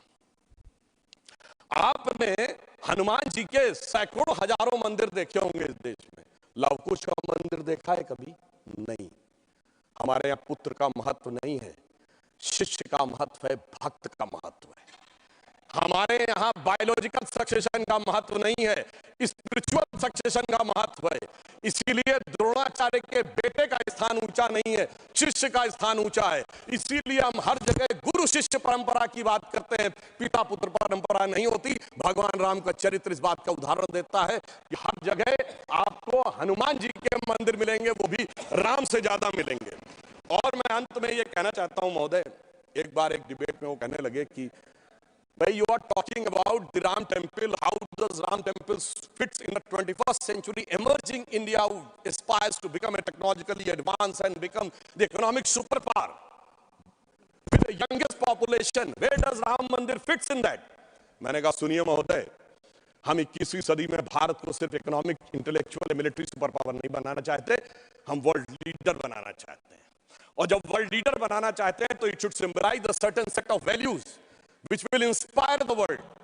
और अगर सारे श्रेष्ठतम मानवीय मूल्यों का प्रतीक कोई एक होगा तो वो भगवान राम का मंदिर होगा, जो विश्व के सबसे श्रेष्ठतम मानवीय मूल्यों का प्रतीक होगा। कैसे? मैं आधुनिक जियोपॉलिटिक्स बताना चाहता हूं। आज कोई एक देश किसी पर अटैक कर रहा है, रशिया यूक्रेन की लड़ाई चल रही है, चाइना का ताइवान के साथ प्रॉब्लम चल रहा है, इराक और उसका चल रहा है। क्या है डिप्लोमेसी में? नंबर 1 एनेक्सेशन, दूसरे देश को मिला लो। दूसरा है सबजुगेशन, वहां अपना डिप्यूटी अपॉइंट कर दो। और तीसरा है डोमिनेशन, उसके साथ संधि साइन कर लो। भगवान राम ने क्या लंका को जीतने के बाद एनेक्सेशन किया? नहीं। क्या वहां पर कोई अपना डिप्यूटी बैठाया यानी सबजुगेशन किया? नहीं। कोई ट्रीटी साइन कराई, डोमिनेशन किया? नहीं। तो मैं कह सकता हूं आज के जियोपॉलिटिक्स वर्ल्ड में जब क्लैश ऑफ सिविलाइजेशन कहा जाता है तो उसका प्रतीक वो राम मंदिर दिखेगा, जो पूरी दुनिया को बताएगा कि पीसफुल कोएग्जिस्टेंस कैसे हो सकता है बगैर एक दूसरे से लड़े हुए। इसलिए मैं कह सकता हूं 21वीं सदी का महान भारत बगैर राम मंदिर के संभव ही नहीं है।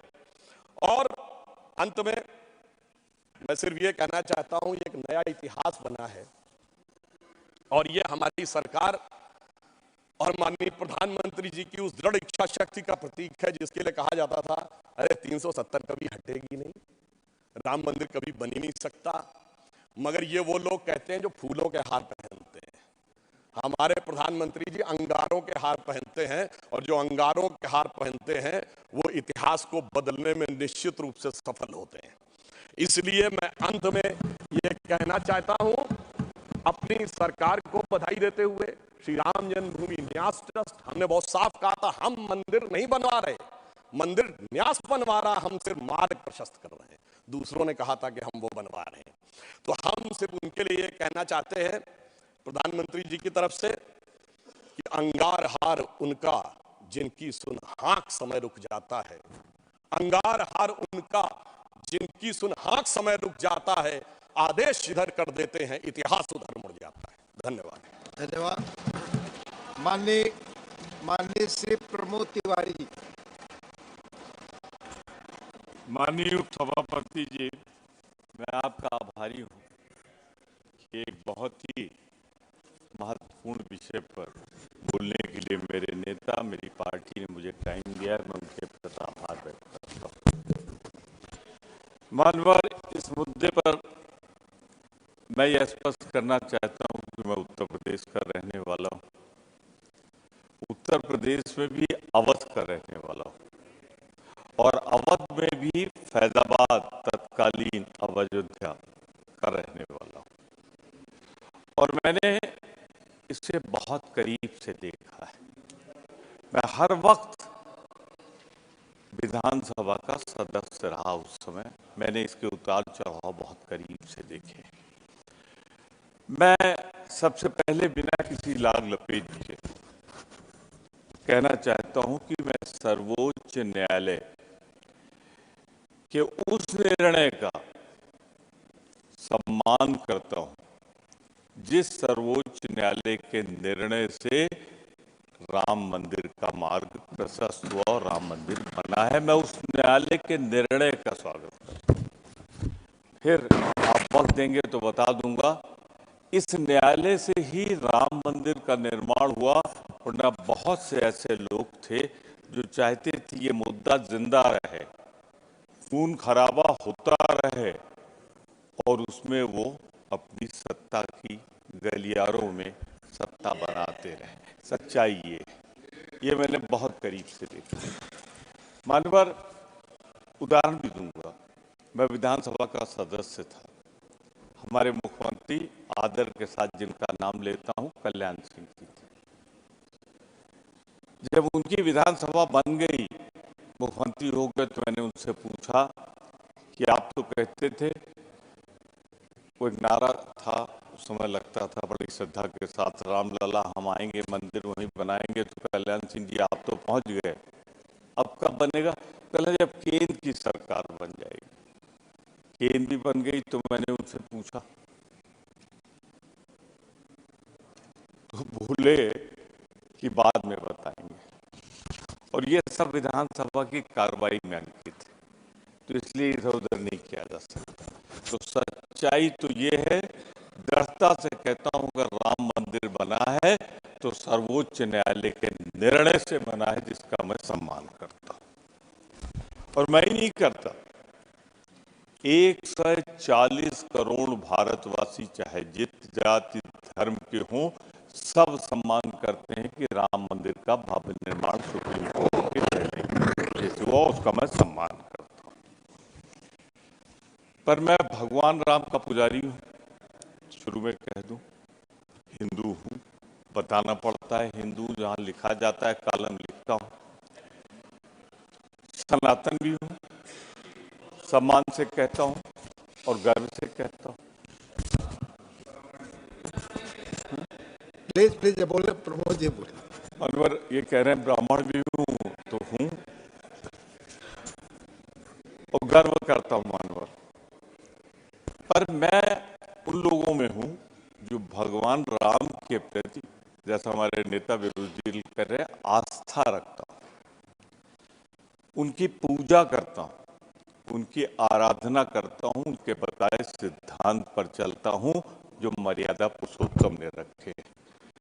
मैं, माननीय उपसभापति जी, मैं भगवान राम का व्यापारी नहीं हूं। जो लोग भगवान राम का व्यापार करते हैं, राजनीतिकरण करते हैं, मैं वो नहीं हूं। मैं भगवान राम, मेरे लिए आस्था का विषय है, मैं आस्था उनके ऊपर प्रदर्शित करना चाहता हूं। मानवर, मैं एक बात जरूर कहना चाहूंगा, ये भारत देश जिसके 140 करोड़ लोगों ने स्वागत किया है, उनमें हर वर्ग, हर धर्म और जाति ने त्याग दिया है, बलिदान दिया है, कुर्बानियां दी हैं। इनमें वो लोग बहुत नहीं जिन्होंने अंग्रेजों की चापलूसी और मुखबिरी की हो, आज वो भगवान राम को मानते हैं। मैं तो बहुत विनम्रता से कह रहा हूं, और आपसे ज्यादा मुझको कौन समझता है। मानवर, मैं ये कहना चाहता हूं कि एक सबसे बड़ा पुजारी अगर भगवान राम का कोई है राजनीति में, रहा भी नहीं भी रहा, दिशा भी दिखाता रहा, तो राम का सच्चा पुजारी गांधी था, महात्मा गांधी थे। आज महात्मा गांधी को कौन मानता है ये जग जाहिर है, पर भगवान राम के सबसे बड़े पुजारी गांधी का हत्यारा गोडसे की पूजा करने वाला कौन है ये भी दुनिया जानती है। आज उन सिद्धांतों पे लोग चल रहे हैं, पर मेरी चिंता है, मुझे उससे निवारण लेना है, इसलिए मैं कह रहा हूं, मान्यवर, राजनीति से अगर नहीं जोड़ना था तो मैं जितना पढ़ा लिखा हूं, समझदार हूं, मंदिर का प्राण प्रतिष्ठा तब होती है जब मंदिर पूर्ण हो जाता है, पूर्णता को प्राप्त कर लेता है, मंदिर बन जाता है। उसके कई व्यवहारिक कारण हैं कि एक मंजिल बना दो, दूसरे मंजिल पे जाएंगे, फिर मजदूर बनाएंगे, उनके चरण होंगे वहां पे जहां भगवान स्थापित होंगे। मुझे सिर्फ दुख है कि मंदिर के अपूर्ण स्थिति में स्वागत किया गया, अपूर्ण, इनकम्प्लीट। ये ट्रस्ट भी कह रहा है, तो मानवर इसकी जल्दी क्या थी? कोई कारण है तो उधर से जवाब आ जाएगा, लेकिन जो मैं कारण समझता हूं, चूंकि मैंने कहा मैं अवध का रहने वाला हूं, मैंने पूछा लोगों से कि ये मंदिर कब बंद कर तैयार होगा, तो लोगों ने बताया नवंबर दिसंबर तक हो जाएगा। नवंबर दिसंबर तक होने की हम भी कल्पना कर रहे थे। एक दिन आया कि ये 22 जनवरी को होगा। मैं अचंभित हो गया कि सब कुछ मुमकिन है, कोई है अगर तो शायद कोई तकनीक आई होगी कि पूरा भव्य राम मंदिर जो नक्शा दिखाया जा रहा है, मैं अपने सबूत में भगवान राम के भव्य मंदिर का नक्शा आपको दिखाता हूँ। क्या वो पूर्ण है? क्या अपूर्ण मंदिर का प्राण प्रतिष्ठा करके पूरे भारत देश को खतरे में नहीं डाला गया? अगर हिंदू धर्म मानते हैं, लोग कहते हैं अपूर्ण मंदिर की पूजा कर लो, तो वो पूरे समाज के लिए पीड़ादायक होता है, दुखदायक होता है। मैं इससे नहीं जोड़ता कि जिस दिन उन्होंने किया उसी दिन दिल्ली में भूकंप आया था, मैं इससे नहीं जोड़ता उसको। फिर भी लोग तो कहती हैं, पर मैं एक बात जरूर कहना चाहता हूँ, मानवर, हिंदू होने के नाते हम सब मंदिर में नहीं जा पाते तो वो बाहर से ध्वजा को प्रणाम कर लेते हैं, जो ध्वजा होती है, आप भी करते होंगे। लेकिन इस मंदिर की ध्वजा कहाँ है? मान्यवर, ध्वजा ये नहीं है कि कलश होता तो ध्वजा होती, बिना कलश के निर्माण कर लिया। तो मैंने कुछ पूछा, गांव वालों से, ज्यादा पढ़े लिखे नहीं थे, भैया ये काहे अपूर्ण मंदिर का उद्घाटन हुआ? ये अवध की बात कर रहा हूं। तो मुझे जवाब ये दिया गया, स्लिप पढ़िएगा नहीं, मैं जानता हूं क्या है।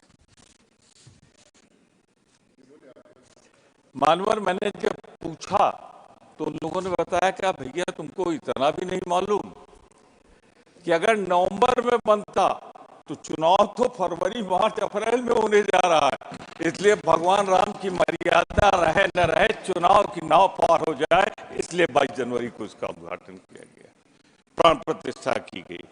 अब मानवर, मैं आगे भी आपसे कहना चाहता हूं,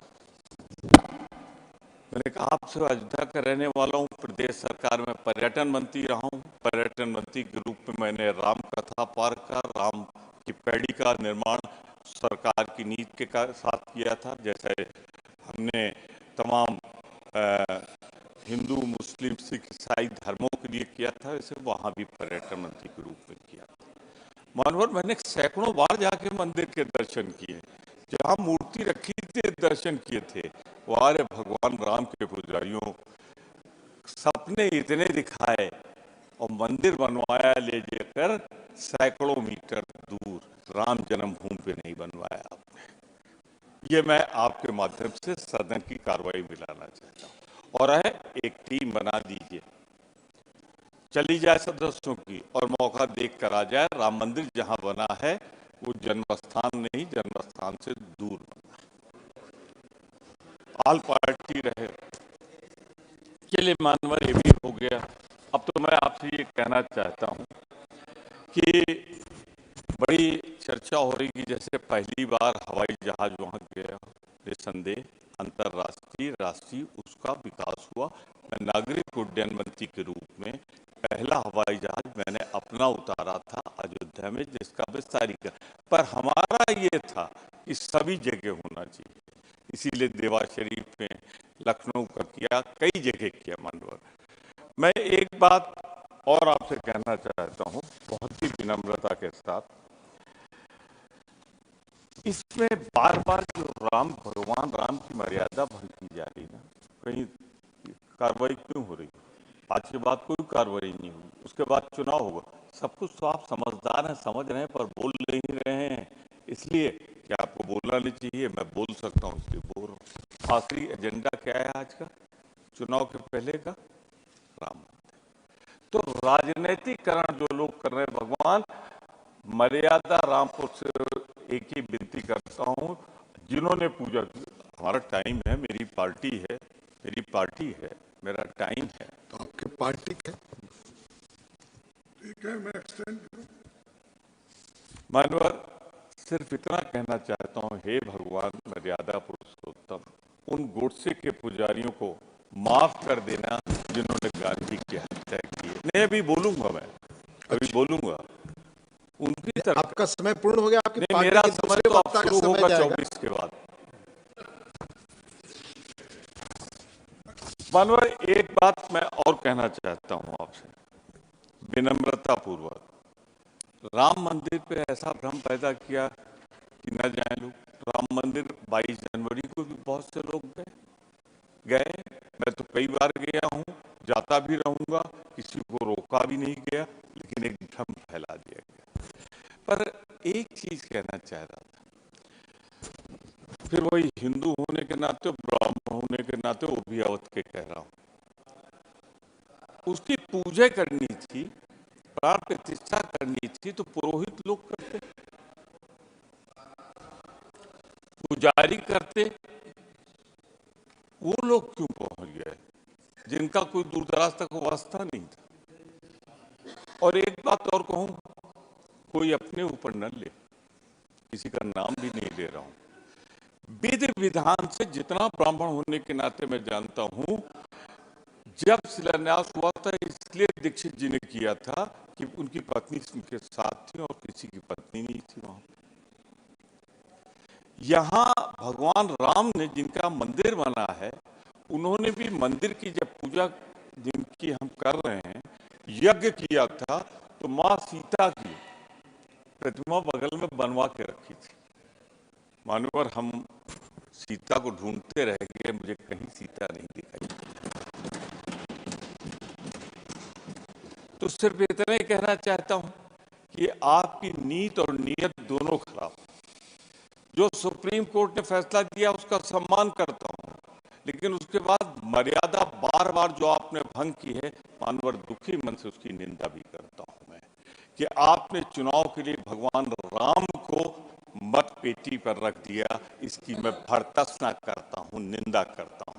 बन जाने देते पूरा मंदिर नवंबर दिसंबर में। आपकी पार्टी से एक और वक्ता है, उनका समय कम हो रहा है। चिंता मुझे है, उनकी चिंता मुझे है, आप मैं पार्टी का डिप्टी लीडर हूं, मुझे उनकी चिंता है और आपसे आग्रह करूंगा उनको भी 15 मिनट कम से कम बोलने दें। ये मेरे हाथ में नहीं है, समय पहले से आपके तय हाथ है। में तो आप बहुत जानते कुछ हैं। है। प्लीज चलिए, हिम्मत करिए बस आप। प्लीज।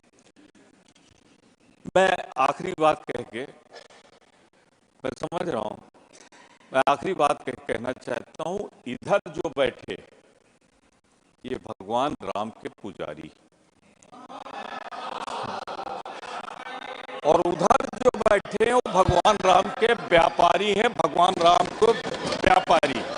मैं बहुत स्पष्ट रूप में कहना चाहता हूं मनोहर, इन्होंने बार बार, हरनाथ जी अब जाने वाले हो, बैठ जाओ बैठ जाओ बैठ जाओ। मैं भी कहना चाहता हूं, हम भगवान राम की मर्यादा की रक्षा करने के लिए प्राण दे सकते हैं, और ये वो हैं जो अपने राजनीतिक स्वार्थ के लिए प्राण लेते हैं, हम प्राण देते हैं।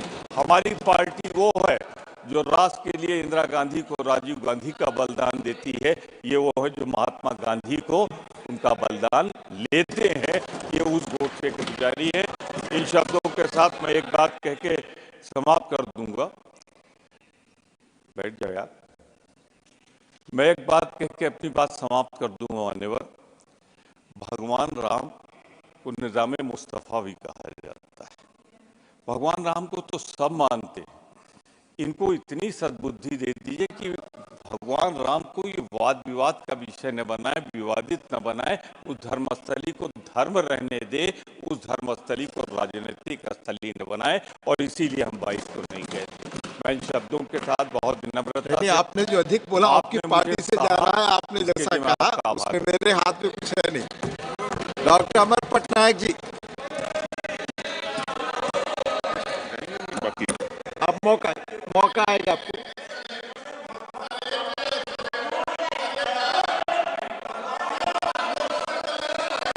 Please doctor Amar Patnaik ji. Sir आज का जो डिस्कशन पॉइंट है श्री राम मंदिर के ऐतिहासिक निर्माण और प्राण प्रतिष्ठा, इसको हम वेलकम करते हैं।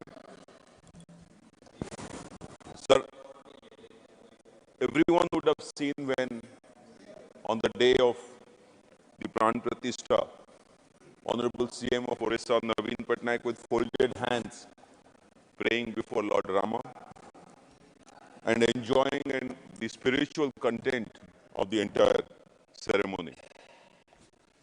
Sir, in this context, I would like to bring to the information of this House that we have Lord Sri Jagannath at Puri. He is the deity of all the entire country, definitely of Orissa. History has it that he was a tribal deity adorned by the Vils and the Sabar people as a symbol of Narayana. Another legend claims him to be Nilamadhava. He is also the god of the Jains. He symbolizes the cultural integrity of India, not just of Orissa. Now, on 17th of January 2023, under a scheme which is called Augmentation of Basic Amenities and Development of Heritage and Architecture, the Abada scheme, the Orissa government, under the guidance of Sri Naveen Patnaik, started what is called as the Sri Mandir Parikrama project. What has not been done, what had not been done for 700 years, was completed in a record time of 3 years, starting from 2021. Again, I wish to inform the House that Orissa is the only state which has a heritage cabinet. Honorable CM is committed to recapturing the glory of all heritage sites and in particular making Puri as the International Cultural Heritage Center. A center where people and devotees from all over the world who are devotees of Prabhu Jagannath will come over there. So as a part of the project, the entire idea has been to increase the spiritual connect between the devotee and the Lord, devotee and Prabhu Jagannath. What has been achieved in this process is to allow the pilgrims not to have the basic amenities, and once they have the basic amenities, to enjoy the spiritual glory of Lord Jagannath in his full glory, in all the components of the temple in its full glory. For example,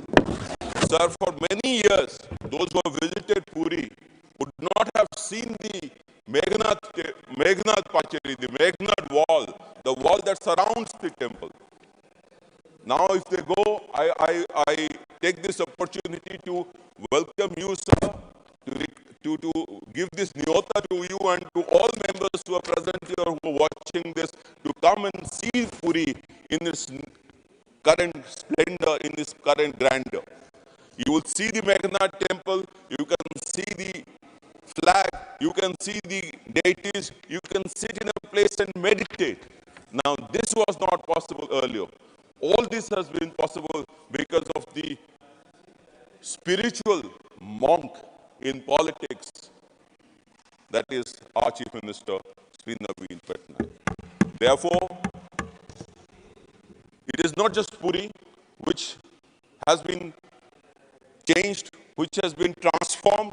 It is even Lingaraj temple in Bhubaneswar, which is one of the oldest temples. In fact, it is older than Puri of Lord Shiva, that is also undergoing transformation.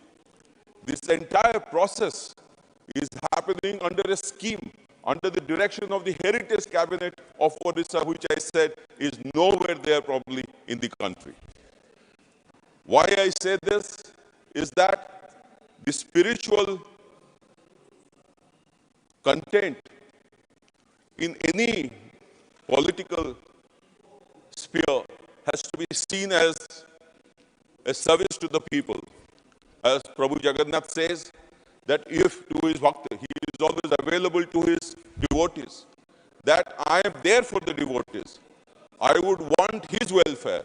And keeping that in mind, RCM went ahead with this particular exercise, and this is happening in all the important temples and where gods and goddesses are there in Orissa, whether it is in west, whether it is in east, whether it is in north, whether it is in south, whether it is in Mayurbhanj, whether it is in Kalahandi, whether it is in Sambalpur, or whether it is in Bhubaneswar or in Puri. Therefore, while I support this discussion, I would once again welcome everyone to visit Puri and have a darshan of the Lord of the Universe, Mahaprabhu Jagannath. Thank you so much, sir. धन्यवाद doctor Amar Patnaik ji. माननीय doctor K Keshava Rao ji,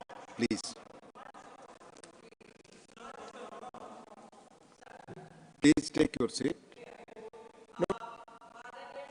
I am going as per record.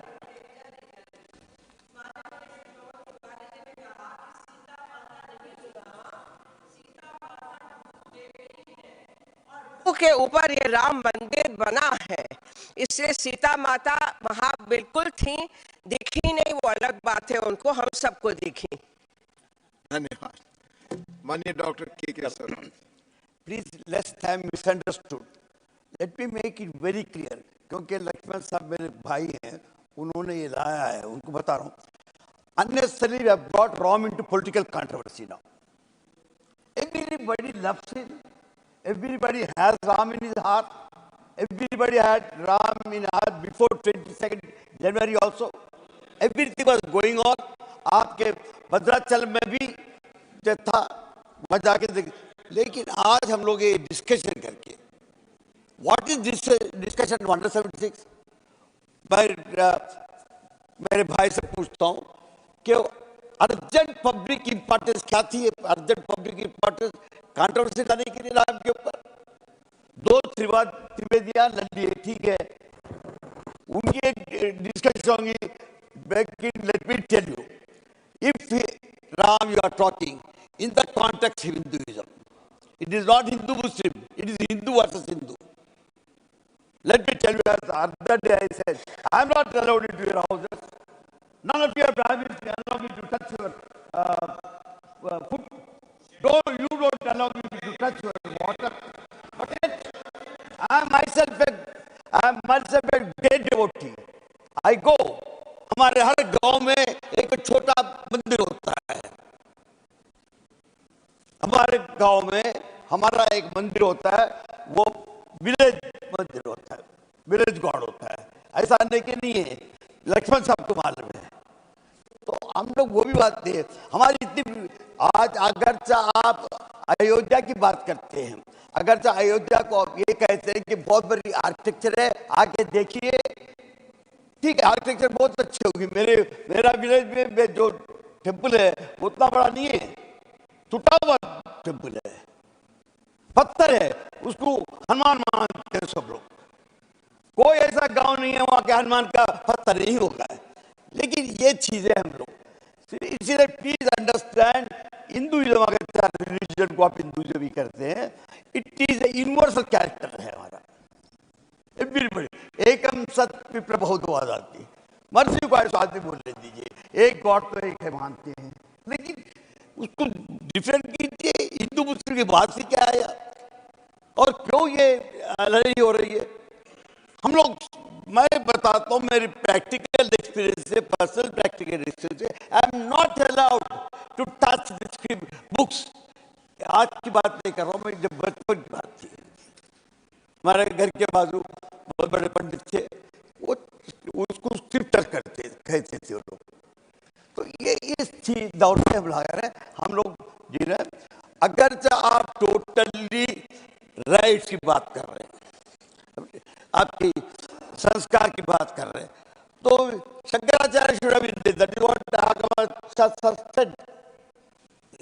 My registrar of Puspa University came and told me, साहब अगर without Shankaracharya it cannot be, प्राण प्रतिष्ठान नहीं हो सकता, प्रतिष्ठान हो सकता है, प्राण प्रतिष्ठान होने के लिए शंकराचार्य हो।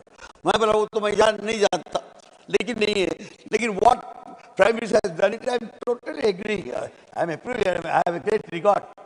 वो आदमी 11 दिन उपवास थे, कोई बोलो खोर रह सकते बोल के किसी ने पूछा।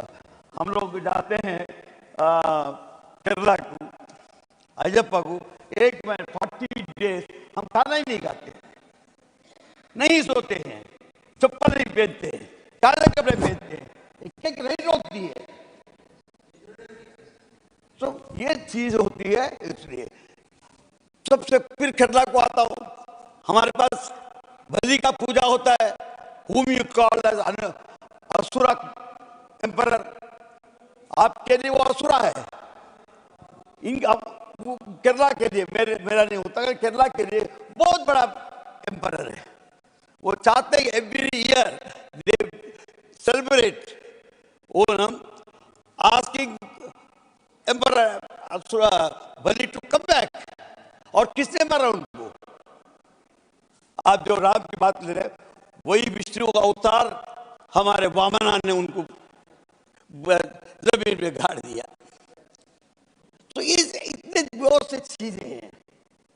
इसीलिए कुर्म पुराना बोलता है कि this society, various communities, they are various gods, they are various rites, their various rituals, they respect themselves. That makes Hinduism. Hinduism is not one book. I have read Rig Veda. There is no philosophy at all. Later, Smritis have a philosophy. Please conclude now. Please conclude. Time is over. That is what I am saying. Hinduism is the greatest thought, because it is transcendental. Whatever is true, which transcends time and space, is truth. इसलिए महात्मा गांधी ने एक concept पे God को push कर दिया। Lot of people don't agree in philosophy, but it इसलिए किया कि सो सर, मैं बताता हूँ, आप हिंदुइज्म को ये कॉन्ट्रडिक्शन चला के उसको ये मत कीजिए। अभी उन्होंने प्रभु जगन्नाथ की बात की, किसी ने और की बात, हम क्या की बात कर रहे हैं, मिस्टर क्या की तिरुमला की, Anil Prasad Hegde, mister Anil Prasad Hegde, mister Anil Prasad Hegde, thank you. धन्यवाद उपसभापति महोदय जी, मुझे समय देने के लिए। राम मंदिर का ऐतिहासिक निर्माण और प्राण प्रतिष्ठा पर ये जो शॉर्ट ड्यूरेशन डिस्कशन है, इसमें मैं पार्टिसिपेट करने के लिए खड़ा हूँ। इस सदन में ये मेरी आखिरी स्पीच है। मैं मेरा पार्टी का नेता नीतीश कुमार जी को धन्यवाद देता हूँ मुझे यहाँ पर भेजने के लिए। आदरणीय प्रधानमंत्री जी को बधाई देता हूँ ये जो भव्य राम मंदिर जो बनाने के लिए नीतीश कुमार का नेतृत्व का मेरा दल हमेशा राम मंदिर विवाद को दोनों धर्म का आपसी सहमति या न्यायालय का फैसले से सुलझाने का पक्ष में रहा है। महोदय, 4 साल पहले न्यायालय द्वारा विवाद सुलझ गया, स्वागत करता हूं। वैसे 28 साल पहले आदरणीय पूर्व प्रधानमंत्री जी चंद्रशेखर जी जो प्रधानमंत्री थे, जिसमें यहाँ का कुछ सदस्य मंत्री भी थे, उस समय कांग्रेस का भारी समर्थन से वो सरकार चल रहा था। तो उस समय चंद्रशेखर जी राम जन्मभूमि न्यास और ऑल इंडिया बाबरी मस्जिद एक्शन कमेटी को कॉन्फिडेंस में लेकर, वैसे बीजेपी का नेता आदरणीय भैरव सिंह शेखावत जी का भी बहुत योगदान रहा। तो ये आपसी सहमति से इस विवाद को सुलझाने के लिए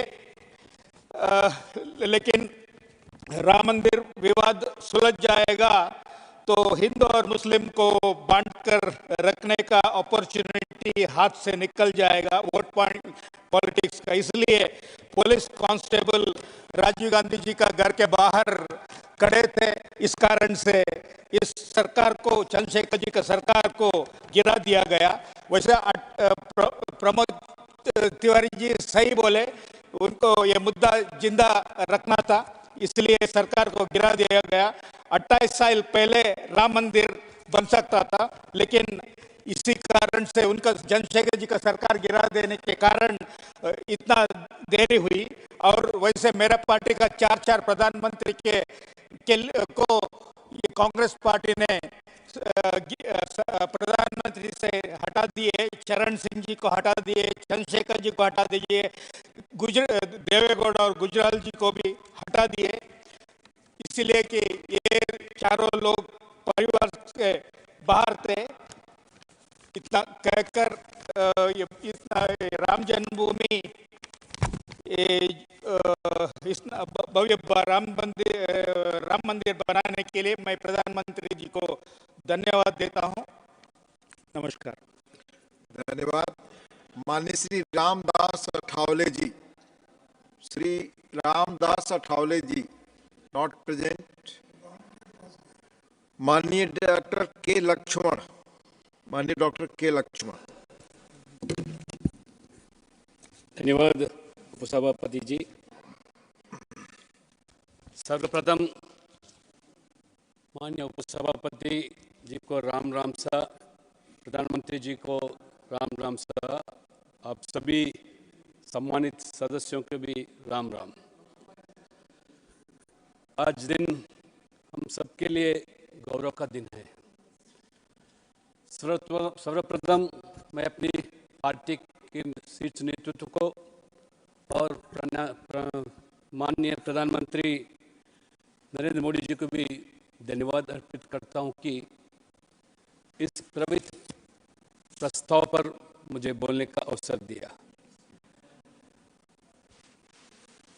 मोदी जी ने 22 जनवरी 2024 को प्राण प्रतिष्ठा के दिन बोले हुए शब्द से मैं शुरुआत करूंगा। राम आग नहीं ऊर्जा है, राम विवाद नहीं समाधान है, राम सिर्फ हमारे ही नहीं है, राम तो सबके है, राम सिर्फ वर्तमान नहीं, राम अनंत काल है। ये भारत का समय है और भारत अब आगे बढ़ने वाला है। शताब्दियों के इंतजार के बाद यह पल आया है, अब हम रुकेंगे नहीं।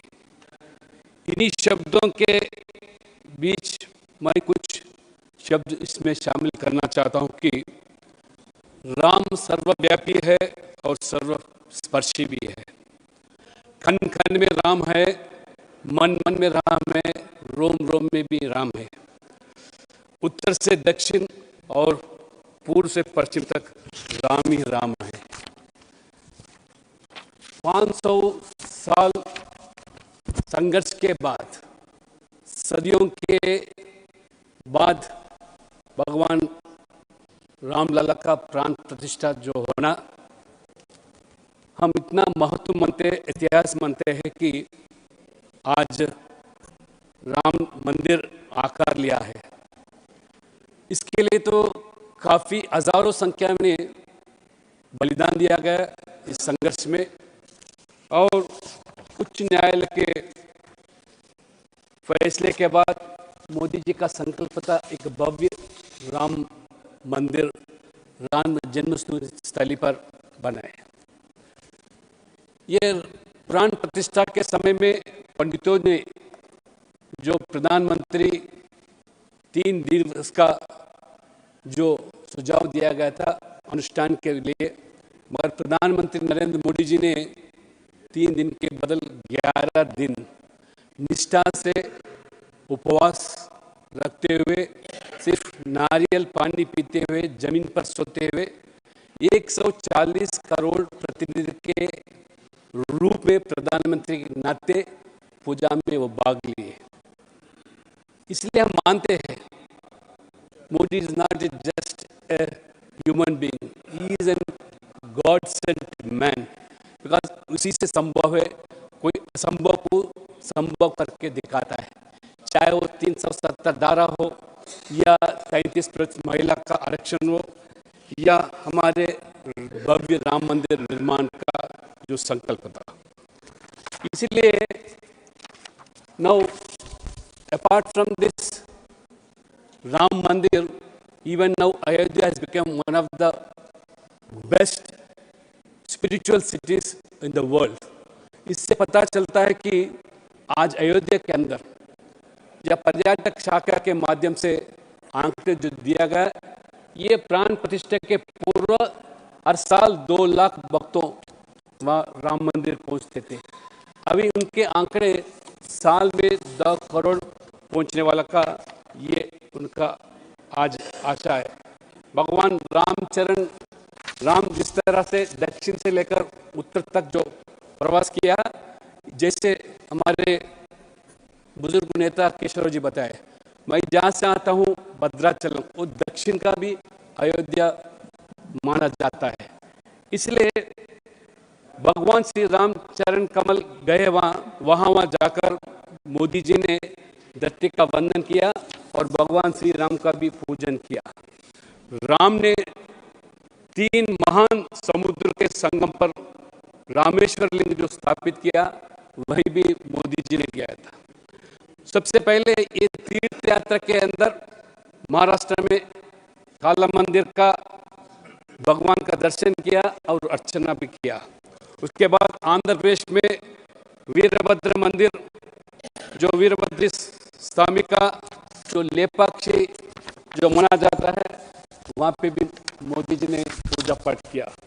उसके बाद केरला में गुरुवायूर मंदिर गया, त्रिपुरार और रामस्वामी मंदिर का दर्शन भी किया था। इसके बाद तमिलनाडु में रंगनाथ स्वामी का जो वैकुंठ एकादशी के नाते हम जो पवित्र मानते हैं, उस मंदिर पे भी तिरुचिरापल्ली, और इस मंदिर में भगवान विष्णु का लेटा हुआ रूप में हम देखते हैं, जिन्हें श्री रंगनाथ स्वामी के नाम पर जानता है। मोदी जी ने उस रंगनाथ स्वामी जी का दर्शन किया। जब राम की प्रतिष्ठा होती है तो उसका प्रभाव वर्षों शताब्दियों तक नहीं, हजारों वर्षों के लिए होता है। इसलिए आज हम इस पवित्र जो कार्यक्रम हुआ था, इसके लिए हम इसका माध्यम से आज चर्चा में रूप ले रहे। श्री राम पर चर्चा करते समय आदिवासी, आधुनिक ओबीसी समुदाय का प्रतिनिधित्व करने वाले माँ सबरी और निषाद राज केवट जैसे महान भक्तों का याद करना अनिवार्य होता है। राम राज्य की कल्पना में पिछड़े वर्गों और अनुसूचित जाति जनजातियों का सशक्तिकरण अनिवार्य हो जाता है। वर्तमान सरकार मोदी जी के नेतृत्व में यह सुनिश्चित करने का दिशा में पूरी लगान के काम किया गया। हर समुदाय सशक्तिकरण का भावना के साथ किया। इन सब काम से आज मोदी जी ने ये चर्चा होते कहा कि सबका साथ, सबका विकास, सबका विश्वास, सबका प्रयास। माननीय प्रधानमंत्री मोदी जी ने रामराज सुशासन 4 स्तंभों पर खड़ा होता है।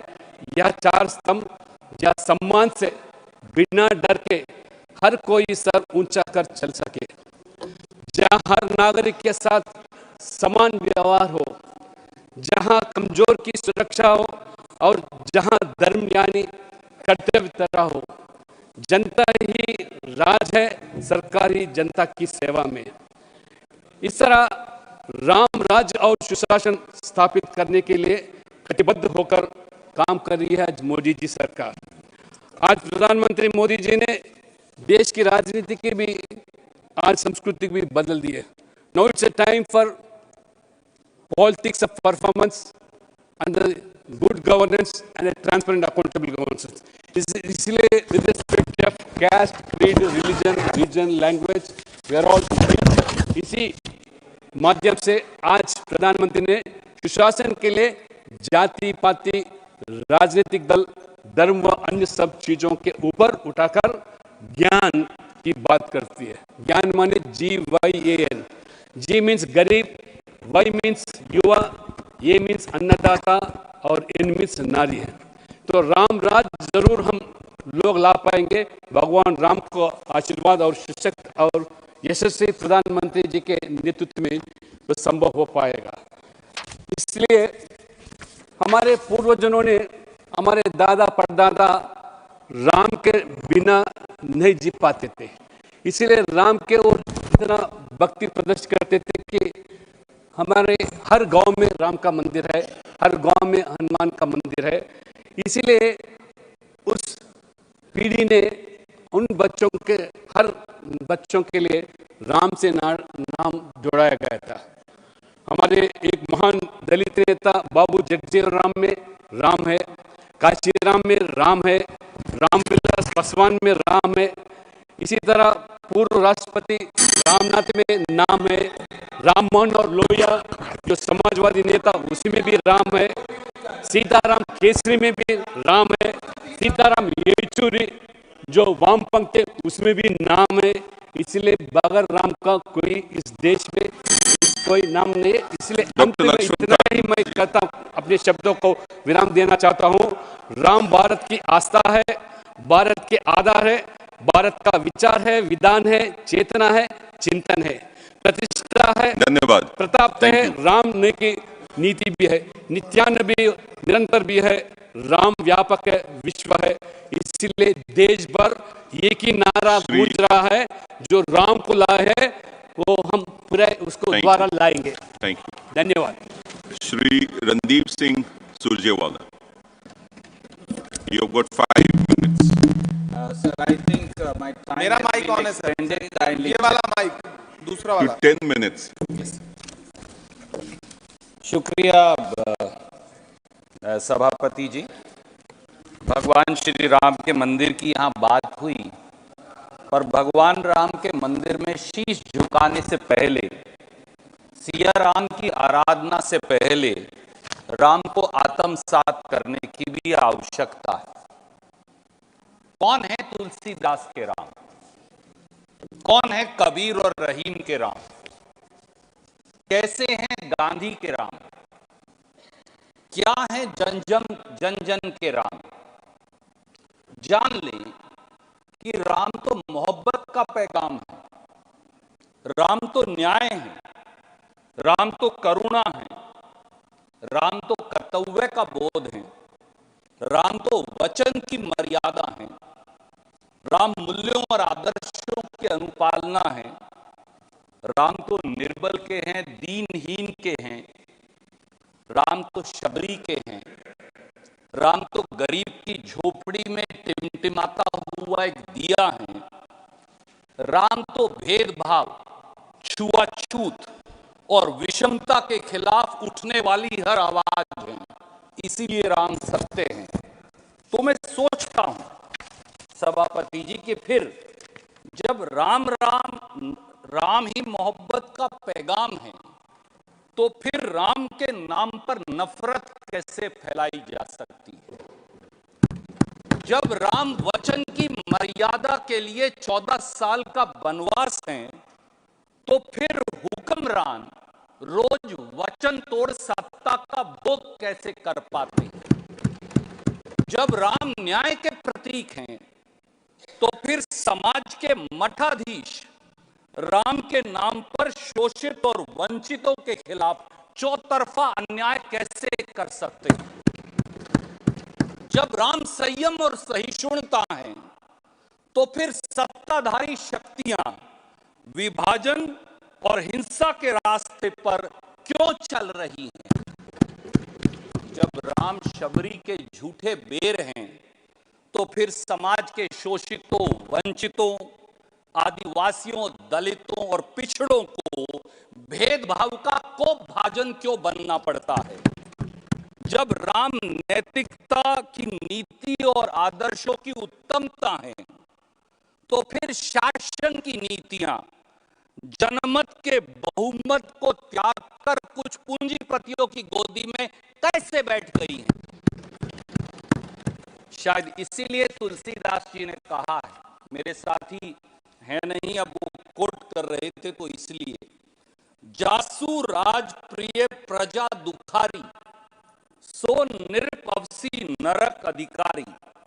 अर्थात जिसके राज्य में प्यारी प्रजा दुखी रहती है, वह राजा अवश्य ही नरक का अधिकारी होता है। सभापति जी, जब राम न्याय, करुणा, संयम, सहिष्णुता, सदाचार, आदर्श और कर्तव्य के प्रतीक हैं, तो राम के नाम पर कभी भी नफरत, नकारात्मकता, निराशा, विवाद, वैमनस्य, विद्वेष और हिंसा नहीं फैलाई जा सकती। यही राम नाम का सार भी है। भगवान राम को हम सब, पूरा देश, पूरी दुनिया मर्यादा पुरुषोत्तम के नाम से जानते हैं।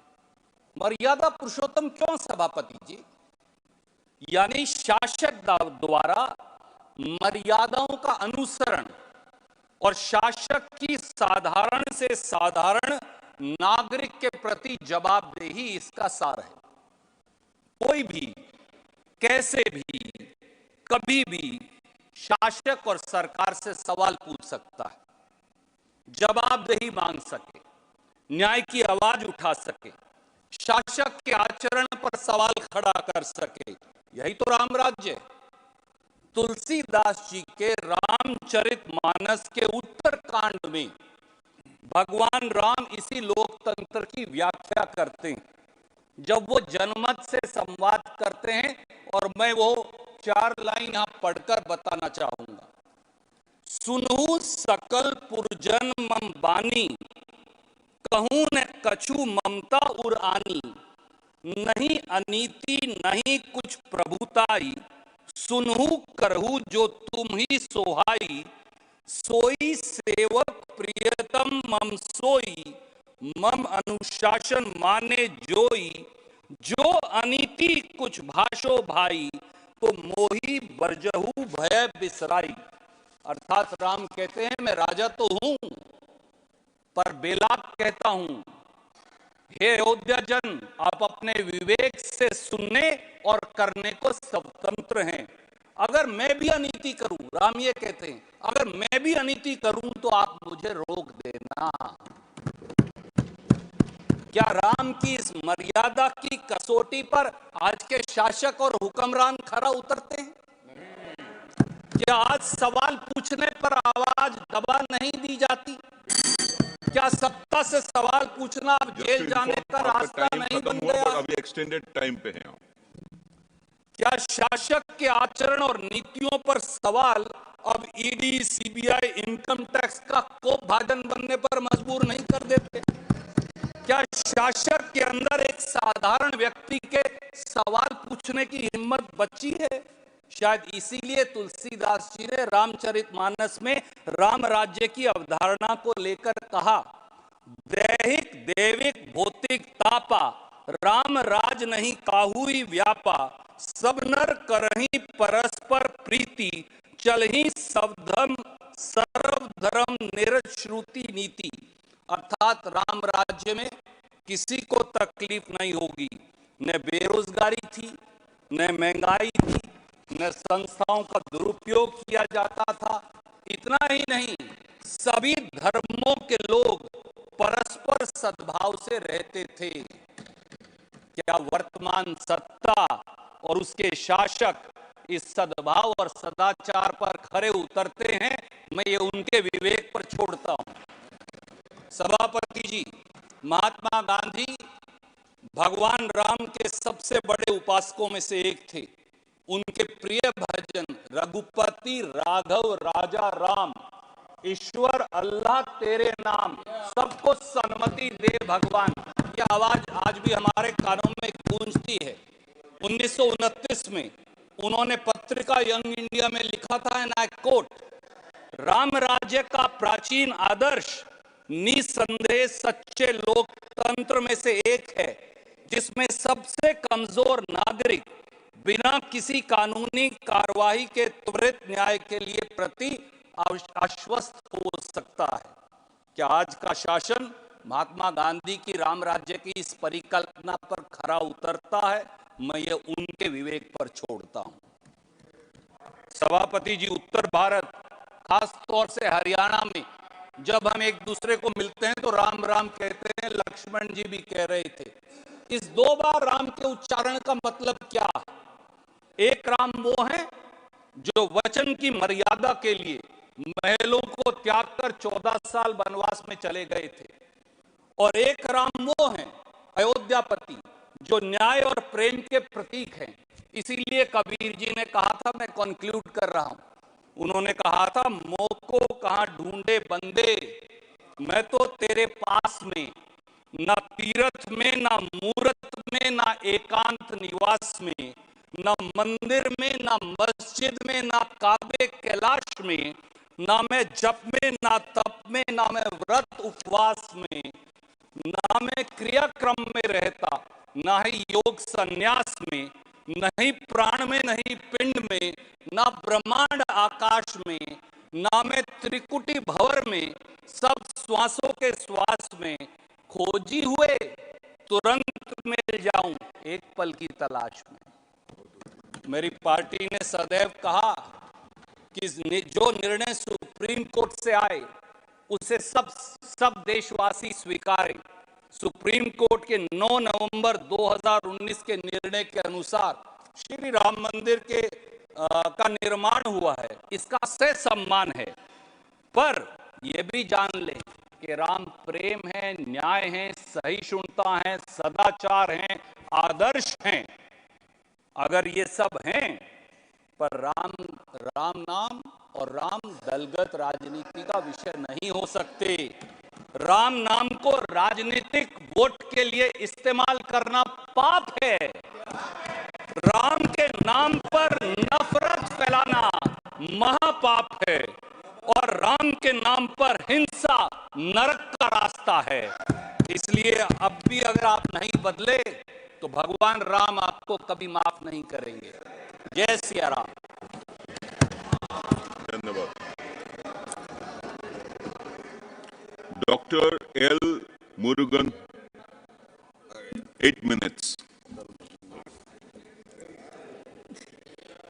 Respected Vice Chairman sir, today you speak in Tamil. You're speaking in Tamil, right? Yes, sir. Yeah.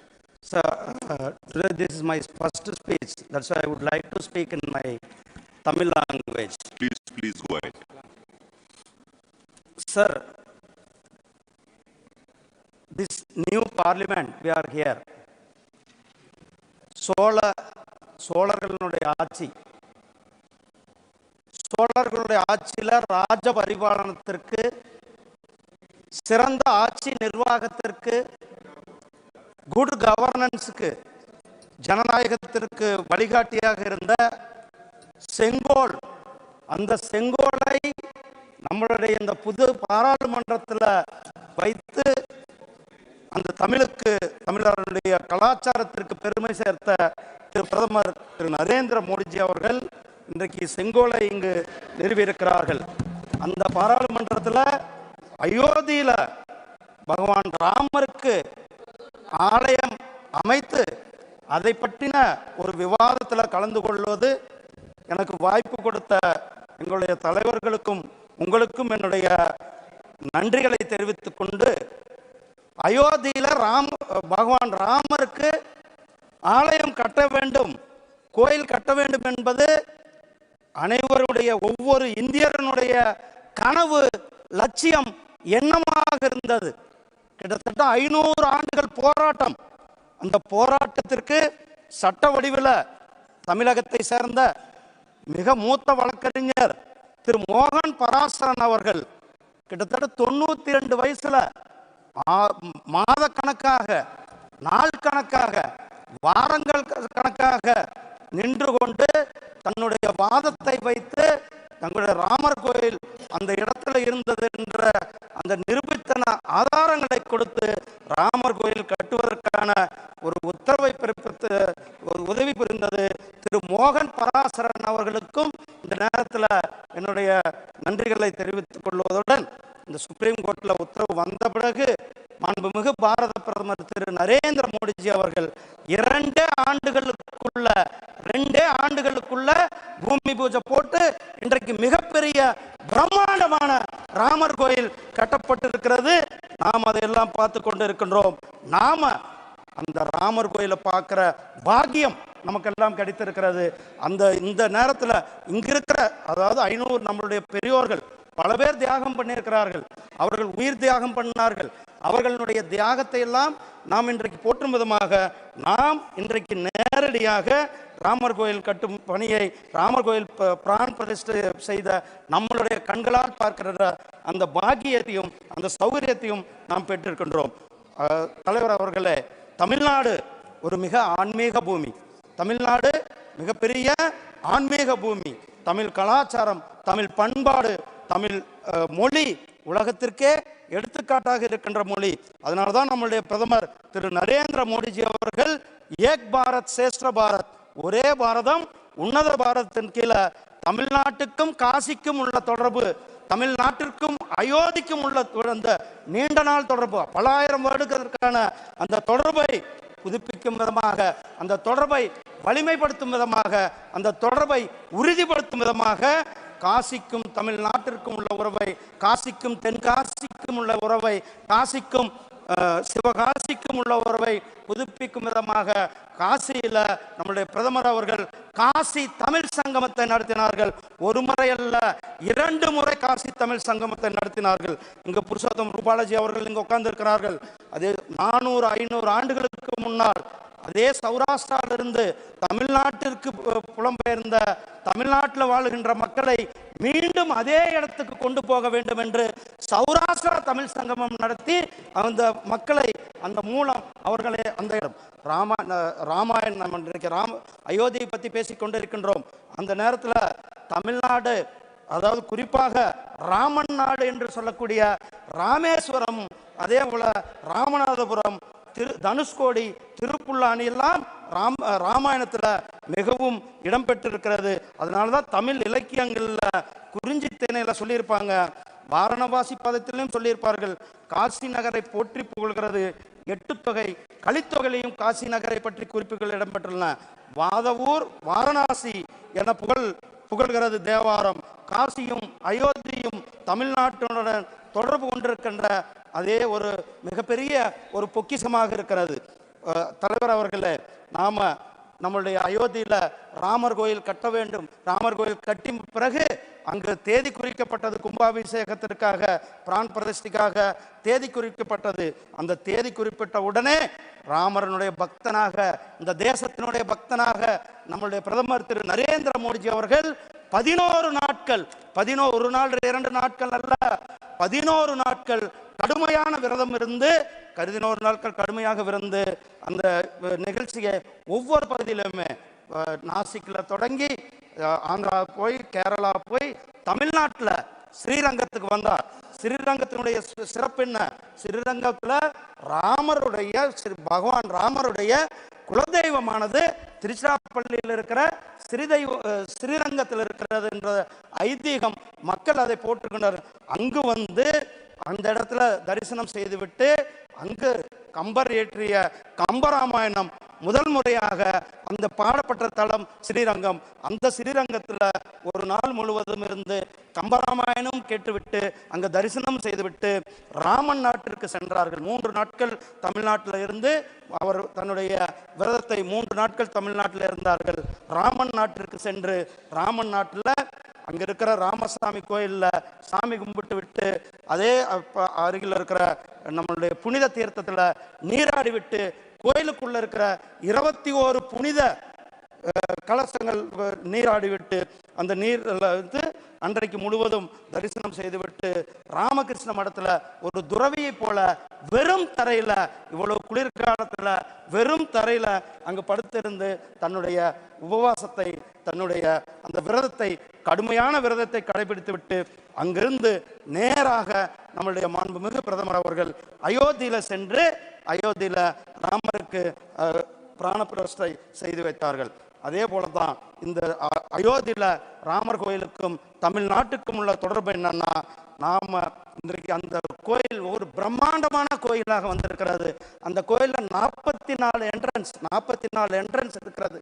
அந்த 44 என்ட்ரன்ஸ்லுமே மிக பிரம்மாண்டமான மரவேலைகள் அந்த கலைஞர்கள் செய்திருக்கிறார்கள். தமிழ்நாட்டை சேர்ந்த, குறிப்பாக கன்னியாகுமரி மாவட்டத்தை சேர்ந்த வெள்ளிச்சந்தை சேர்ந்த மரசிற்பு கலைஞர் ரமேஷ் தலைமையிலான 50 கலைஞர்கள் அந்த 44 பிரம்மாண்ட கதவுகளை செய்து கொடுத்து இன்றைக்கு ராமர் கோயிலில் வைக்கப்பட்டிருக்கிறது. தலைவர் அவர்களே, என்னுடைய சொந்த மாவட்டம் நாமக்கல் மாவட்டத்திலிருந்து வர்றேன். நாமக்கல் மாவட்டமும் கூட ராமாயணத்து கூட தொடர்பு உள்ளது, ராமர் கூட தொடர்பு உள்ளது.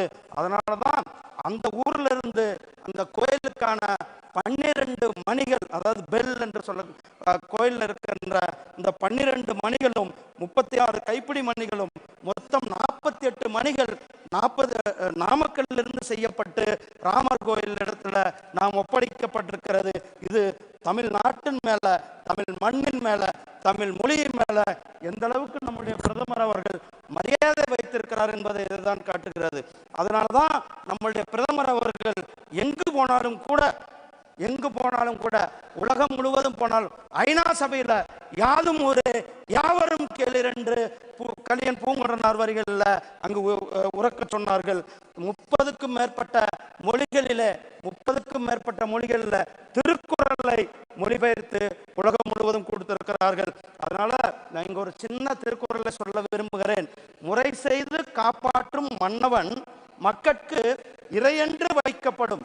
அதாவது யார் those who is giving good governance, Seva, சுசாசன், kharif Kalyan, he is treated like a god. This is told by महान ऋषि तिरुवल्लुवर ने कहा गुड सुशासन कौन अच्छा सुशासन दे रहा है, उन्होंने भगवान का इक्वल है हमारा तिरुवल्लुवर ने कहा। ऐसे ये हमारा प्रधानमंत्री जी ने गुड गवर्नेंस लेके आज इतना बड़ा काम किया। हम क्या बोलते वो करते, कुछ लोग बोलते करते नहीं। ये तिरुवल्लुवर इसका भी कहा, சொல்லுதல் யாருக்கும் அறியவாம் சொல்லிய வண்ணம் செயல்.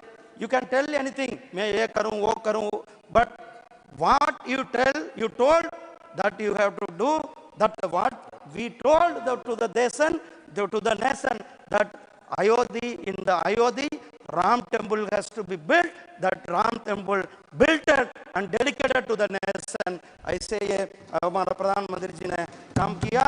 इस काम का मैं प्रधानमंत्री जी को कोटि जन लोग के साथ धन्यवाद देना चाहता हूँ। जय हिंद, जय श्री राम, जय श्री राम, जय श्री राम। धन्यवाद।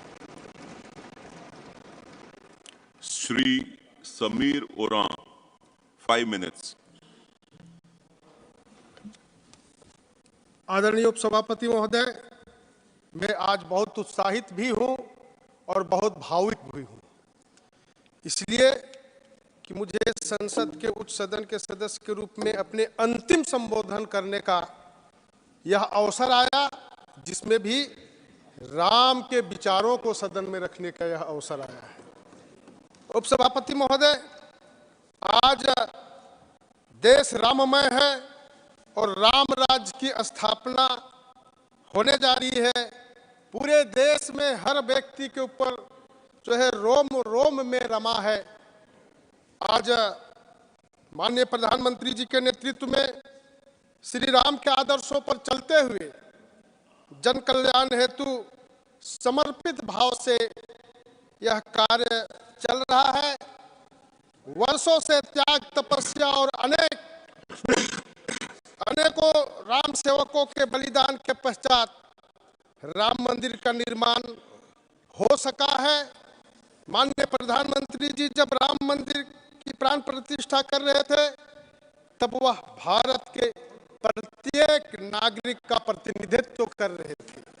उपसभापति महोदय, यह स्वयं में एक ऐतिहासिक क्षण था जब टीवी में प्राण प्रतिष्ठा को देख रहे थे तो अपने आप सब लोग जो है भावुक हो गए थे और एक श्रद्धा का आंसू बह रहा था।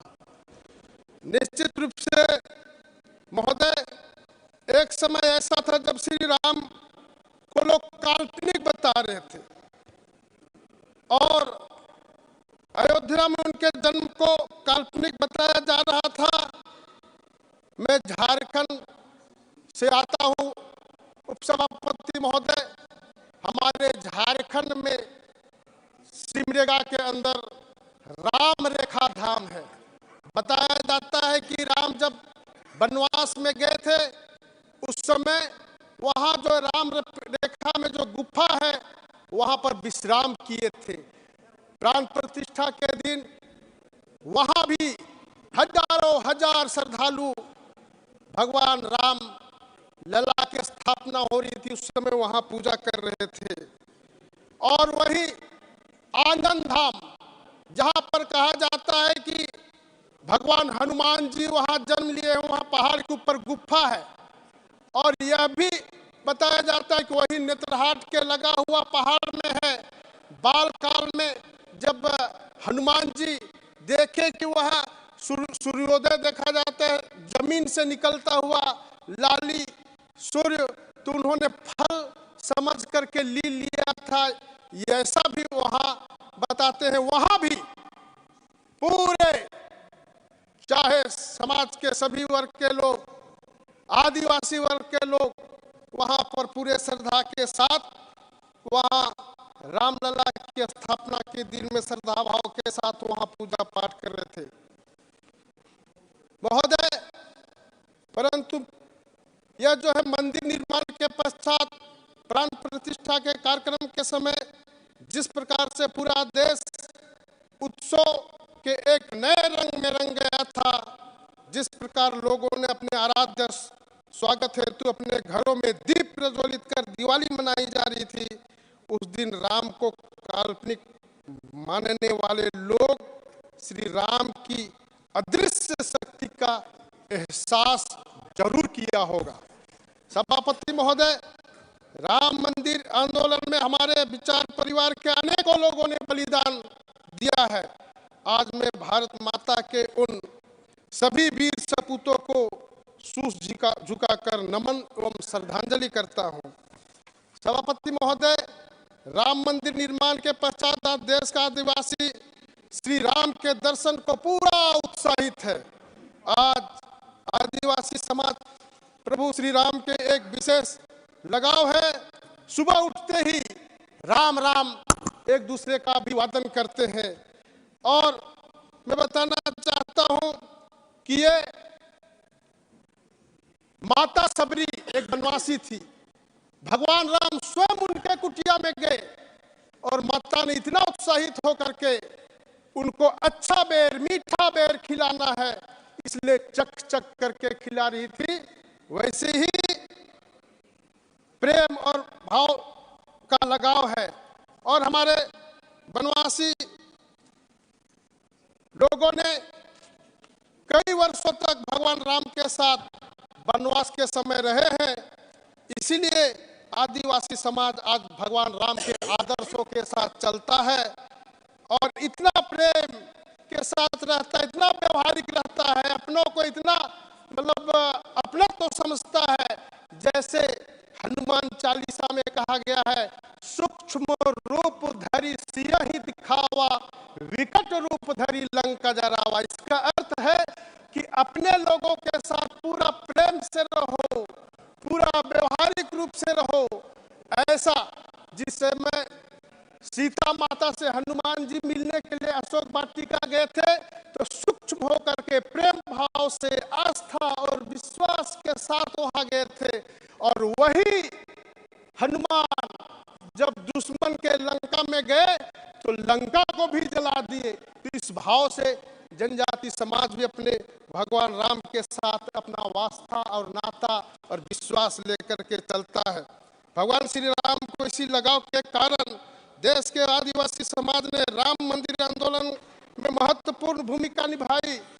और मैं बताना चाहता हूं कि जिस समय जो है राम जन्मभूमि मुक्ति आंदोलन के समय अयोध्या के लिए जन जागृति चल रहा था, उस समय आदिवासी गांव मध्य प्रदेश में एक जो है अलीराजपुर है, वहां इस कार्यक्रम का समापन हुआ, जिस समय आदिवासी समाज के लोग हजारों हजार वहां पर जो है एकत्र होकर के अपनी इस राम जन्मभूमि के लिए लोग काम किए थे। महोदय, मैं बताना चाहता हूं कि हमारे झारखंड से भी 1992 में सांझिया कोरवा जो प्रिमिटिव ट्राइब है, उनके नेतृत्व में यह जो है कार सेवा के लिए निकले थे, लेकिन उनको जो है उत्तर प्रदेश के गोरखपुर में ट्रेन से उतार करके एक स्कूल के अंदर में जो रख दिया गया। एक सप्ताह तक उनको अन्न पानी कुछ नहीं दिया, लेकिन भगवान राम की कृपा थी, इसलिए उन लोगों ने बहुत ही मतलब सुरक्षित और व्यवस्थित होकर के अपने गांव को लौट पाए। परंतु मैं बताना चाहता हूं कि भगवान श्री राम के साथ अपने विशेष लगाव भाव के साथ आदिवासी समाज के लोग यातनाओं को झेलते हुए भी वो जो है समर्पित भाव के साथ आगे बढ़े।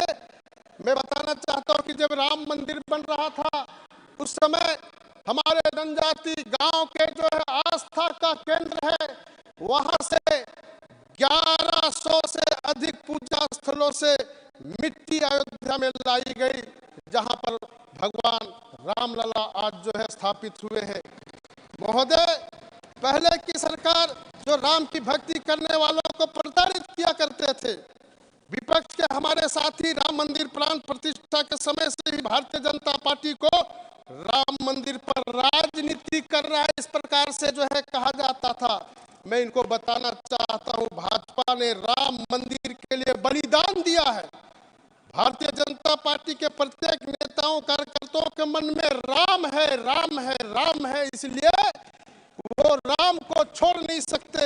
इसीलिए प्रत्येक चुनाव में भाजपा ने राम मंदिर को अपने घोषणा पत्र में भी शामिल किया। महोदय, विपक्ष द्वारा घोषणा पत्र में किए गए किसी भी वादे को पूरा नहीं किया जाता है, इसीलिए हमारे विपक्ष के साथियों को भी अपने घोषणा पत्र को भूलने की आदत पड़ गई है, ऐसा उनका अनुमान। इसलिए इन्होंने भाजपा के लिए लगाया था इन्होंने। लेकिन मैं बताना चाहता हूं महोदय कि राम मंदिर पर राजनीति कैसे की जाती है, इसका उदाहरण बताता हूं।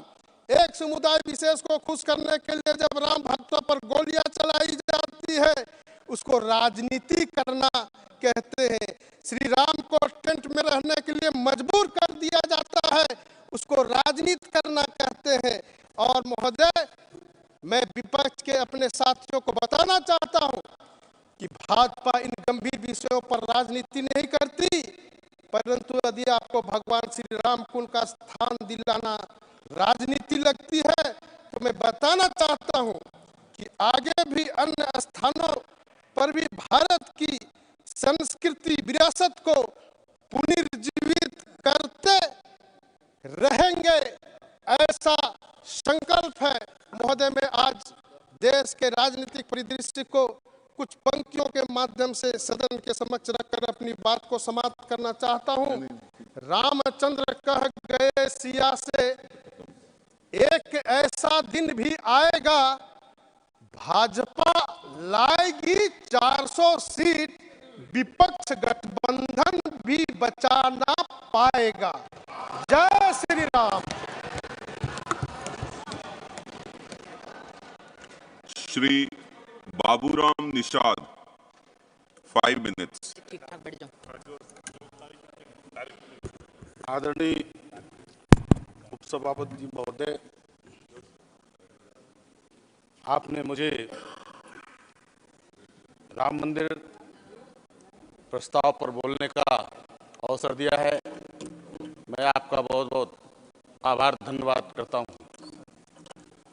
मैं इस देश के यशस्वी प्रधानमंत्री नरेंद्र भाई मोदी जी का भी आभार करता हूं, अभिनंदन करता हूं। मैं देश के ऊर्जावान ऐसे गृह मंत्री अमित भाई शाह का भी धन्यवाद करता हूं कि आज मुझे राम मंदिर धन्यवाद प्रस्ताव पर बोलने का अवसर मिला है। आदरणीय उपाध्यक्ष महोदय, जब राम मंदिर की बात आई है तो निश्चित रूप से मेरे मन के अंदर हर्ष है। मुझे खुशी है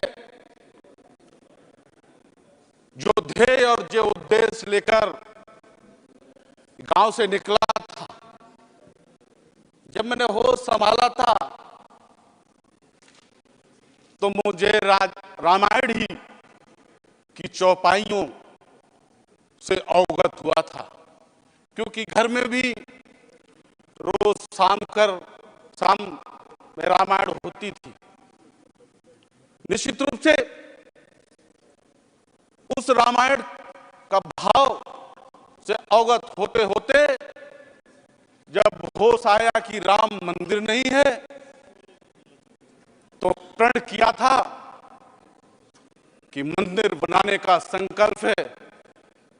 जिस दल और जिस विचारधारा के लोगों ने ये बीड़ा उठाया है उसके साथ खड़े होकर काम करने के लिए चला था। निश्चित रूप से भारतीय जनता पार्टी की विचारधारा को साथी मानते हुए और जब भारतीय जनता पार्टी ने कहा था, विश्व हिंदू परिषद ने कहा था, संकल्प लिया था, इस देश के करोड़ों कार्यकर्ताओं ने एक संकल्प लिया था, एक लक्ष्य लिया था कि हम मंदिर वहीं बनाएंगे, राम लला हम आएंगे।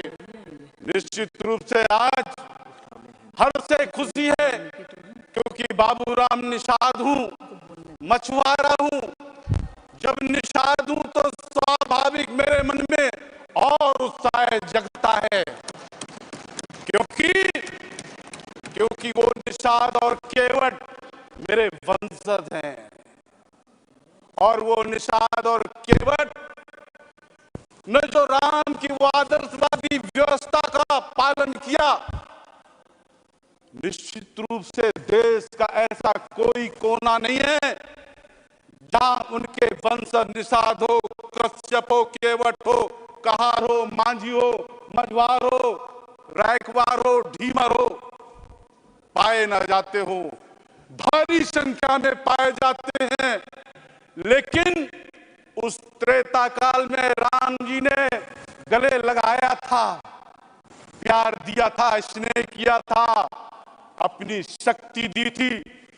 समाज से दूरियां जो थी मेरे समाज की, एक मैसेज दिया था, मित्र बनाया था, मित्र के भाव के अनुरूप सहेजने का काम किया था, चलने का काम किया था, चलाने का काम किया था। उस निषाद राज के प्रति जो राम जी का श्रद्धा भाव था, निश्चित रूप से मैं कह सकता हूं बहनों भाइयों कि आज वो पिछड़ा समाज, वो दलित समाज ही है जो राम की व्यवस्था का अक्षरशः पालन करते हुए आज भी निरंतर यात्रा कर रहा है, चल रहा है। इस हिंदुस्तान के 125 करोड़ भाई बहन है, ऐसा हिंदुत्ववादी समाज है, ऐसा ऐसा हिंदू समाज है जो इस व्यवस्था को अपनाता है और व्यवस्था के आधार चलता है। तभी तो यहाँ इसकी संख्या का घटाने का काम कई कालखंडों पे हुआ है, लेकिन जो राम की व्यवस्था है, जो राम का साम्राज्यिक आधार था, उस आधार पर जनता लगातार उस व्यवस्था से चली है।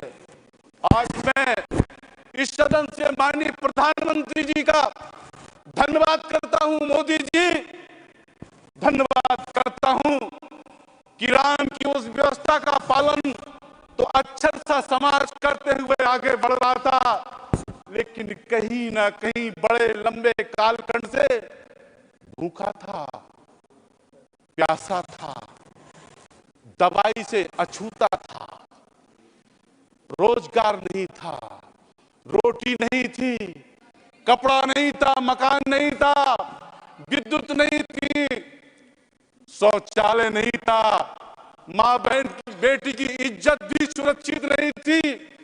निश्चित रूप से ये समाज मूल्यों के आधार पर खड़ा था, सिद्धांतों के आधार चल रहा था, और निश्चित रूप से इस समाज को आज के दौर पर और उस राम के कालखंड से जोड़ते हुए मोदी जी ने जो एक विचार की, एक भारतीय संस्कृति, एक धर्म की जो ध्वजा फहराने का काम किया है, और उसके साथ साथ इस समाज को बैठे बैठाए घरों में रोटी, कपड़ा, मकान, दवाई, शौचालय देने का काम किया है।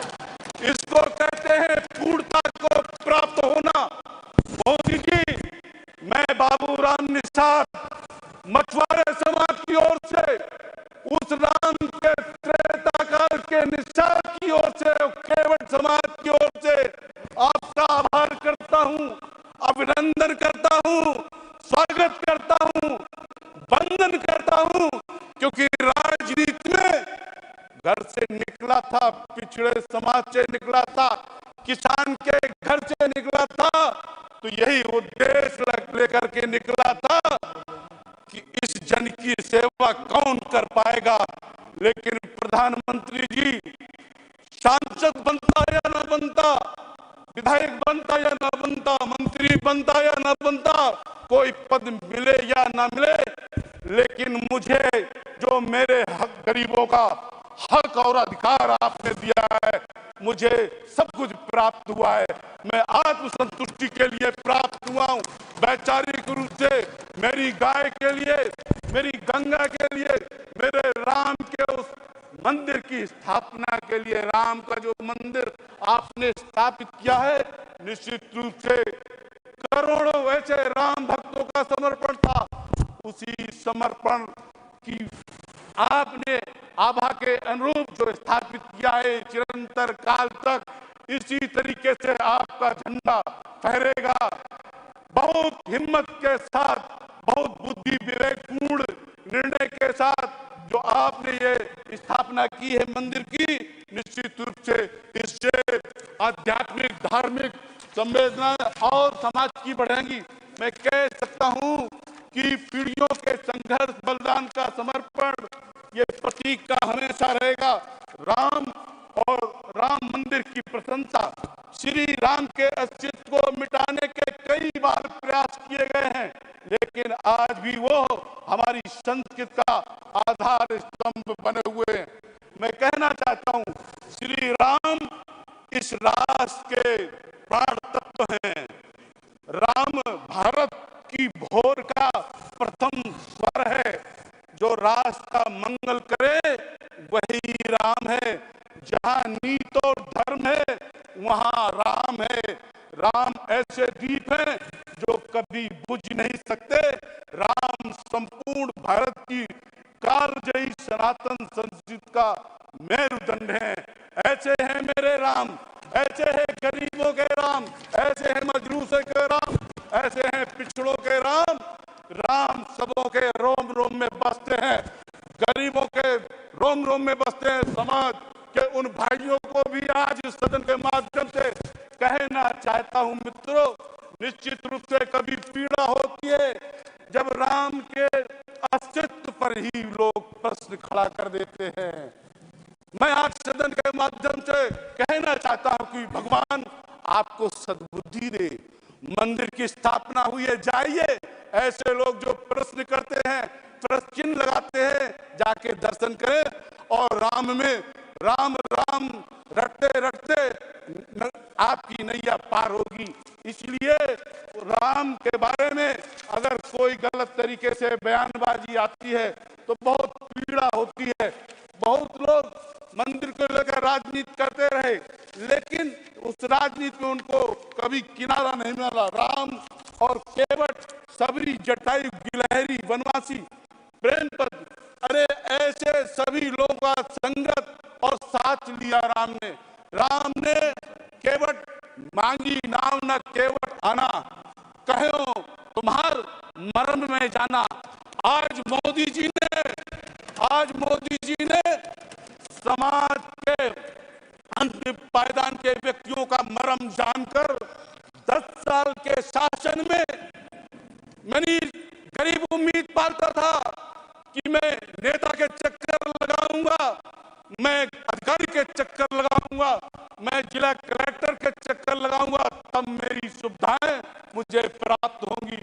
लेकिन भाइयों बहनों, मोदी के सुशासन में, मोदी जी के कानून के राज में आज मैं कह सकता हूं, जो उनका हक और अधिकार था, घर बैठे बैठाए उनके दरवाजे और घर में पहुंचा है।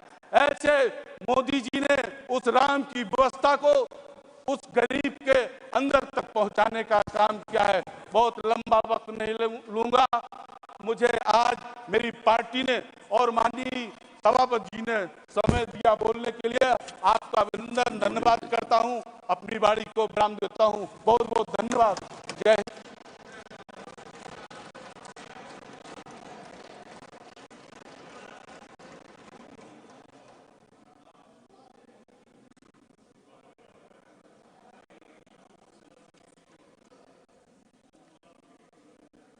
सोनल मान सिंह जी।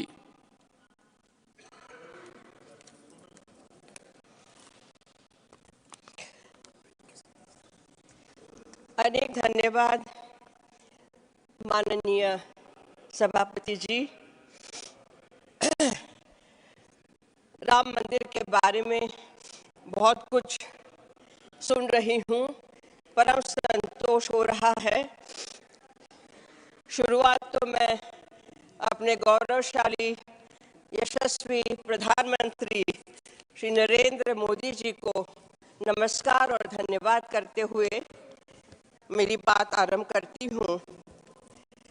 सुना है कि भारत जोड़ो यात्रा चल रही थी, लेकिन हम भूल जाते हैं कि त्रेता युग में ही श्री राम ने भारत जोड़ो यात्रा कर दी थी। अब उसकी पुनरावृत्ति यदि हो रही है तो किस तरीके से हो रही है वो हम देख रहे हैं। लेकिन मेरा विषय सर ये है कि हमारे शास्त्रों में विधि विधान है कि किसी मंदिर में जो अर्चना पूजा होती है वो षोडशोपचार के तहत होती है। 16 उपचार उसमें होते हैं, जिसमें गीत, संगीत, नृत्य, वाद्य, शंख, पुष्प, गंध, सुगंध इत्यादि सम्मिलित होते हैं। 16 चीजें। मुझे अत्यंत हर्ष है कि इसी विधान को, इसी नीति को, इसका पालन किया जा रहा है। और अभी मंडल पूजा वहाँ चल रही है 45 दिन की, जिसमें आखिरी दिन 10 मार्च को मुझे नृत्य सेवा प्रस्तुत करने का सौभाग्य मिल रहा है। सर, मैं गुजराती हूँ और गुजरात में जो दंडकारण्य है, डांग कहलाता है, जिला डांग, वहाँ मेरी माता जी का विद्यालय है, विश्वविद्यालय, गुरुकुल, जनजाति की लड़कियों के लिए। शबरी माता वहीं की है। सर, आज भी वहाँ गाना हम लोग सीखे हैं, राम रटन ए करती जाए, पगना ठमका देती जाए, एली भीलड़ी रे, भील जाति की शबरी पैर के ठुमके देती हुई, नाचती गाती हुई, राम रटन करती हुई, खट्टे मीठे बेरों को चखती हुई, राम आवे उनकी राह देखती हुई। ये शबरी के स्थान से मैं आती हूँ सर, और मुझे इतना अच्छा लग रहा है कि उनको भी याद किया गया है। प्रत्येक जनजाति, प्रत्येक जाति के स्त्री पुरुषों को याद किया गया है। मैं एक सुंदर कविता सुनाना चाहती हूँ कि जब प्राण प्रतिष्ठा के बाद ये बातें चली कि श्री राम लला ने आंखें खोली तो पलक भी झपकाई। अब मंद मंद स्मित वाले इस मुख के दर्शन करके तुलसीदास जी गोस्वामी जी की मुझे पंक्तियां याद आई, जिनको हम अक्सर नृत्य में करते रहते हैं। अरविंद सो आनन रूप मरंद, अनंदित लोचन भृंग पिए, मन मौन बस्यो अस बालक जो, तुलसी जग में फल कौन जिए। सर, आभूषणों से, वस्त्र अलंकारों से श्री राम की चमक नहीं है, उनकी चमक दमक श्री राम की अपनी नीतियों से है, अपने व्यक्तित्व से है। भगवान विष्णु नारायण के वो अवतार हैं, मर्यादा पुरुषोत्तम हैं। और किसी ने कहा था सर अभी कुछ क्षणों पहले, एक माननीय सम्माननीय सांसद ने, कि वहाँ सीता माता नहीं दिखी, अधूरा रहा। तो सर मेरा कहना ये था कि सीता जी भूदेवी की प्रतिमूर्ति हैं, वो स्वयं भूदेवी हैं, और भू पे, पृथ्वी पे ही तो ये मंदिर बना है, इसीलिए सीता माता स्वयं हाजिर हैं। तो इसमें उनको ढूंढने की आवश्यकता बिल्कुल नहीं है। सर, मैं आपको एक ये भव्य दिव्य मंदिर का एक और मैं आपको पहलू दिखाना चाह रही हूँ, जो सब जानते हैं कि आस्था श्रद्धा का ये महाकुंभ राम कुंभ कहलाए। ऐसा मुझे लगा कि जब मैं वहाँ प्राण प्रतिष्ठा में बैठी, अपलक घंटों तक, सुबह से शाम तक हम बैठे, न भूख न प्यास, और जब देखा कि दक्षिण के कहाँ के लोग मात्र एक ये परिधान, एक वस्त्र में परिधान करके नंगे पांव चले आ रहे हैं, कोई शीर्षासन करके चला आ रहा है, कोई साष्टांग दंडवत करके चला आ रहा है, तो एक ऐसी मुझे भावना हुई जिसको शब्दों में व्यक्त करना शायद मुश्किल है सर, लेकिन मैं तो आर्टिस्ट रही, यहाँ तो नृत्य कर नहीं सकती लेकिन अवध में जन्म में राम सलोना, ये हमारा बधाई, जन्म गीत बधाई है जो वहाँ प्रस्तुत होगा। अवध में जन्म में राम सलोना। तो सर मंगल गीत गाते गाते मैं यहाँ आई और मैंने कहा कि मुझे 5 मिनट दे दी जाए कि मैं श्री अपने राम लला के बारे में कुछ बोल सकूं, उनके गुणगान कर सकूं। और वैसे 10 मार्च को आप सभी आमंत्रित हैं, अयोध्या पधारिए और हमारी नृत्य संगीत सेवा का आनंद लीजिए। श्री राम लला मुझे लगता है कि निश्चित रूप से बहुत प्रसन्न होंगे।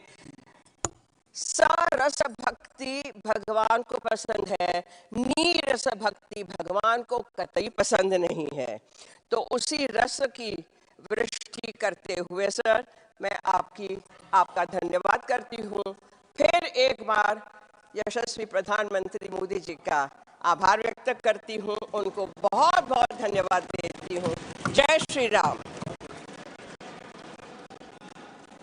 डॉक्टर अशोक मित्र, 2 मिनट्स। धन्यवाद आदरणीय सभापति जी कि आज आपने मुझे राम मंदिर की प्राण प्रतिष्ठा के अवसर पर इस सदन में बोलने का अवसर दिया। सर, ये हमारा एक विश्व स्तर का ऐतिहासिक आयोजन हुआ है जिसके साक्षी हम सब हैं। हम सब ने इस शताब्दी का सबसे बड़ा त्योहार मनाया, अपने अपने घरों में दिए जलाए, मंदिर में गए, अपने गांव में, अपने शहरों में, और 500 वर्ष बाद प्रभु जी को अपने घर वापस लेकर आए। सर, मैं एक छोटी सी कविता से शुरू करना चाहूंगा। हमारे कार्य को अधिक ताकतवर बनाएगा, राष्ट्र के काम को गति देने का सामर्थ्य देगा। ये जो माननीय सांसद जा रहे हैं, एक प्रकार से वो वैसे ग्रुप है जिनको दोनों सदन में रहने का, पुराने वाले संसद के भवन में भी और नए वाले संसद के भवन में भी उनको रहने का अवसर मिला। ये साथी जा रहे हैं, वो आजादी के 75 वर्ष अमृत काल का, उसके नेतृत्व का साक्षी बनकर के जा रहे हैं। और ये साथी जो जा रहे हैं, हमारे संविधान के 75 साल उसकी भी शोभा बढ़ाते हुए आज हम सबके के साथ जा रहे हैं, तो अनेक स्मृतियां लेकर के जा रहे हैं। हम वो दिन भूल नहीं सकते कि कोविड के कठिन कालखंड में हम सब ने परिस्थितियों को समझा, परिस्थितियों के अनुकूल अपने आप को गढ़ा। यहाँ बैठने के लिए कहा तो यहाँ बैठो, वहां बैठने के लिए कहा तो वहां बैठो, उस कमरे में बैठने के लिए कहो। किसी भी दल के किसी भी सांसद ने ऐसे विषयों को लेकर के देश के काम को रुकने नहीं दिया। और कोरोना के वो कालखंड जीवन और मौत का खेल था, घर से बाहर निकले पता नहीं क्या होगा। उसके बाद भी माननीय सांसदों ने सदन में आकर के देश की जिम्मेवारियों को निभाया, देश को आगे बढ़ाया। और इसलिए मैं समझता हूं कि कालखंड को, उस कालखंड ने हमें बहुत कुछ सिखाया है। संकटों के बीच भी भारत की संसद में बैठे हुए व्यक्ति कितने बड़े दायित्व को निभाने के लिए कितना बड़ा रिस्क भी लेते हैं और कितनी कठिनाइयों के बीच में काम भी करते हैं, इसका अनुभव भी हमें हुआ। सदन में खट्टे मीठे अनुभव भी रहे।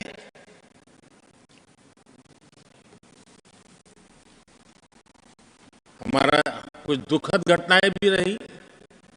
कोविड के कारण हमारे कुछ साथी हमें छोड़ के चले गए, आज वो हमारे बीच नहीं है।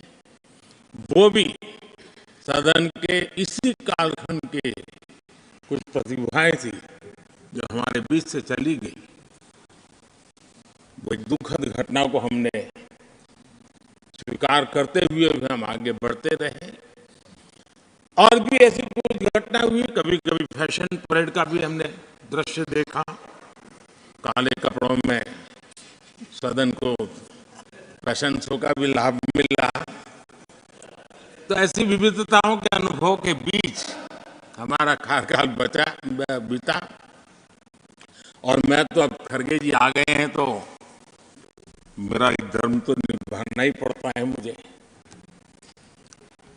कभी कभी कुछ काम इतने अच्छे होते हैं जो बहुत लंबे समय तक उपयोगी होते हैं। हमारे यहाँ कोई बच्चा कुछ अच्छी चीज कर लेता है, कोई बच्चा अच्छे कपड़े पहन करके अवसर के लिए तैयार होता है, तो परिवार में एक आध स्वजन आ जाता है, किसी की नजर लग जाएगी, उसको काला टीका कर दो, तो ऐसे काला टीका कर देते हैं। आज देश पिछले 10 साल में समृद्धि के नए नए शिखर सर कर रहा है।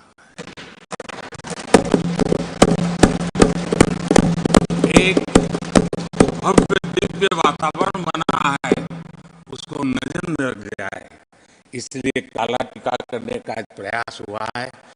मैं उसके लिए भी खड़गे जी का बहुत धन्यवाद करता हूँ, ताकि इस हमारी प्रगति की यात्रा को कोई नजर न लग जाए। ये नजर न लग जाए इसलिए आपने आज जो काला टीका किया है, मैं तो सोच रहा था सब काले कपड़ों में आएंगे, लेकिन शायद काला जादू खिंचते खिंचते खिंचते ब्लैक पेपर तक चला गया है। लेकिन फिर भी मैं उसका भी स्वागत करता हूं, क्योंकि जब भी अच्छी बात होती है काला टीका नजर न लग जाए, इसलिए बहुत जरूरी होता है। और उस पवित्र काम को, और आज जिस उम्र के हैं उस व्यक्ति जब ये काम करता है तो जरा अच्छा रहता है। तो मैं इसके लिए भी आपका आभार व्यक्त करता हूं। आदरणीय सभापति जी, ये विषय को लंबा बोलने का तो है नहीं, लेकिन हमारे यहाँ शास्त्रों में एक बहुत बढ़िया बात कही गई है। शायद हमारे सब साथी जा रहे हैं तो जो कमी भी हमें महसूस होगी उनकी, क्योंकि उनके विचारों का लाभ जो आ जाएंगे वापिस वो तो और तेज तरार होकर के आएंगे। जिसको हमला करना है वो भी मजेदार हमले करेंगे, और जिसको रक्षा कवच करना बनाना है वो भी बढ़िया बनाएंगे। वो अपना काम चलता रहेगा। हमारे यहाँ शास्त्रों में कहा गया है, गुणा गुणज्ञेषु गुणा भवन्ति, गुणा गुणज्ञेषु गुणा भवन्ति, ते निर्गुणं प्राप्य भवन्ति दोषाः, ते निर्गुणं प्राप्य भवन्ति दोषाः, आस्वाद्य तोया प्रवहन्ति नद्यः, समुद्रमासादय भवन्तः पेया। उसका मतलब है गुण गुणी लोगों के बीच रहकर गुण होते हैं। जो गुणी लोगों के बीच रहने का मौका मिला तो उनके साथ रहने से हमारे भी गुणों में बढ़ोतरी होती है। निर्गुण को प्राप्त करके वो दोष युक्त हो जाते हैं। अगर गुणियों के बीच में बैठते हैं तो गुण तो बढ़ जाता है, लेकिन गुण ही नहीं है तो दोष बढ़ जाते हैं। और आगे कहा है, नदियों का जल तभी तक पीने योग्य होता है जब वो बहता रहता है। सदन में भी हर 2 साल के बाद नया प्रवाह आता है, और जब तक बहता रहता है, लेकिन नदी कितनी ही मीठी क्यों ना हो, पानी कितना ही स्वादिष्ट क्यों ना हो, लेकिन जैसे ही समुद्र से मिल जाती है वो किसी काम की रहती नहीं है। उसमें दोष आ जाते हैं, दोष युक्त हो जाते हैं, और इसलिए समुद्र को प्राप्त करने के बाद पीने योग्य नहीं रहता। मैं समझता हूँ ये संदेश हर एक के जीवन में प्रेरक रहेगा। इसी भावना के साथ जो साथी समाज जीवन के एक बहुत बड़े फलक पर जा रहे हैं, इस जीवन यूनिवर्सिटी से अनुभव प्राप्त करके जा रहे हैं, उनका मार्गदर्शन, उनका कर्तृत्व राष्ट्र के काम आएगा, नई पीढ़ी को प्रेरणा देता रहेगा। मैं सभी साथियों को हृदय से अनेक अनेक शुभकामनाएं देता हूं। बहुत बहुत धन्यवाद।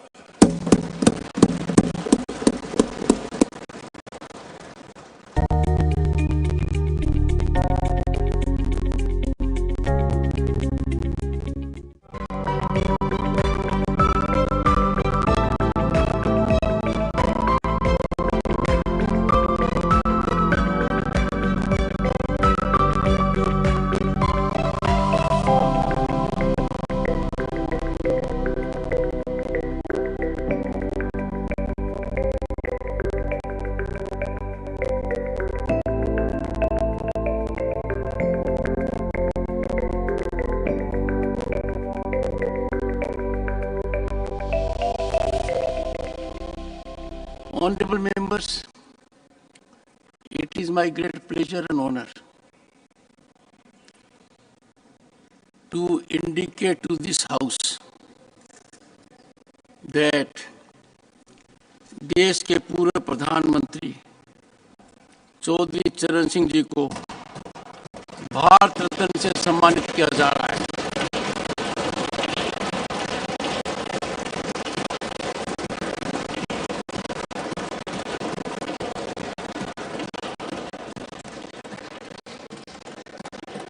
भारत के प्रधानमंत्री नरेंद्र मोदी जी ने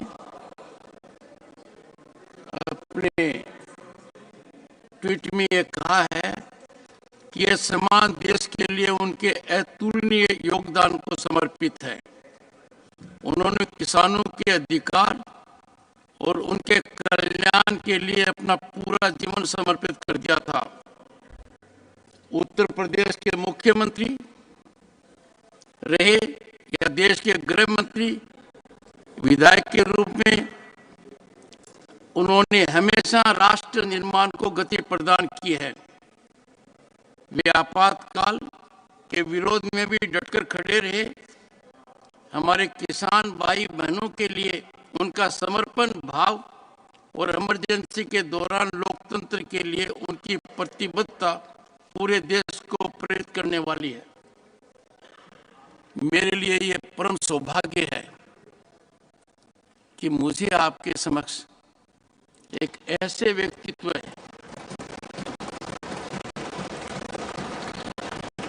जो ईमानदारी के प्रतीक रहे हैं, किसान के लिए समर्पित रहे हैं, उनको भारत रत्न देने की सूचना दे रहा हूं।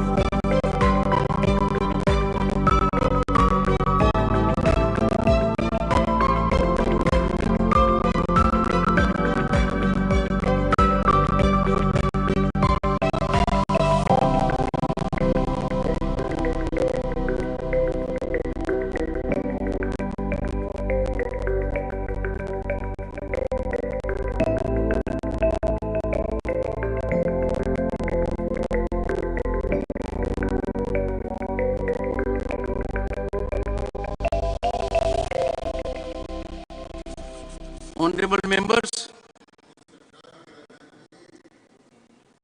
it is a matter of immense joy that Government of India is conferring Bharat Ratna on Dr. M.S. Swaminathan ji.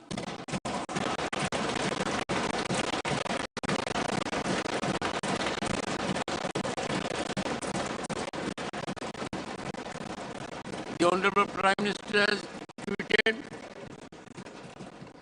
it is in recognition of his monumental contributions to our nation in agriculture and farmers' welfare. He played a pivotal role in helping India achieve self-reliance in agriculture during challenging times and made outstanding efforts towards modernizing Indian agriculture. I had the good occasion to interact with him when I first made an entry into the parliament. And I am sure everyone associated with agriculture and farming will be delighted. It is a day of great satisfaction for every farmer, every person in this country, that Chaudhry Charan Singh ji and Swaminathan ji have been accorded Bharat Ratna.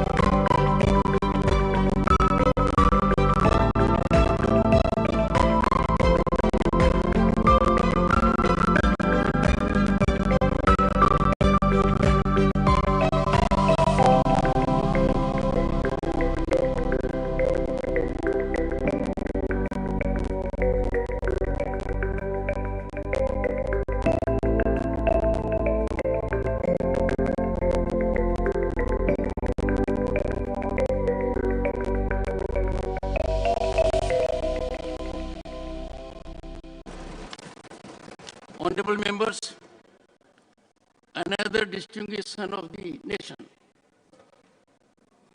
former Prime Minister Shri P.V. Narasimha Rao Garu has been honored with Bharat Ratna.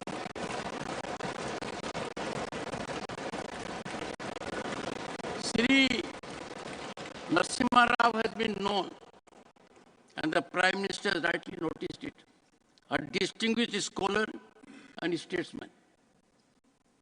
I had many occasions to personally interact with him while he was Prime Minister. During his tenure, there were issues on which he sought my legal advice and suggestions. Every time I came away enlightened, his approach was sagacious and full of sublimity. Honorable Prime Minister has indicated that Narasimha Rao Ji Garu is equally remembered for the work he did as Chief Minister of Andhra Pradesh, Union Minister, and as Member of Parliament and Legislative Assembly for many years. His visionary leadership was instrumental in making India economically advanced, laying a solid foundation for the country's prosperity and growth. Narasimha Rao Garu's tenure as Prime Minister was marked by significant measures that opened India to global markets, fostering a new era of economic development.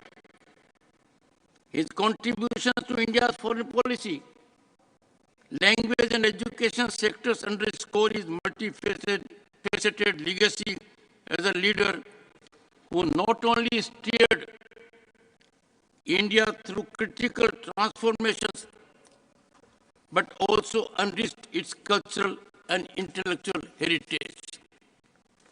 I'm sure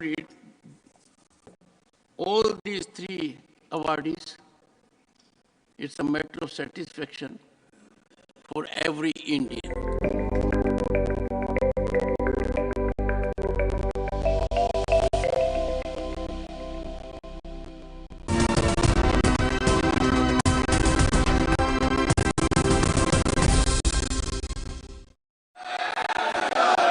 माननीय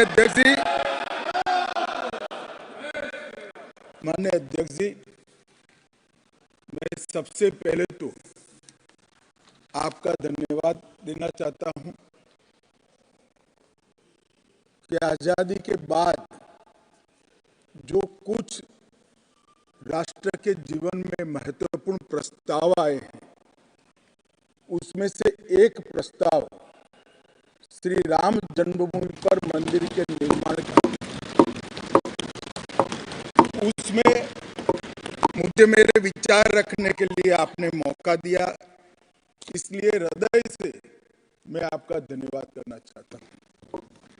मान्यवर, मैं देश की 140 करोड़ की जनता की ओर से भी आसन का, स्पीकर साहब का धन्यवाद करना चाहता हूं, क्योंकि जो सदन है वो नियम से तो चलता ही है।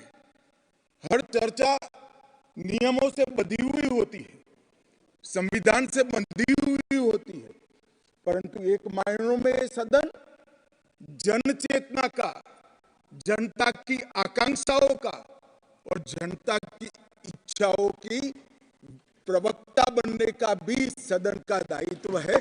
और आज ये हो रहा है।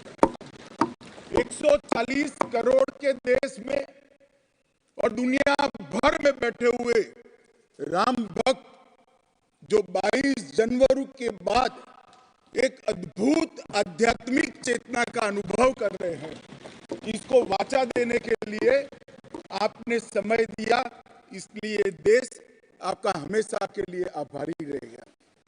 मान्यवर, मैंने आज किसी का जवाब नहीं देना है।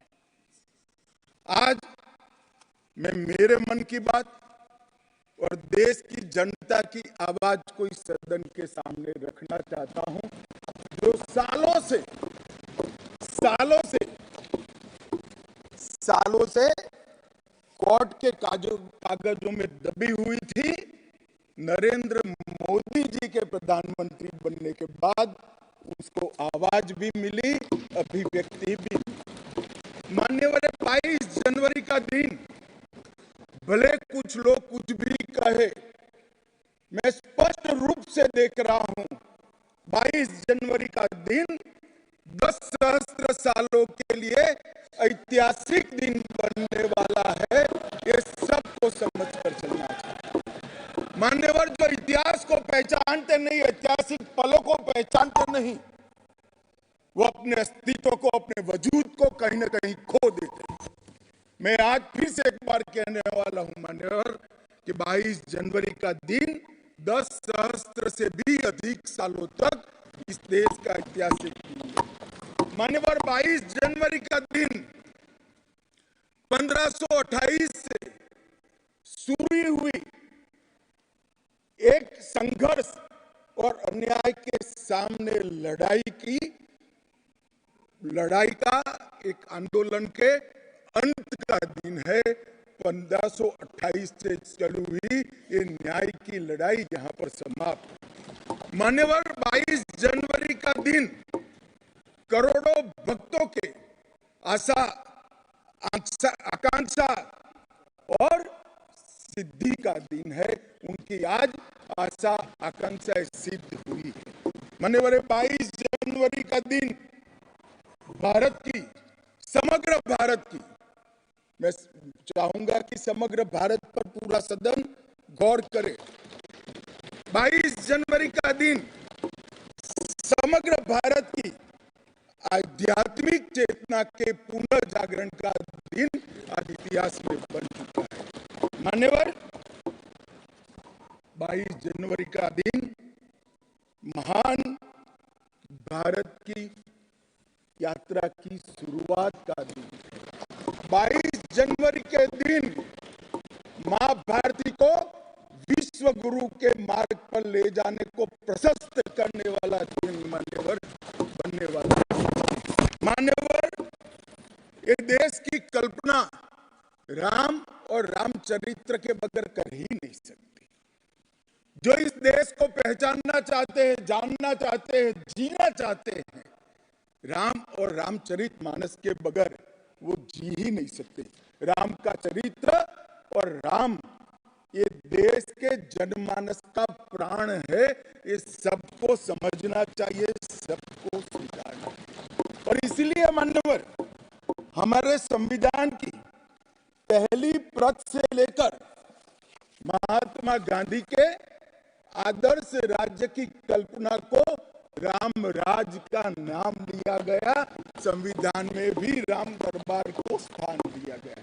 मान्यवर जो लोग राम के अलावे भारत की कल्पना करते हैं वो भारत को नहीं जानते, वो हमारे गुलामी के काल का प्रतिनिधित्व करते हैं।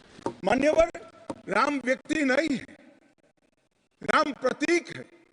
करोड़ों लोगों का आदर्श जीवन कैसे जीना चाहिए, इसीलिए उनको मर्यादा पुरुषोत्तम किया गया। राम का राज्य किसी एक धर्म, एक संप्रदाय के विशेष के लिए नहीं है।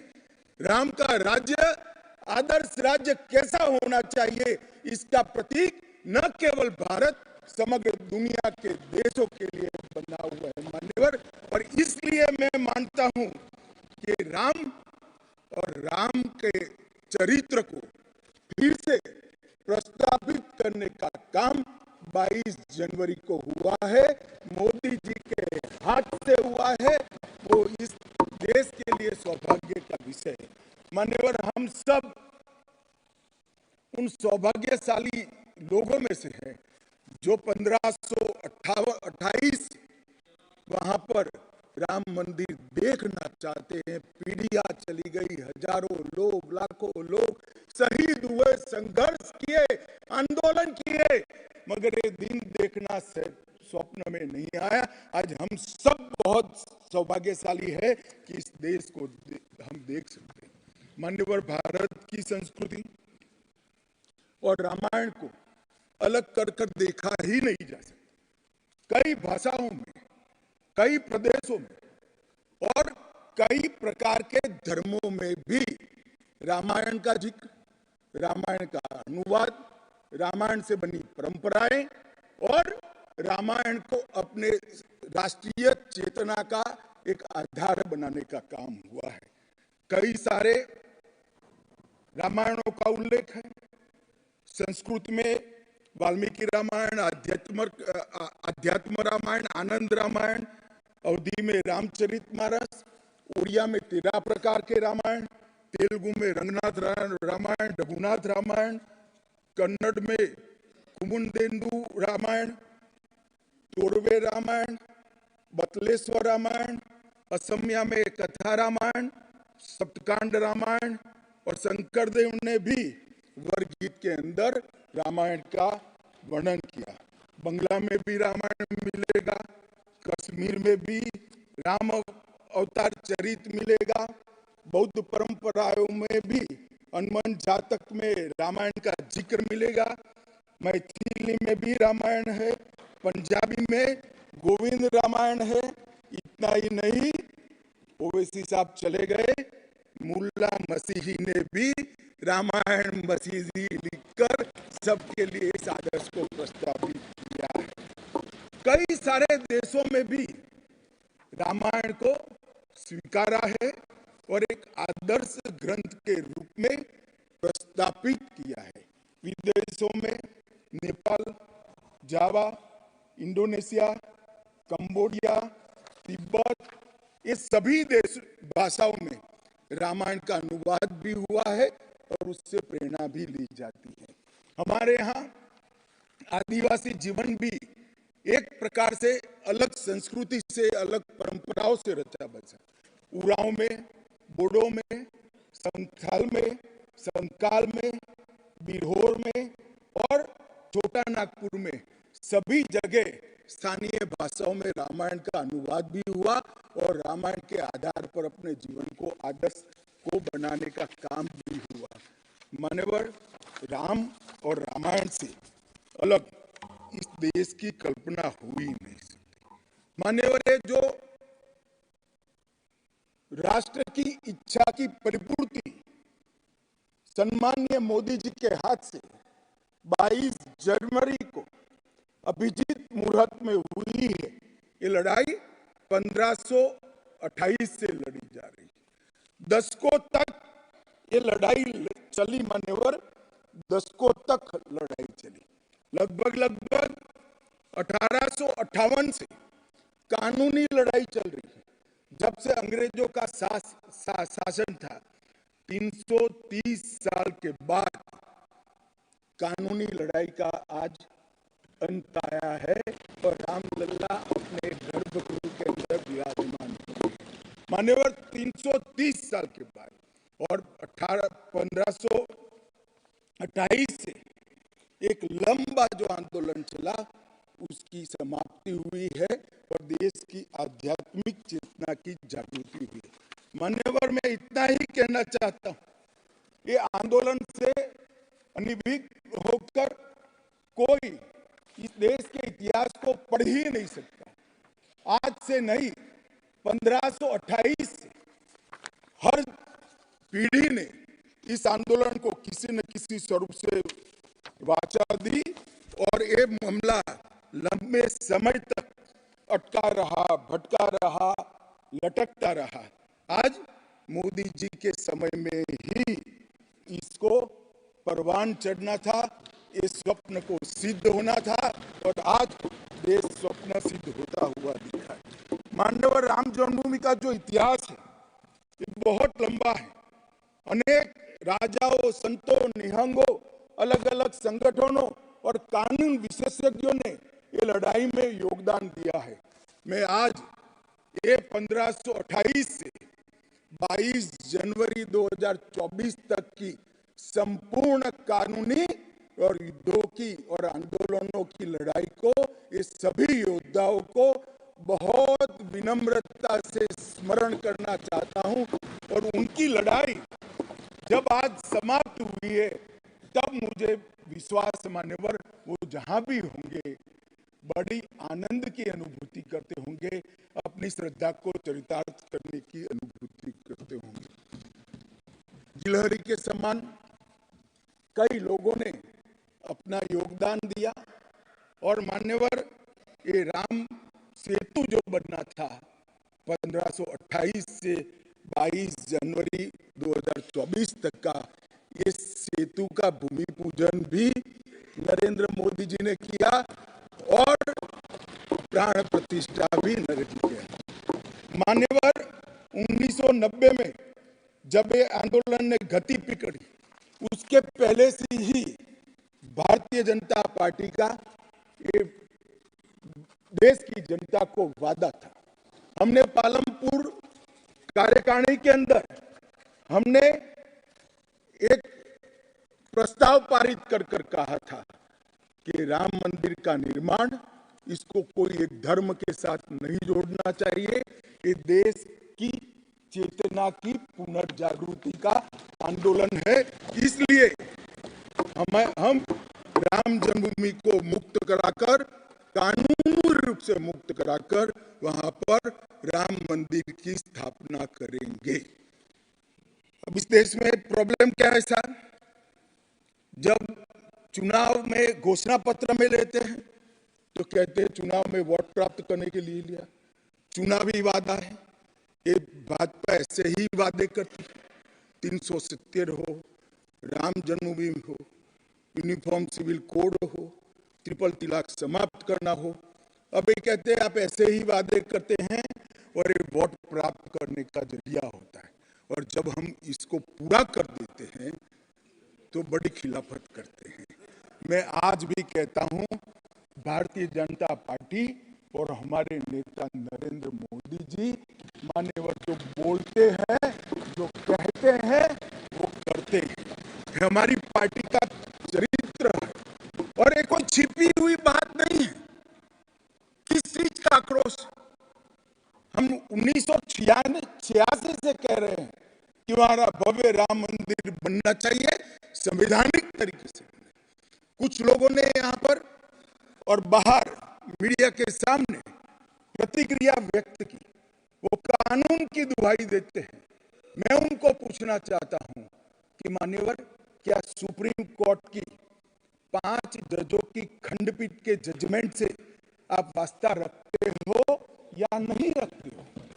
भारत के संविधान से वास्ता रखते हो या नहीं रखते हो?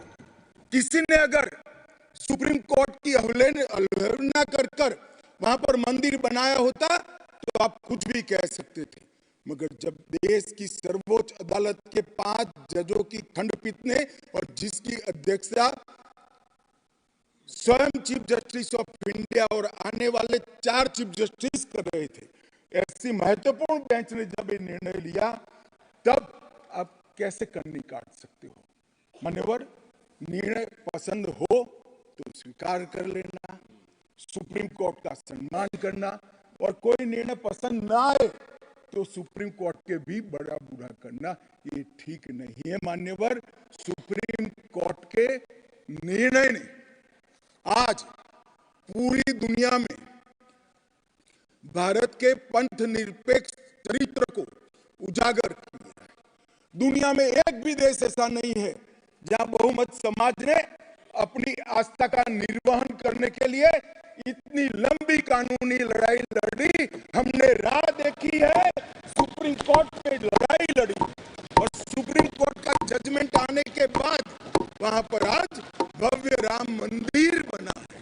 मान्यवर, जो बोल रहे हैं उनको भी सब मालूम है कि क्यों बोल रहे हैं। मैं आज फिर से कहना चाहता हूं, हमारे गुजरात में एक कहावत है, हवन में हड्डी नहीं डालनी चाहिए। पूरा देश जब आनंद में डूबा है, पूरा देश आध्यात्मिक चेतना की जागृति का अनुभव हो रहा है, भैया स्वागत कर लो, साथ में जुड़ जाओ, इसी से देश का भी भला है और सबका भला। मान्यवर, एक लंबी लड़ाई के बाद स्थगिता में पड़े हुए मामले को नरेंद्र मोदी जी ने एक युग परिवर्तन करने के लिए जब मोदी जी को देश की जनता ने लंबे समय के बाद और कांग्रेस के बगैर किसी दल ने पहली बार पूर्ण बहुमत के साथ प्रधानमंत्री बनाना, तब से ये लड़ाई शुरू हुई। मान्यवर 14 से 19 तक राम जन्मभूमि मंदिर की लड़ाई चली, उसका ट्रांसलेशन हुआ, सालों लगे, लाखों पेज का अनुवाद हुआ, अनुवाद होकर कोर्ट के सामने गया, बीच में चुनाव आ गया, कोर्ट ने माना कि चुनाव के वक्त फैसला देंगे तो इसको शायद अलग दृष्टि से देखा जाएगा, कोई बात नहीं। चुनाव के बाद फिर से मोदी जी आ गए और फिर केस चला और अंततोगत्वा जब कोर्ट ने न्याय किया तब 5 अगस्त 2020 को 19 को मोदी जी ने इसकी नींव रखकर इसकी शुरुआत। मान्यवर, ये जो 20 से 24 की यात्रा है, वो 20 से 24 की यात्रा भी समझनी चाहिए। राम जन्मभूमि का आंदोलन ऐसे ही नहीं चला, इसके साथ हर गांव, हर घर में हर करोड़ों राम भक्त, अनेक संगठन, भारतीय जनता पार्टी, राष्ट्रीय स्वयंसेवक संघ समेत घर घर गए, शिला लेकर गए, पूजा की और वो पत्थर को राम मंदिर की शिला बनाकर अयोध्या तक पहुंचाने का काम। करोड़ों लोगों ने अपनी श्रद्धा, अपनी इच्छा संवैधानिक तरीके से, शांतिपूर्ण तरीके से अयोध्या पहुंचाई और सुप्रीम कोर्ट ने जब जजमेंट दे दिया, निर्णय दे दिया, तब जाकर राम मंदिर के निर्माण की शुरुआत हुई। अडवाणी जी ने सोमनाथ से अयोध्या यात्रा भी की और इसके साथ साथ निहंगों ने शुरू करी हुई लड़ाई, अशोक सिंघल जी जो चरम सीमा पर ले गए थे, अडवाणी जी ने जन जागृति की और मोदी जी ने जन आकांक्षा की पूर्ति कर कर एक आध्यात्मिक चेतना का जागरण कर दिया। मान्यवर,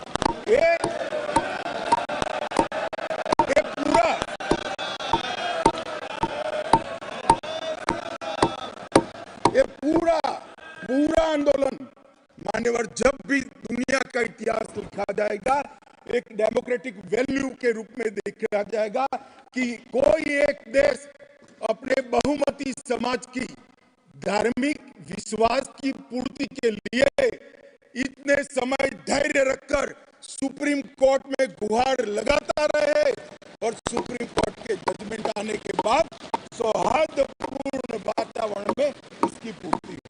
मान्यवर, ये बहुत बड़ी बात है और मैं मानता हूं मान्यवर कि ये मोदी जी के नेतृत्व के बगैर संभव नहीं था।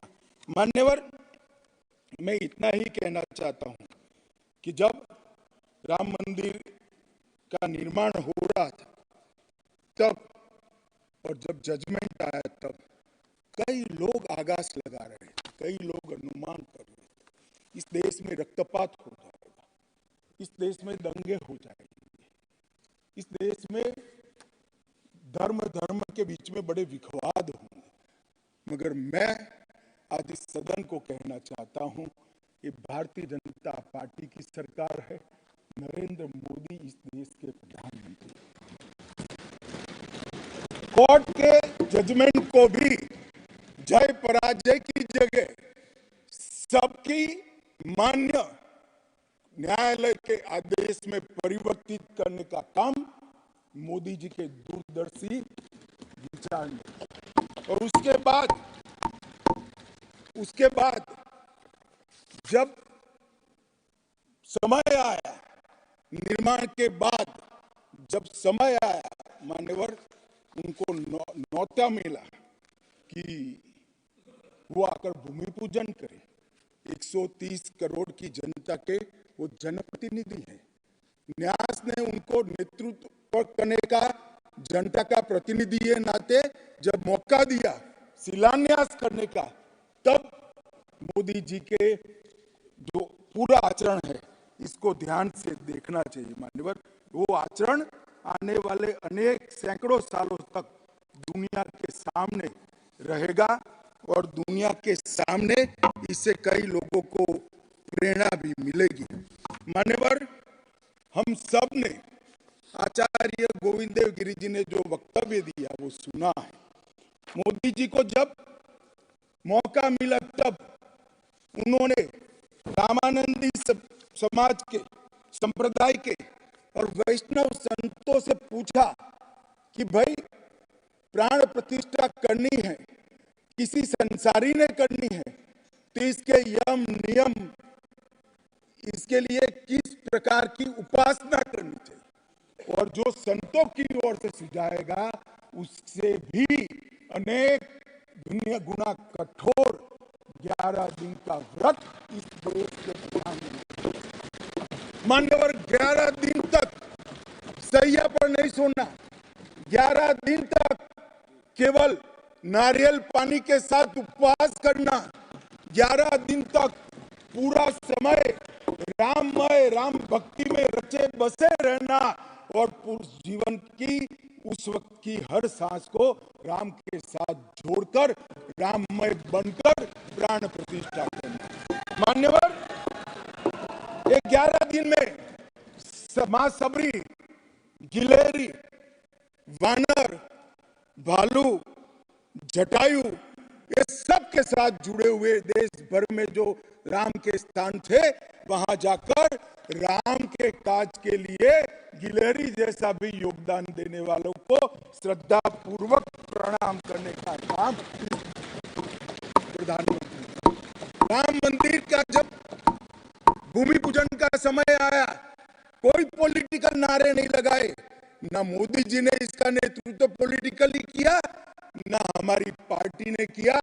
हर रोज एक राम का भजन अलग अलग भाषा में ट्वीट कर एक भक्ति का आंदोलन शुरू किया। मान्यवर, इस देश में कई सारे भक्ति के आंदोलन खड़े हुए हैं, ढेर सारे आंदोलन खड़े हुए। मान्यवर, इस देश में भक्ति का आंदोलन कोई नया नहीं है। मान्यवर, मीरा ने चलाया, गुजरात में नरसिंह मेहता ने चलाया, रामानंद ने चलाया, एकनाथ और ज्ञानेश्वर ने चलाया, शंकर देव और माधव देव ने असम में चलाया, चैतन्य महाप्रभु ने चलाया, समर्थ रामदास ने चलाया।